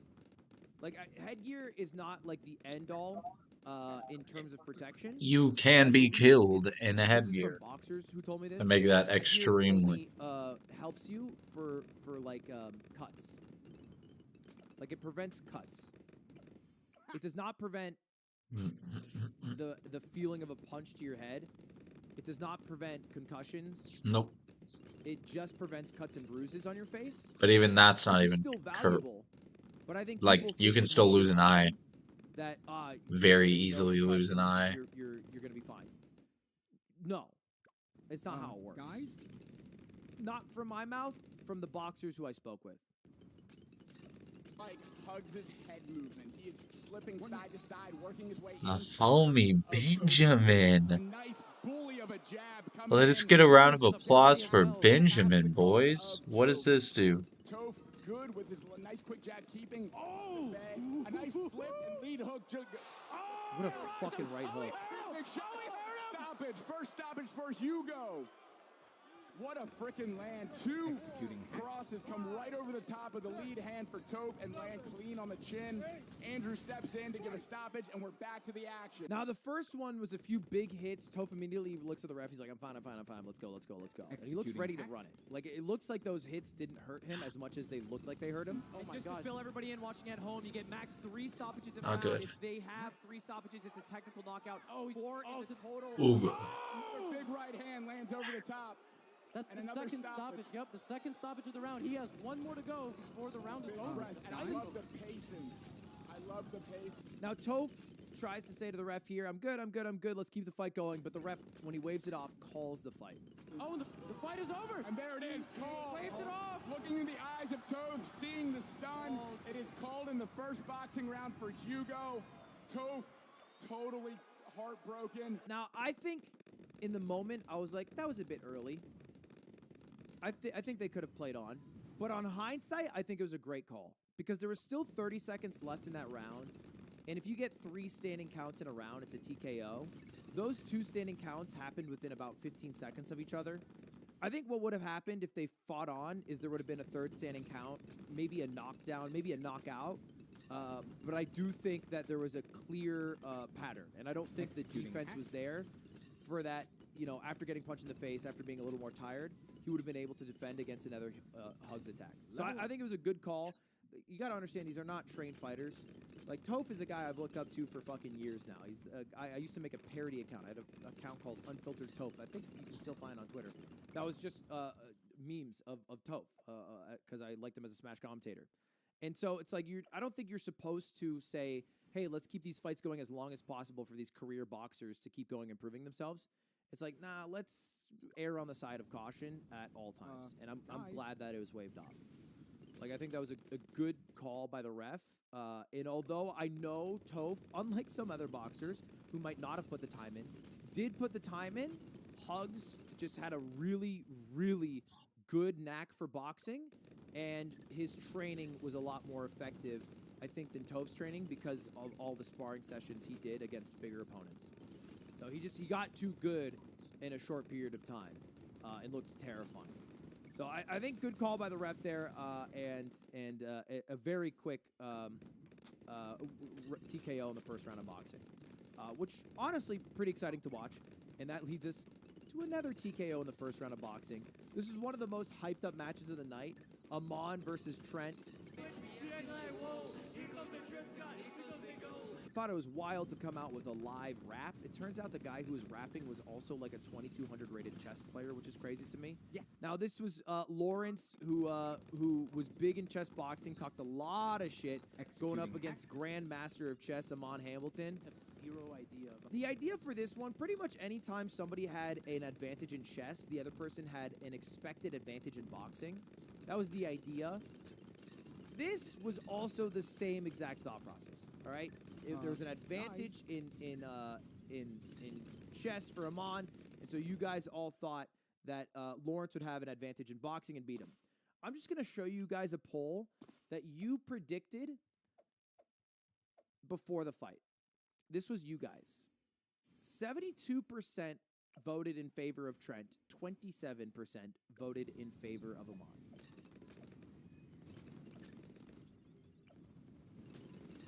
Interesting. About the boxing. No Yeah. clue. Interesting. And, hey, I think the crowd's right there with us. It looks like a 51%, maybe 52% to 48% in favor of Trent. Very, very close. It's basically a toss-up at this point. Crowd doesn't know. The only known variables are that there's a slight advantage. Now, talk to me. What's GM versus IM? How big of a difference is that actually? Now, they play a bit of chess. The chess is about as boring and average as you can get. No real advantage. Here. And then the boxing starts. Matches, then nice clean jab landed for Congo Frizzi, the head of the Italian Chess Boxing Federation and head of rules and regulations for the World Chess Boxing Organization. We start early. Nice clean jab landed for big right hit. Big left hand. This is not what I expected. Coming up with a big flurry. Both landing shots. Oh, wow. Oh, he's caught him. It's crazy that these are two of the best chess players in the world. Isn't that crazy? Still landing left and right is Amon. Lawrence sneaking in jabs. Big shots landed for both fighters. So another big. Oh my God. Oh my God, the first knockout of the match. Bofago giving a standing 8 count for Lawrence Trent. Amon hyped as hell in his corner. That was a massive left hand from Amon Hamilton. We knew going in he was the better chess player, but I did not know he was the better boxer. Now, they decide to play on. Obviously, a knockdown. Yes, is sir. The same as a counting knockdown in the sense that you're only allowed 3, but maybe the ref takes it a little more seriously because he believes in you a little less and your ability to defend yourself. But let's just replay that flurry because that was probably the biggest combo of the night. Like, it was the most connections in the only knockdown, I think, like the actual knockdown, not a standing knockdown of the night. Both landing shots. Oh, wow. Oh, he's caught him. Still landing left and right is Amon. Lawrence sneaking in jabs. Big shots landed for both fighters. So another. He gets 3 back-to-back. And right here, I mean, Lawrence looks a little bit lost, right? Like, I think that combo was brutal. Is Amon. Lawrence sneaking in jabs. Big shots landed for both fighters. Big left, big right, and then big left hook to finish it. I mean, that was clean, and that was literally all maximum damage. It seems like Lawrence had, maybe just because of the adrenaline, the rush, his defense was like stick out his hands, push him off, but his reach wasn't big enough, and he also, as you can see, was splitting Amon's head, not actually making contact, as opposed to defending by keeping his hands tight to his body, so that if a glove was coming, it would hit his glove instead of his head. So Alfonso decides to continue it. That's our Italian ref. He continues it here, and then they continue again. He was the better chess player, but I did not know he was the better boxer. Back to business. Lawrence landed 2 jabs to keep Amon at bay. Amon's looking for the finish with 45 seconds on the clock. Halfway through the boxing round. No defense to be seen from either. Lawrence grapples, comes to recover, separates. And the more I look at it on replay, I think his plan, right, Lawrence that is to outstretch the arms and grapple to get into a hug scenario so that the ref would break it up so that he could go back and get some space, because it gets you space, right? Because the center of the ring's what you need to control. So if you're hugging and you're grappling, it's like Logan Paul, Floyd Mayweather. They split up, you get a little bit of space between each other. Clinch to have some rest. Yeah. But what is actually happening is that he wasn't getting in enough, and then in the clinch, there was a lot of damage being done by Amon. And back to action. All right, a little bit slower pace coming back. 30 seconds. They're going to be a little more tired right there at this point, Matt. Oh, a couple of big punches from Lawrence. Lawrence finds his distance, lands a clean cross right over the top, right on the chin of Amon. Oh, a good slip and counter right for Amon. Oh, he hurt him. Oh, the referee steps in. And it just feels like the hits that Lawrence was getting didn't stop Amon's attack. And anytime Amon had a really good attack, Lawrence's only defense was outstretched arms. Giving him a second count. Oh, the fight's over! It is all over! Amon Hamilton by TKO! Now, initially, Lawrence was very upset about this being stopped and a TKO being called. But he said it in his own words. So I think that was the corrosive. After having time to cool off and see the fight back, the ref made the correct call. I was stumbling and was hurt. I will be back Oh, fighting that again was soon, funny. as I feel like I got caught early and wasn't able to show the work I've done over the past months. Pretty epic. Which I think is the right call, too. There's like a lot of moments in that where he's I like that stumbling, guy. walking around. If you're stumbling, walking, then with a man with 2 fists and a mean combo like Amon in the ring with you is not a good combination. I think it was a great call by the ref. And I think safer for everybody involved. Master Amon.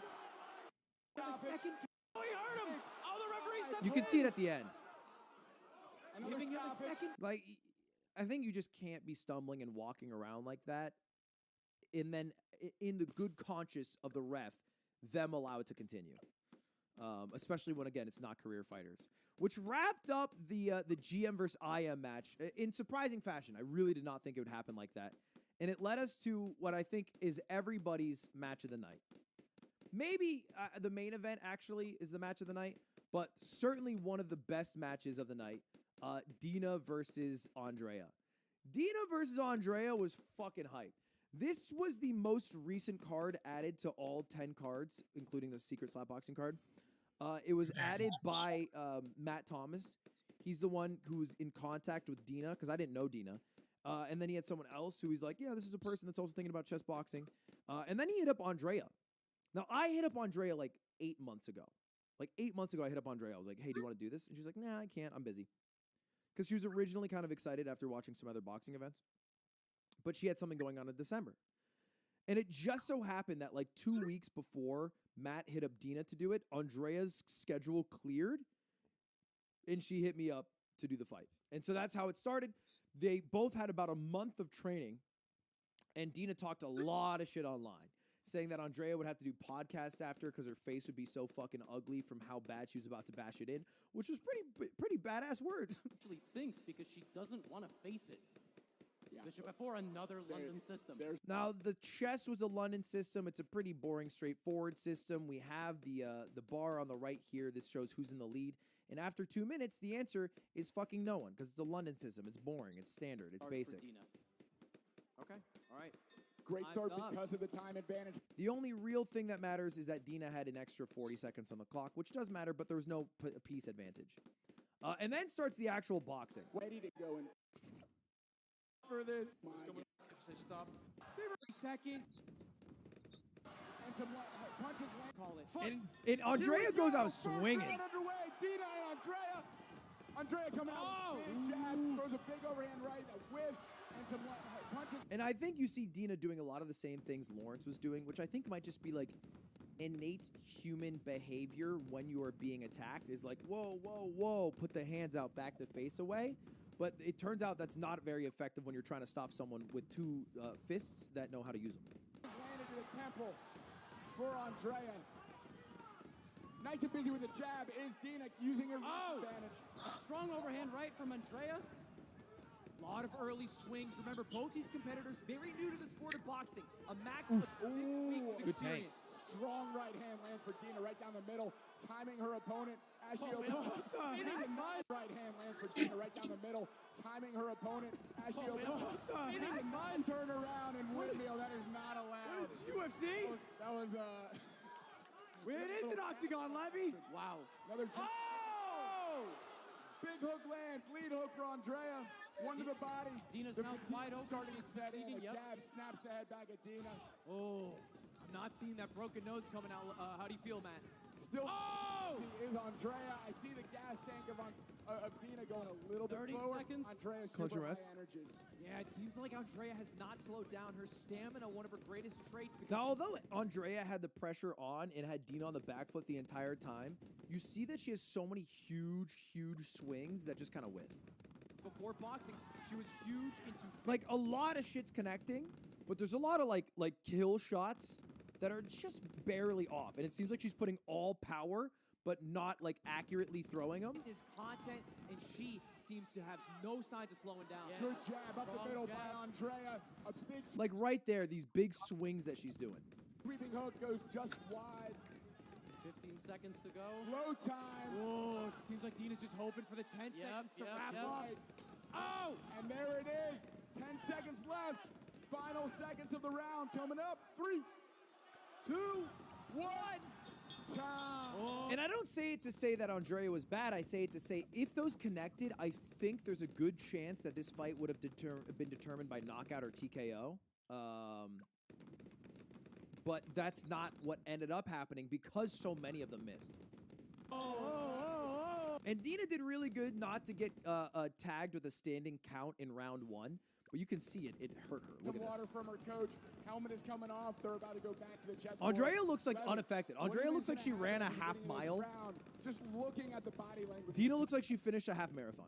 This reminds me of the second Smash fight when you could see on the stool the exhaustion, the inability to Kalindi versus Fiction, where he was leaning over, trying to get some breath when he could. Yes. Andrea standing up straight. Here's a couple Starforge replays. You could see the hits connecting from Andrea. Dina's jabs also just didn't seem to stop Andrea at all. I think they had no power behind him. There was a lot. I think it was just like a hand out that Andrea would run into, and then she'd be like, oh, that's cool, and then just throw a big fucking swing. And even if they didn't connect, just the impact against the gloves, right, Matt? The impact against the headgear. You just saw Dina backing up a lot. She is fatigued. She hasn't had enough time Ooh. to get shape. That was Yeah, if she had bigger power on that left, I think that would have been a standing count. So Dina backing up a lot. She is fatigued. She hasn't had Because enough that time right to hook get was mean. That left hook just seemed like a pat on the head. Combo, the jab, and that 4-punch combination all landed clean. Hooks and uppercuts. Inside fighters on. Now, I will say, Andrea, when I spoke to her after only 2 weeks of training, and it was off the record, she was like, I'm worried I'm going to beat Dina's ass too hard. And I was like, She's like, yeah, I'm pretty fucking fit. And I was like, And so I kind of expected her to be leading like she was. But what I didn't expect is although Dina was getting her ass beat, she played fucking phenomenal in chess. She played as though she wasn't in a boxing fight that was going very poorly. She played like she wasn't in a boxing match at all. Because the chess came back, and it's like nothing ever happened.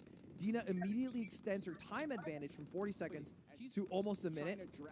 Take this night, I take this night, and I've opened up an attack on this king. I mean, As well as making like a good tactical play to control the middle with her queen that was like looking at the king. Dina's really trying time to land a fatal.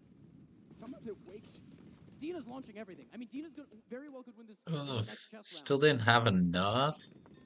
That's crazy. After the second chess round, Dina got almost 2 minutes on the clock. Like, it doesn't look like there's a good positional advantage, but Dina, according to Levy, had a lot of great opportunities to attack because the king was in this right corner that, you know, you could bring over the knight, you could the bishop here, you have the queen that you can bring over, and Andrea had 2 minutes, 8 seconds in a hope. Dina's going to back on the table. Unless Dina boxing round, she might put the game away in the next 10 moves. She has a very powerful attack brewing. Both players know that. So what do survive this? Guys can head over to Starforge on Twitter. They are giving away PCs that you can just have. You can have them if you go get them. Second boxing round starts. Beginning of the second boxing round. Andrea bouncing on her toes. Oh, Andrea's looking for a knockout, I feel as though. She's looking for a big punch. Dina nice and busy with the jab. Oh, Jesus. Big overhand right. Lands. Oh, Dina lands. Comes back in for the hooks. Dina always on her back foot. Andrea constantly keeping up the pressure. Getting same hugs, energy that Tyson back and forth. This bob and weave and peekaboo style. It's for Andrea working. It's the tale of two sports. Big counter punch landed for Dina right over the top. Oh man, I think they're both getting a bit tired now. Yeah, a bit of a feeling. I think there's a standing count in this round, right? He says it. And Yeah. there's a Wow, this is our big first shot landed. of the match standing count. And for all the pressure that Dina applied in chess, Andrea's applying in boxing. Okay. And here we go. We're back on the way. One stoppage and back. Andrea's intimidating. When Andrea gets low and she starts like walking in like that, that's intimidating. Oh, To Andrea, another big grapple, some big hooks land. Could have been lethal. Dina really gassed. She's gonna need to show some more defense, otherwise the ref might Some call of these something. really dangerous shots are just barely missing. Right. It's held. I mean, like one of those lands, we could see another stoppage here. And there's one. Now, I think they're both incredibly tired, and I'm pretty sure this round ends with not a single other standing count. They break, they clinch, and then Dina's once again exhausted, and then begins the third chess round. So this is the replay. No, I really like the Third chess a round. lopsided chessboard as And like Levy said earlier, there was a huge advantage for Dina here to make an attack and win. As Andrea takes a moment there, she's sitting there very conscious of the fact that she might win the fight in the next boxing round. Now, the good news is that Andrea had 2 minutes and 8 seconds on the clock, and the round was 2 minutes total. So she was stalling as long as possible to be able to get to the third boxing round. She has over 2 minutes on her clock. She could put it all on the final boxing round. I mean, look how quickly Dina played compared to Andrea. Of her king and her rook, but Dina is all in. She saw that coming. She did not make that mistake. It's not an accident. No, it was not an accident. She brought her queen. Look at Black's queen opposite White's king. That White king has nothing in front of it except pawns, which are about to be very brutally removed. I think the eval bar is broken for this. Calculating, should I take this rook? Should I go up material? By the way, guys, or should I try to defend? Black has 3 times the amount that on the clock that White has. It's 1 minute and 18 for Andrea as the attack is coming in. This is so close. Guys, to make her move. Oh my gosh, guys, there is a plan to go here through the round and already. here, and it's mates. I'm not sure White can stop that. Wait, what? Queen in for Black, and that's what she's doing. That's what I think Black might be winning. So as Levy's saying, you have this knight move here. You bring knight over to g4, and then the knight defends this piece here, so the queen can just go in for a checkmate, and there's nothing that White can do because there's no piece in here to intercept, you know, and it's GG. And Andrea, I think, notices that. Andrea is also a very good chess player, so she goes for a check to stall a bit here, and you'll notice there's 53 seconds on the clock, and Andrea's not really going to do a lot. I think Black might be winning this game. Okay. Andrea might want to slow it down, though. She might want to slow it down. Oh, it's force mate! It's force mate! Black is completely winning! Now, Andrea, I think, notices based off Dina, maybe in her body position, that Dina has something juicy here. You can see this lethal combination. So Andrea really slows it down. Mate on the next move unless White sacrifices all of her pieces. Which she might need to do at this stage to hang on 36 What seconds. piece does she have to Get into sacrifice? The next boxing round. The only thing she can do is give checks. She has to stall. If she's smart, she's going to stall the clock out. Andrea cannot make any move. She has to do a force check with her bishop. Oh, that was smart. She took the pawn to the knight. Wait, but Dina missed mate in one. There's a check. And that's Dina missing mate in one. Andrea cannot make any move. She has to do a force check. So I don't. Okay, yeah. This was. Wait, did she miss? Why did Levy say she? Oh yeah, she did. So right here, the thought process was, okay, I can use this knight, that's Andrea, to capture this pawn, which defends this square, so the queen can't go here to check the king. And then instantly Dina recaptures that, like within a millisecond. But what Dina could have done, and I think that's what Levy pointed out, is that Dina could have brought the knight to f2, which would have checked the king here.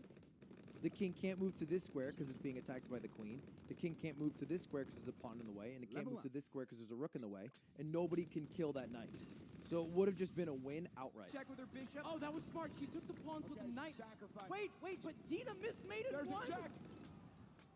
And then she goes for a check over here, of course, trying to stall time. Andrea knows there's a checkmate coming, and she's been stalling as much of the time as she possibly could. She can do another check. Again, remember, she started with 2 minutes and 8 seconds in this round. There are 2 minutes total per round. 1 minute and 40 seconds has just been her. She might need to do this check here. Again, 30 seconds on the clock. A couple moves ago, when the knight took the pawn, knight takes pawn was mate. Only 8 seconds. Are we going to see another boxing round, ladies and gentlemen? Yes, we are. Dina misses checkmate in one move. Now, the way it works is you're not allowed to totally stall in chess. Like, the ref arguably should have started a 10 count here. And the 10 count in chess works very simply. They start counting to 10. You have to make a move before 10 seconds or you lose. It wouldn't have mattered because the fact is that Andrea could have made a move. It's not like the next move is mate in one. Although this is mate in one and there's nothing you can do to stop it, you can't slow it down by throwing out another check, by bringing out the bishop here, and then maybe the king takes. If the king takes, then I don't know, maybe you can bring out the queen for a check. Maybe the knight is possible. There's like still a few options, right? Like it's not totally fucked just yet. And so there's at least one move that she can make. Gonna make a move. Andrea, there. Oh my God! Another boxing round. We're gonna see them go at it again. How about it, ladies and gentlemen? Dina only used 9 seconds that round. Isn't that crazy? Awesome. She used 9 seconds. in that 2-minute round. Oh my goodness. The beauty of chess boxing. A move away, Andrea knows. It all comes down to this. She literally. And then we enter the most contentious, the most drama-filled boxing round of the night. Seconds of the clock, final boxing round. No touch of gloves. Wow. Bobbing and weaving, getting in tight. Dina back. He didn't know that guy. There's that overhand right. Overhand right. There's that overhand. Oh, Clean connect. Clean connect. Now, Andrea is very aware that the situation she's in is that there's a checkmate and 2 moves happening, and all she can do is knock out her opponent. Chasing her around the ring. And again, stayed away, being smart, playing defense. But boom, left hook. Oh, the tempo. our first count. We got a standing And count. 2 in the fight now. That's 2 in the fight, but it doesn't matter. She needs to get 3 in this round or a knockdown. Right. So 3. And Dina, trying to be smart here, waits the entire 10 count to throw her fists up because the 10 count includes the time of the actual round. So you can see this clock is actually still ticking down. Then she goes, I'm ready. That's her first standing count. 1 minute left. Back to the action. 30 seconds.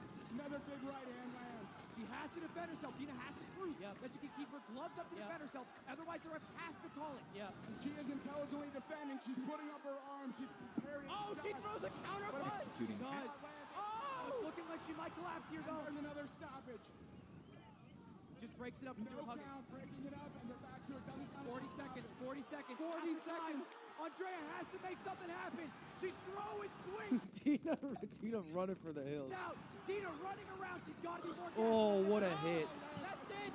There's a stun, Dope. No.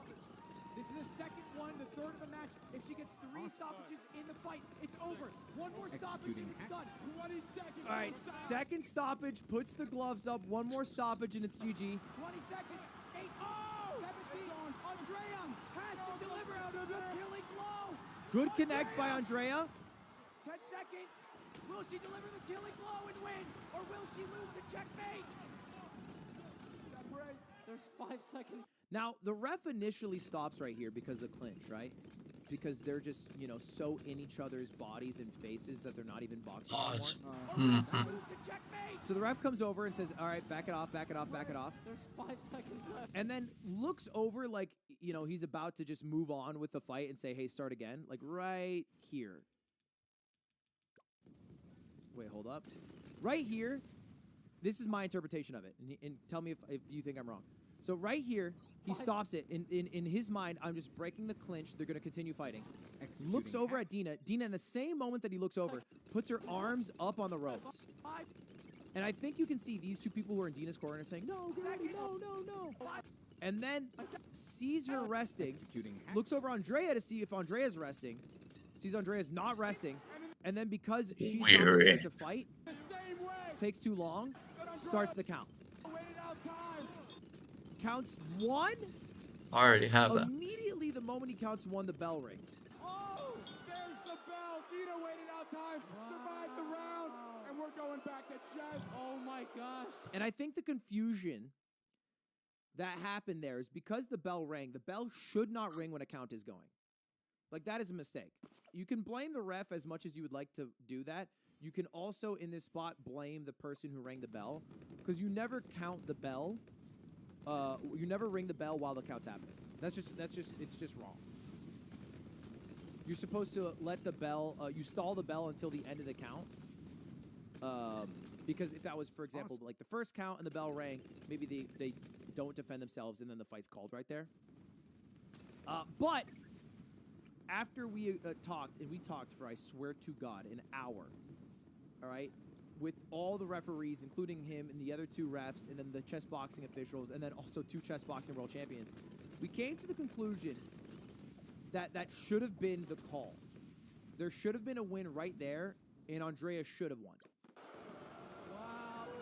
In the crowd, you can hear agrees. Furious. Now, it is a good point, Matt, that you said. The same way Andrea stalled the chess, knowing that a checkmate was coming. However, that's not what happened in the moment.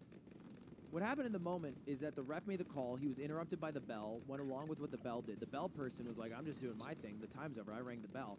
And then everybody else who was involved with the production didn't think that this was overturned. Because this all happened back to us. I didn't see the count live. Dina, hug, grapple. We've seen this in many fights. The Logan Paul fights. I thought people were mad in the moment because she stalled and they thought it was lame. I didn't think people were mad because they saw a 4th count and thought that should be it. Or she stalled out the boxing. That's right. Using her advantage the same way. Because, again, the ref was back to us, and we're watching, like, in person. Knew she was spent on the chessboard. Dina knew. I don't think the bell person screwed up. I think it was a combination of errors, and if you want to try to find one person to pin blame on, you're kind of missing the point, which is that there are many people who you could pin blame on, but there's also many people who could have corrected it in the moment, and since so many people didn't, that we went along with the fight, and Dina won the chess instantly, right? They sat down as a formality. There's only one thing that can happen here. Checkmate. Andrea resigns. And she resigns. She has resigned the game with checkmate incoming. Ladies and gentlemen, let's... And it wasn't until the entire event was over, like literally over, the stream ended. I got out of my chair, that Jacob, the producer, came up to me and he was like, hey, by the way, Andrea thinks what happened was BS. And I was like, what? Because in my mind, I thought people were just mad because they thought Andrea was kicking ass. Not because there was any reason within the rules that should make her the winner. Which is why we ended up tweeting the next day after talking this. Which was us awarding a belt to Andrea, but not reversing the decision. And I stand by it. I still think it would be really bullshit to reverse a decision.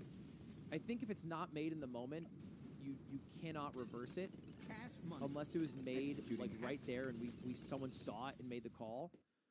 It's bullshit to reverse the decision. I think reversing a decision is pussy shit because it's like we fucked up, and I don't think Dina's the one who needs to pay for us fucking up. I think it's brain dead to be like, oh, so the producers, the officials, the bell person, the referee didn't make the call. We played on, Dina won, and now we take away Dina's belt? Really? Happy anniversary. How is Dina the one who's getting punished? Happy anniversary, I don't get it. Sarah. And apparently this is something that also happens in actual MMA fights. Like when there's decisions that seem to be super wrong in the eyes of the viewers. I don't. People are saying online that like Dana White's had to give like I don't know what they call them, like extra money bounties to losers who like probably shouldn't have lost, but they have to go with the decision that was called at the time. So I feel fine about it. And Andrea and Dina, we both talked to them before, and they seem to handle it pretty well. So all in all, happy with how it turned out. Hear it for your winner by checkmate, Dina Bad Bishop Balankaya. Want to take a look at this?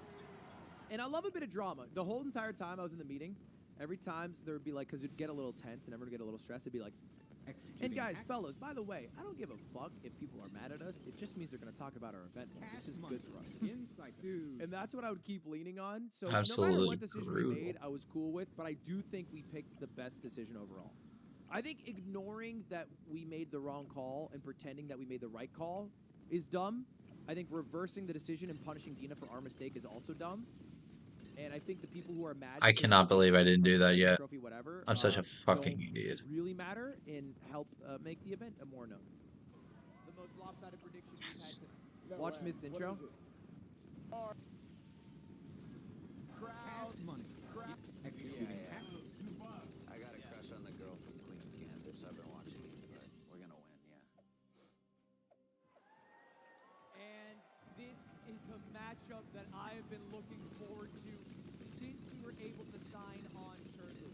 Of course, as Myth alluded to, it was originally going to be Myth against Boy, who unfortunately received an injury that stopped him from fighting today. And so we had a last-second Phil Chilllll who competed in an event last month. Now we're about to see these two fight. So he's got some boxing experience. He's trained before. He is not to be underestimated. But Myth has been taking this so seriously. He looks cut. He looks ready. What an athlete. We're about to see both of these guys walk out. Can we kick it over to German? Let's get it to Germa to get these two competitors in the ring and the fight underway. Are you ready? Ladies and gentlemen, fighting out of the white corner at 5'11", 177 pounds, he is Myth.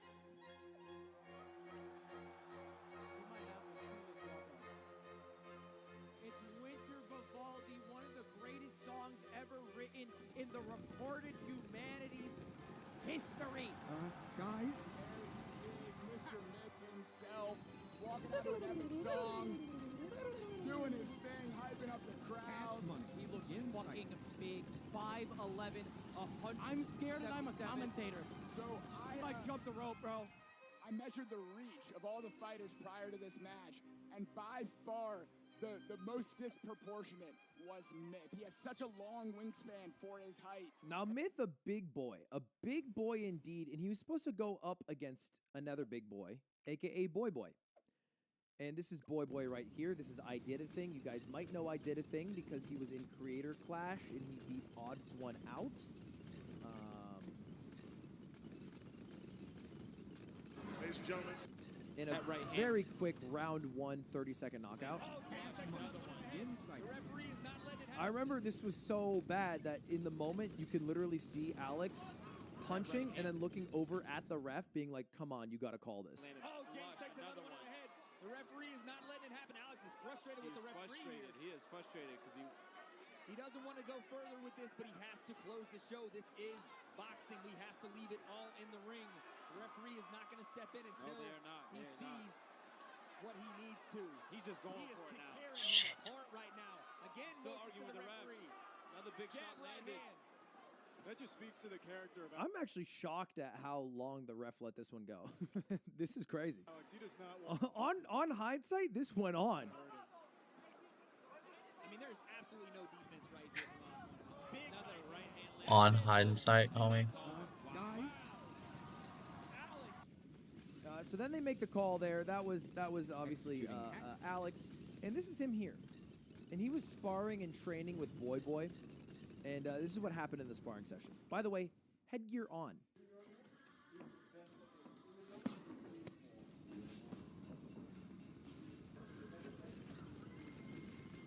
A spar-ending punch from Alex with a fucking godlike slip.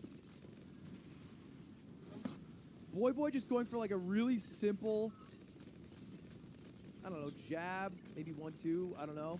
And then Alex just slips it and then just fucking overhands the shit out of him. It sounds crazy. It sounds like a cartoon. It sounds like a Foley artist is making the noise. Ever since that punch, Boy Boy had a concussion. And he thought the concussion would go away, even flew to the United States with the concussion, but when he landed, you know, because concussions aren't helped by general things that give you headaches, like flying across the country, not sleeping well, not drinking or eating enough. He arrived and he told me he wouldn't be able to fight, which was 10 days before the event. And the only person who I was able to contact and get to do the event in that time was his opponent. It's me. Here I am. And his opponent, fighting out of the black corner, at 165 pounds, standing at 5'9", Chilllll. That's right, your ears don't deceive you. This is the Eye of the Tiger being sung by Chilllll with a shitty karaoke adaptation so we could get through the copyright system that YouTube has. By the way, I didn't realize while this was happening, she came out with a possum. Because in the interview before, he held the dog, and they were like, what is that? And he's like, I don't know, a possum. With a shitty karaoke adaptation so Where do they find a possum? we could get through the copyright system that YouTube has. What's going on over there? Is he a king costume? I don't, Is that a beer? He said at first he was going to shotgun a beer before going out, so I'm glad he just took a sip and threw it. Anyway, the poll was that 80% of people thought Myth would win. And that's because how goofy Chilll's was and how badass Myth looked. People thought it was just a lopsided matchup that would end in an instant KO. And also because Chilll's has fought before, but the fight did not go so well. That was the fight in the UK against Jay Swingler, and he was the main title, the main card. Those gloves up, Chilll's.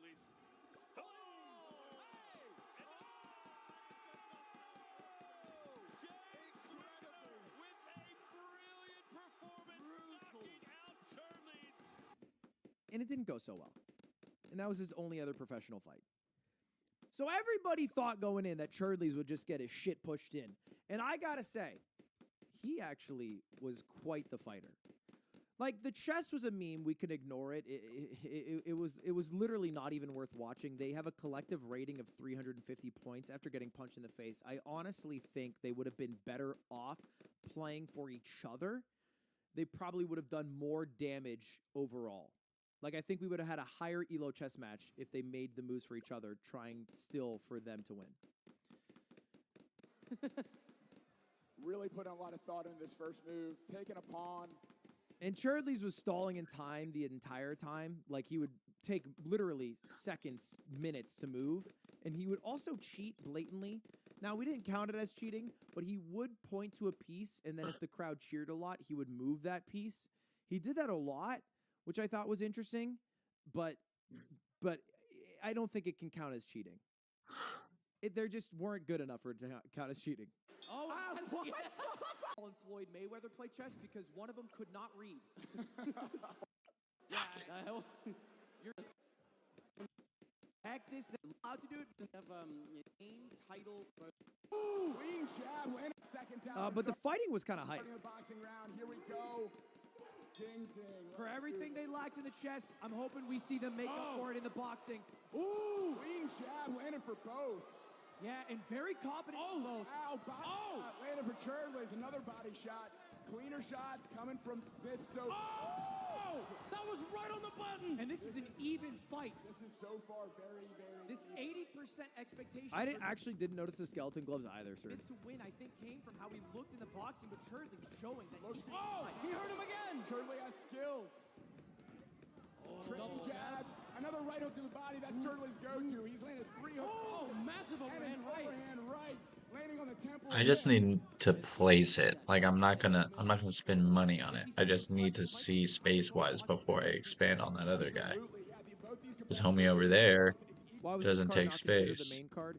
Originally, when it was Myth in Boy Boy, I thought about making it the main card, but I was concerned that with these 2 last-second fills, they would be too bad at chess, that having the main card be people who were so bad at chess would kind of defeat the purpose of chess boxing. And on hindsight, I think I was completely right, and that it was a good call. I think, like, although it was the best fighting, I don't think, like, the main event should have, like, the mockery of the chess portion like this one did. And, I don't even care. Like, I actually thought it was kind of funny. And to be honest, like, there's 8 total chess games. Like, it's fine to have one that's a joke, but you don't want it to be the main event. Equally scored so far. Myth with a quick cross to the body. Not doing much damage, but scoring a point. And there's a response. There. Body shot by Chilll. There's still so much time in the round. 40 seconds. Yeah, just over half. Tanks a few headshots to get a body shot. Myth is nodding at him. Sizing each other up, keeping each other's distance. Waiting for a move to counter. Another right hook lands to the body for Chilll, and then trading jabs. Right, the way they're trading jabs might be a double KO. Oh, well, what an end with that would be.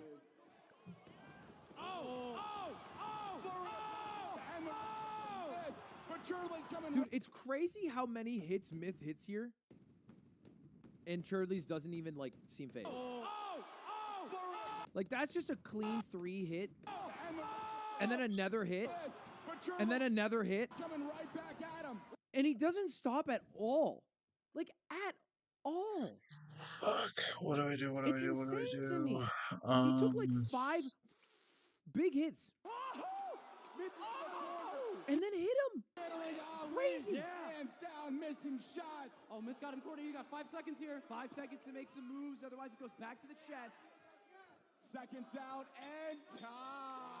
Wow. Back to the chessboard. Chess was a bit of a meme. The chess ends. Next round of fighting. Rhythm to help you. To get into boxing has begun. We got to get up on our feet for this. Yeah, it's going to be a good one. This has been my favorite fight. Myth slipping. We saw shades of Ali, the way he was taunting, hands down. In that corner, yeah, looking like Ali, missing shots, getting just out of range, coming back with shots of his own. A shot to the body. Landed for Chilll. Not looking like Ali because he has the same skill level, but because he did the one thing that Ali is known for in that one gift that everybody knows. Connection. Oh, nice jab. Stiff. Oh, right over the guard of Chilll's mid-plan. Oh, the uppercut. Now, I'm excited to see the damage done. Because here's the thing. Fuck. I deserve that. They off so, balance. so But much land hyped. for Myth. Myth just did a jump. Oh, look at the feet! Look at their feet! Shuffle. He's cooking! Big right hand lands above the temple of Chilll's. Might be a little stunned. Myth Guards goes, high. Myth goes southpaw here. Right hook lands to the body for Chilll's. Not out yet. Still 45 seconds left, half the time done.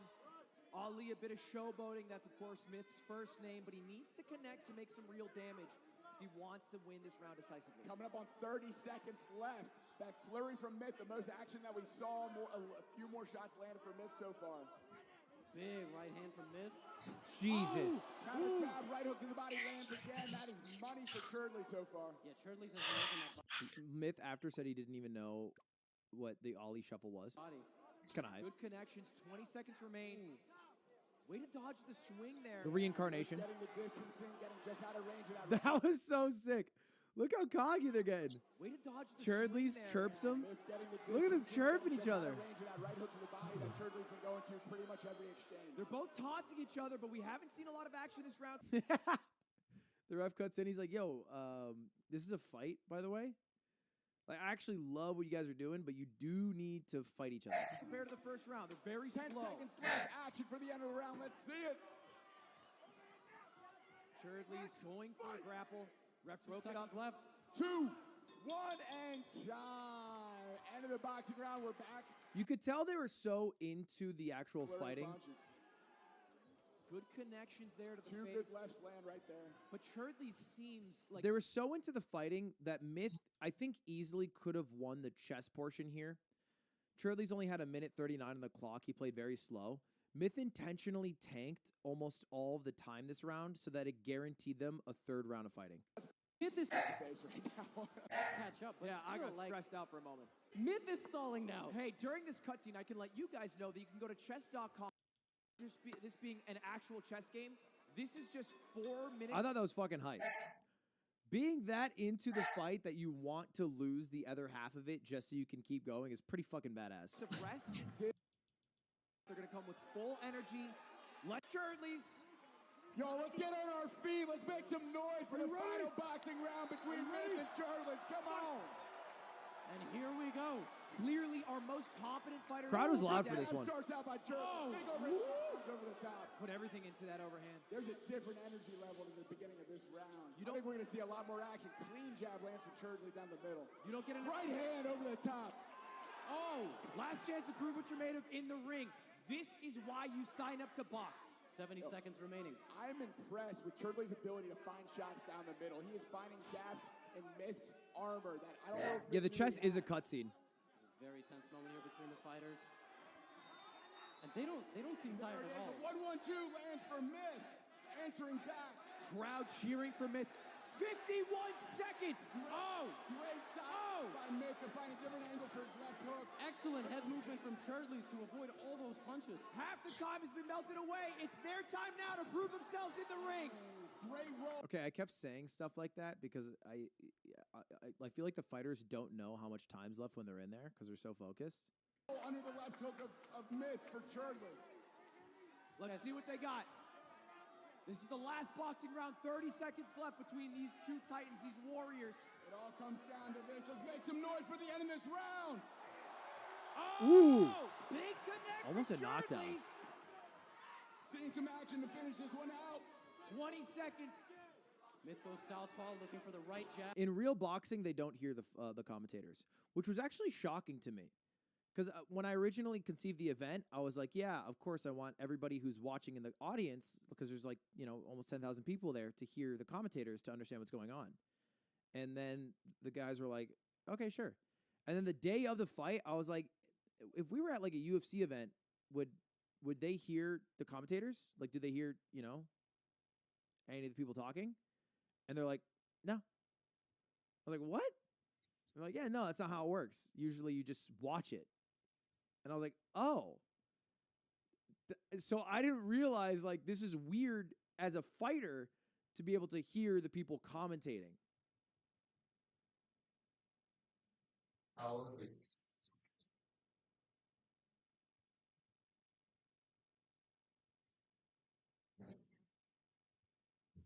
Now, I imagine the fighters were so focused that nothing, because like they also get yelled at by their coach.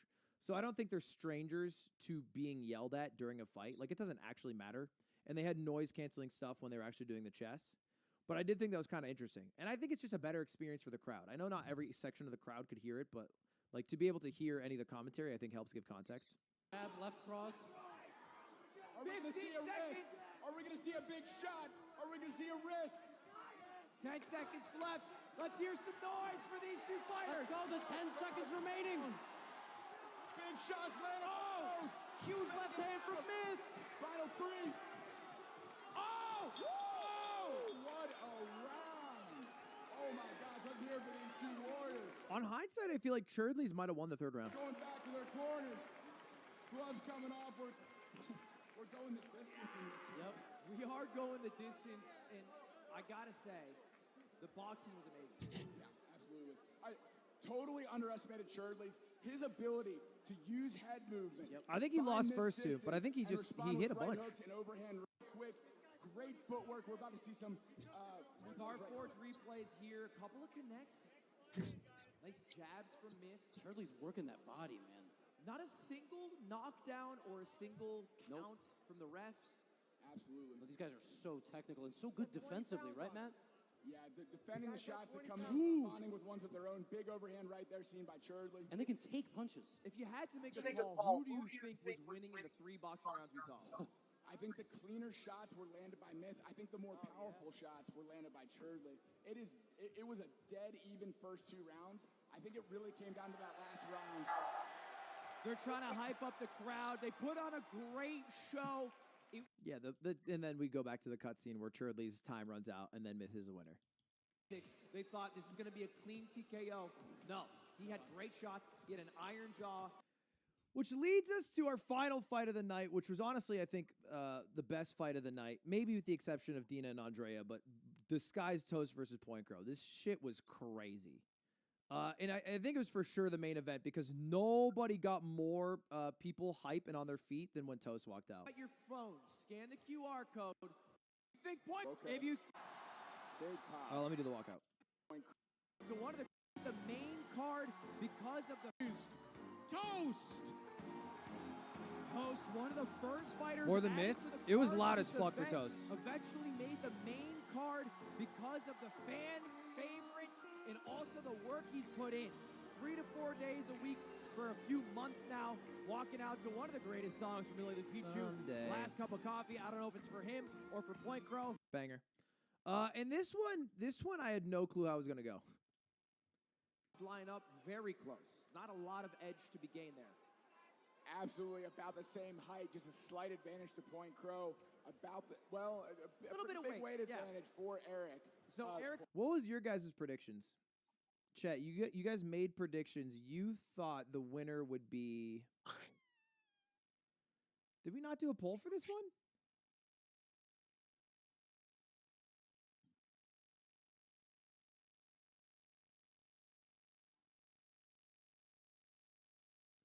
Point Crow was favored 61%. Yeah, okay, I see.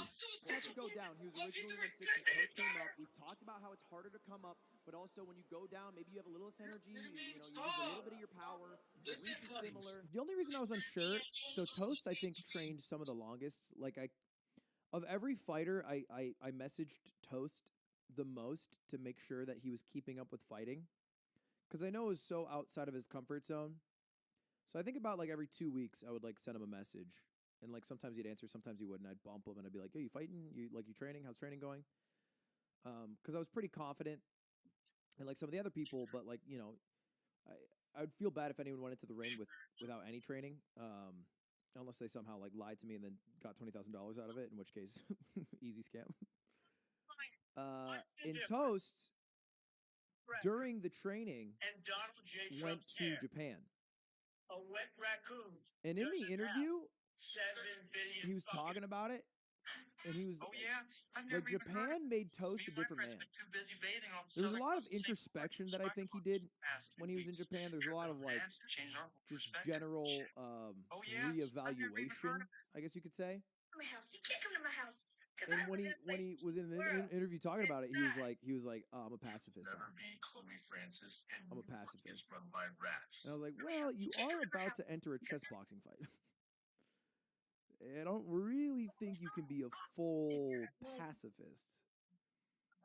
But I do think that he, you know, there's certain times in your life where you try to zoom out, you see the forest for the trees. As of November, they And so I think he was so zen.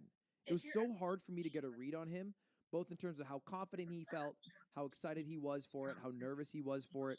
I think it was just like hard to read him. I don't know if anyone else felt like that. But the fact is, they're also even rated in chess, about 600 for each, and that's where we're going to start. We got 7 total Pacifist. rounds tonight. The first round's chess, second round's boxing, and then it alternates until we have a winner by checkmate, knockout, TKO, timeout in chess. Let's jump into it. Levy, what are you seeing on the board here? We're about to jump in. Now they jump into the chess game. The chess game immediately starts with Point Crow as the white pieces, Toast as the black pieces, and it goes very, very, very well for Point Crow in the first 2 minutes. Right now, Mostly unless Toast defends himself, and he's not. He's invited the knight. because the knight finds a fork defended by the bishop that guarantees a rook capture. And the queen can't capture it because otherwise the queen would get captured by this bishop here. So pretty bad start in the first 2 minutes for Toast, who I think was not really doing a lot of chess training, but you know probably hoping to keep up in the chess aspect. Make it a deeper answer than what it really is. King, knight. The computer is sitting there going, he's really losing. Yeah, he should end it right now. Did you see Zion? His king's in the center of the board. He should not be doing that. He should not be doing that. And although the time is almost even, you can see 6.4. There's a huge advantage for Toast or Point Crow here. He has a +4 advantage because he has 2 pawns and a rook, and Toast only has 1 knight. So pretty bad first 2 minutes from Toast, and then the fight starts. A lot of people lead. Name is John Paul Rice. Oh, and it's worth noting right before this fight starts, Point Crow, the day before the fight, was like very adamant. He's like, I need a cup. I need a cup. And we're all like, yeah, that's fine. You can wear a cup. He's like, I got to have a cup. And I'm like, okay, let's just make sure Toast also has a cup because every competitor, no matter what equipment they have, their opponent needs to have the same equipment. It went back into Lionsgate. This is a bigger problem because most people know in that world, and the world that I come from in Hollywood, that it is a hidden layer that everybody knows is there. When the Me Too movement started in 2017, I reached out to several of my female actress friends who were prominent in LA. You would know them by name. Many of them you would know by just their look because you go, oh, that was her in that movie or that movie. And I said, well, what about the children? What about the children? And the response was, we know. But they were silent. And it destroyed me because it destroyed my illusion of what rights, human rights were, children's rights were. This is a child abuse system that we have been living in for a very long time, and it's been allowed to go on. And I will not be silent about this because it affects every single one of us. The people on television who smile at you, tell you stories, who give you news, are the ones who hide all of this from us. They are not talking about the real issues. They are distracting you with division issues. This is a unification issue. When the Maxwell files came out, 40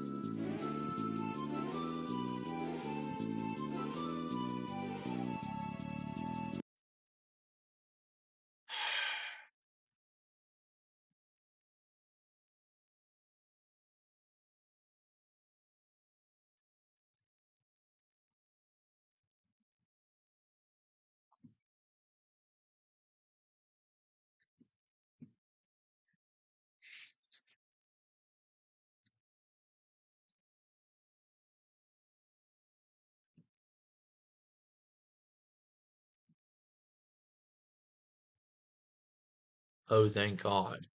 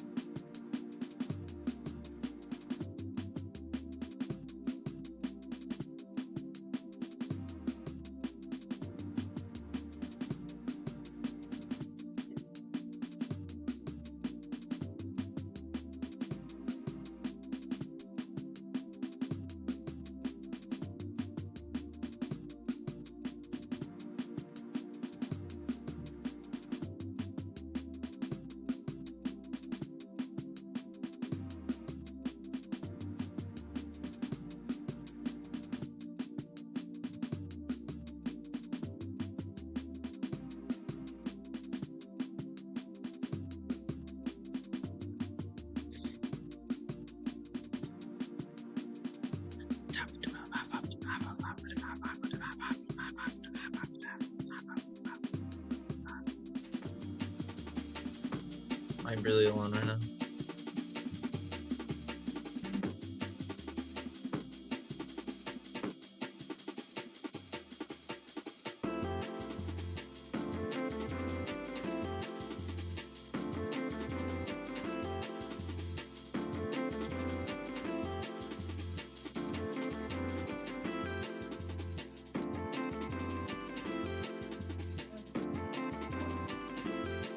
In the blanket.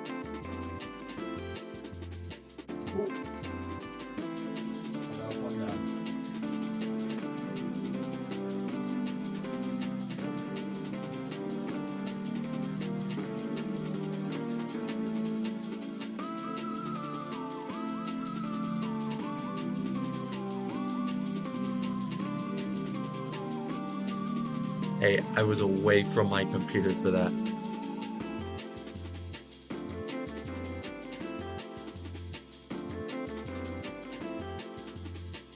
I was away from my computer. Let's see if...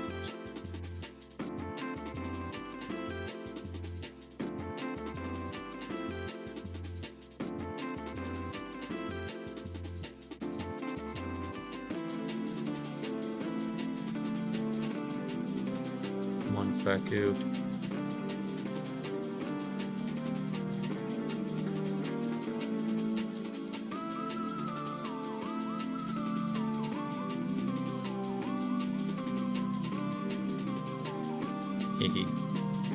I'm pissing these guys off.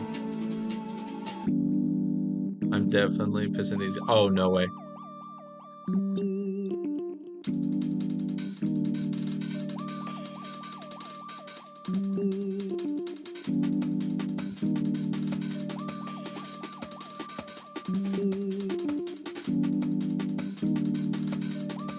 We're going here.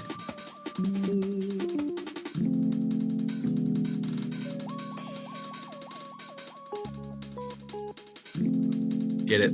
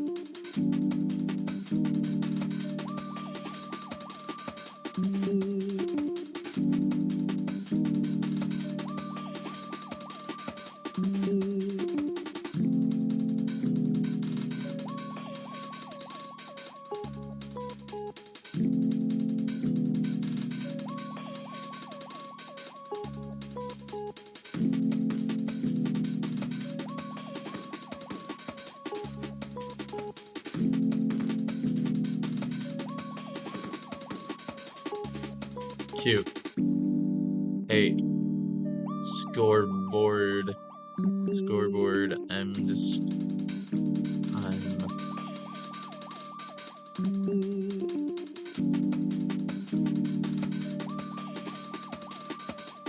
Just making sure. Just making sure.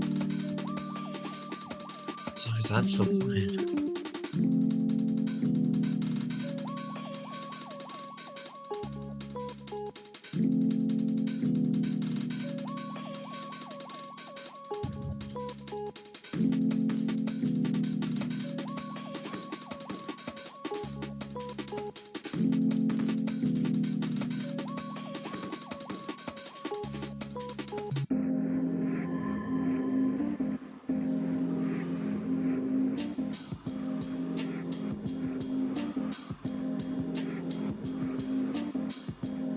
Sneaking his own beats in there?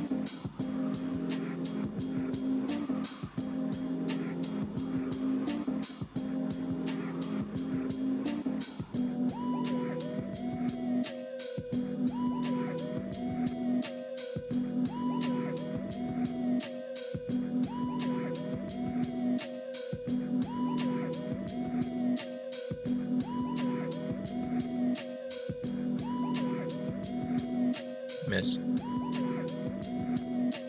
Homie. Oh.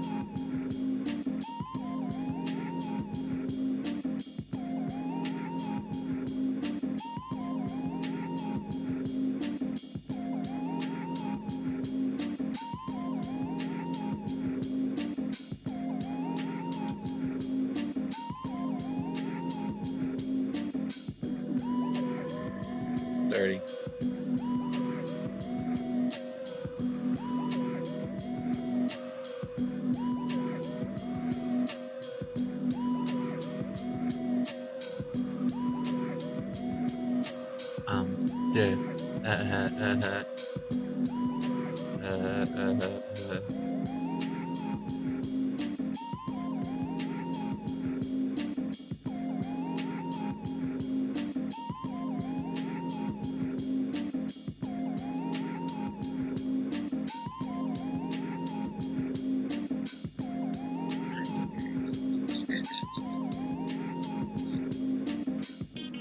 Yeah.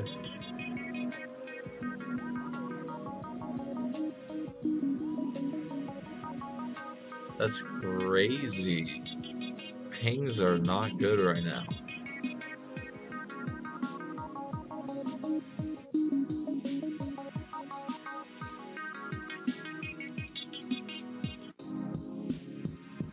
Ping is just off today.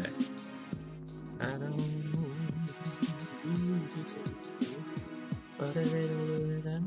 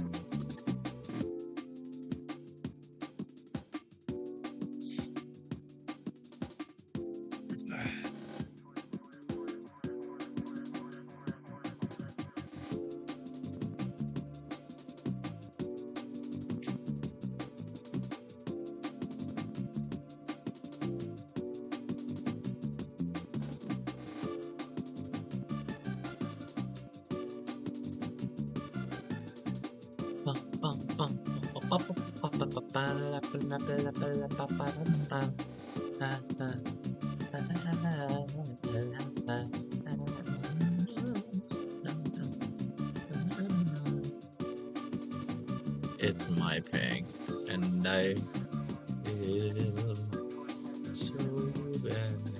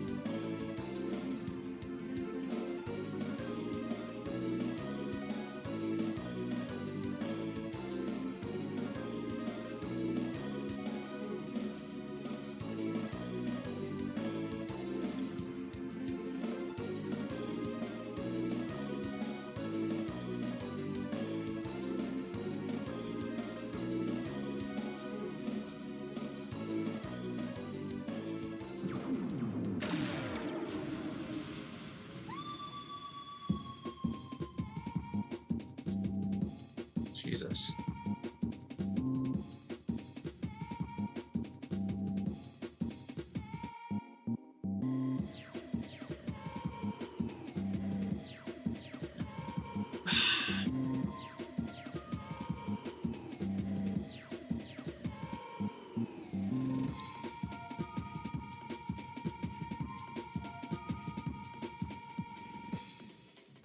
That was a good shot. That's a no.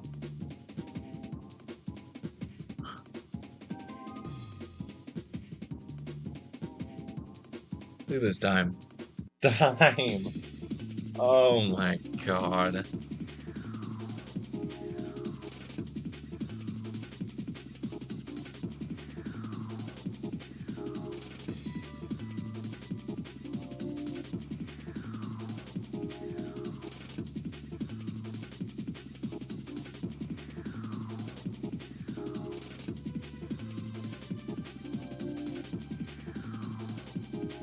So close. I'm playing with lag right now, so I'm really trying to, like, hit it, you know? I feel like that's my best chance. Just keep dive bombing on it.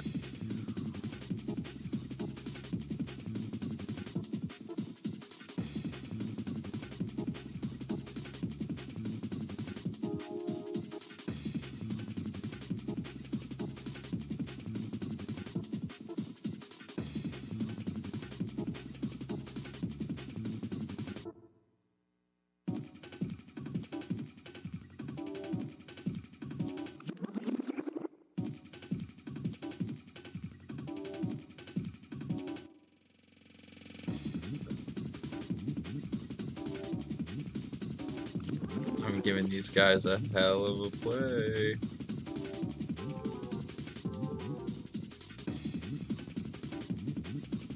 They're pretty scared.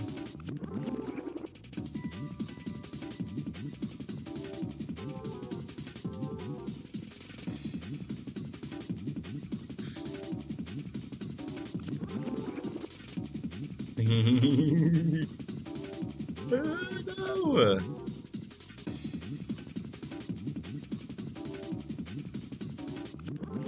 I don't know how these guys are viewing it.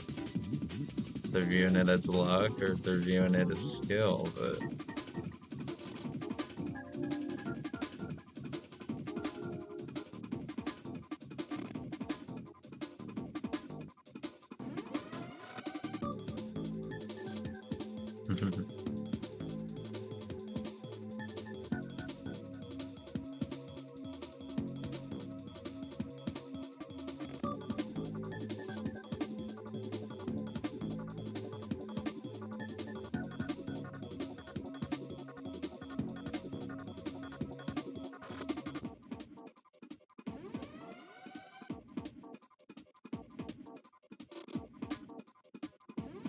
GG.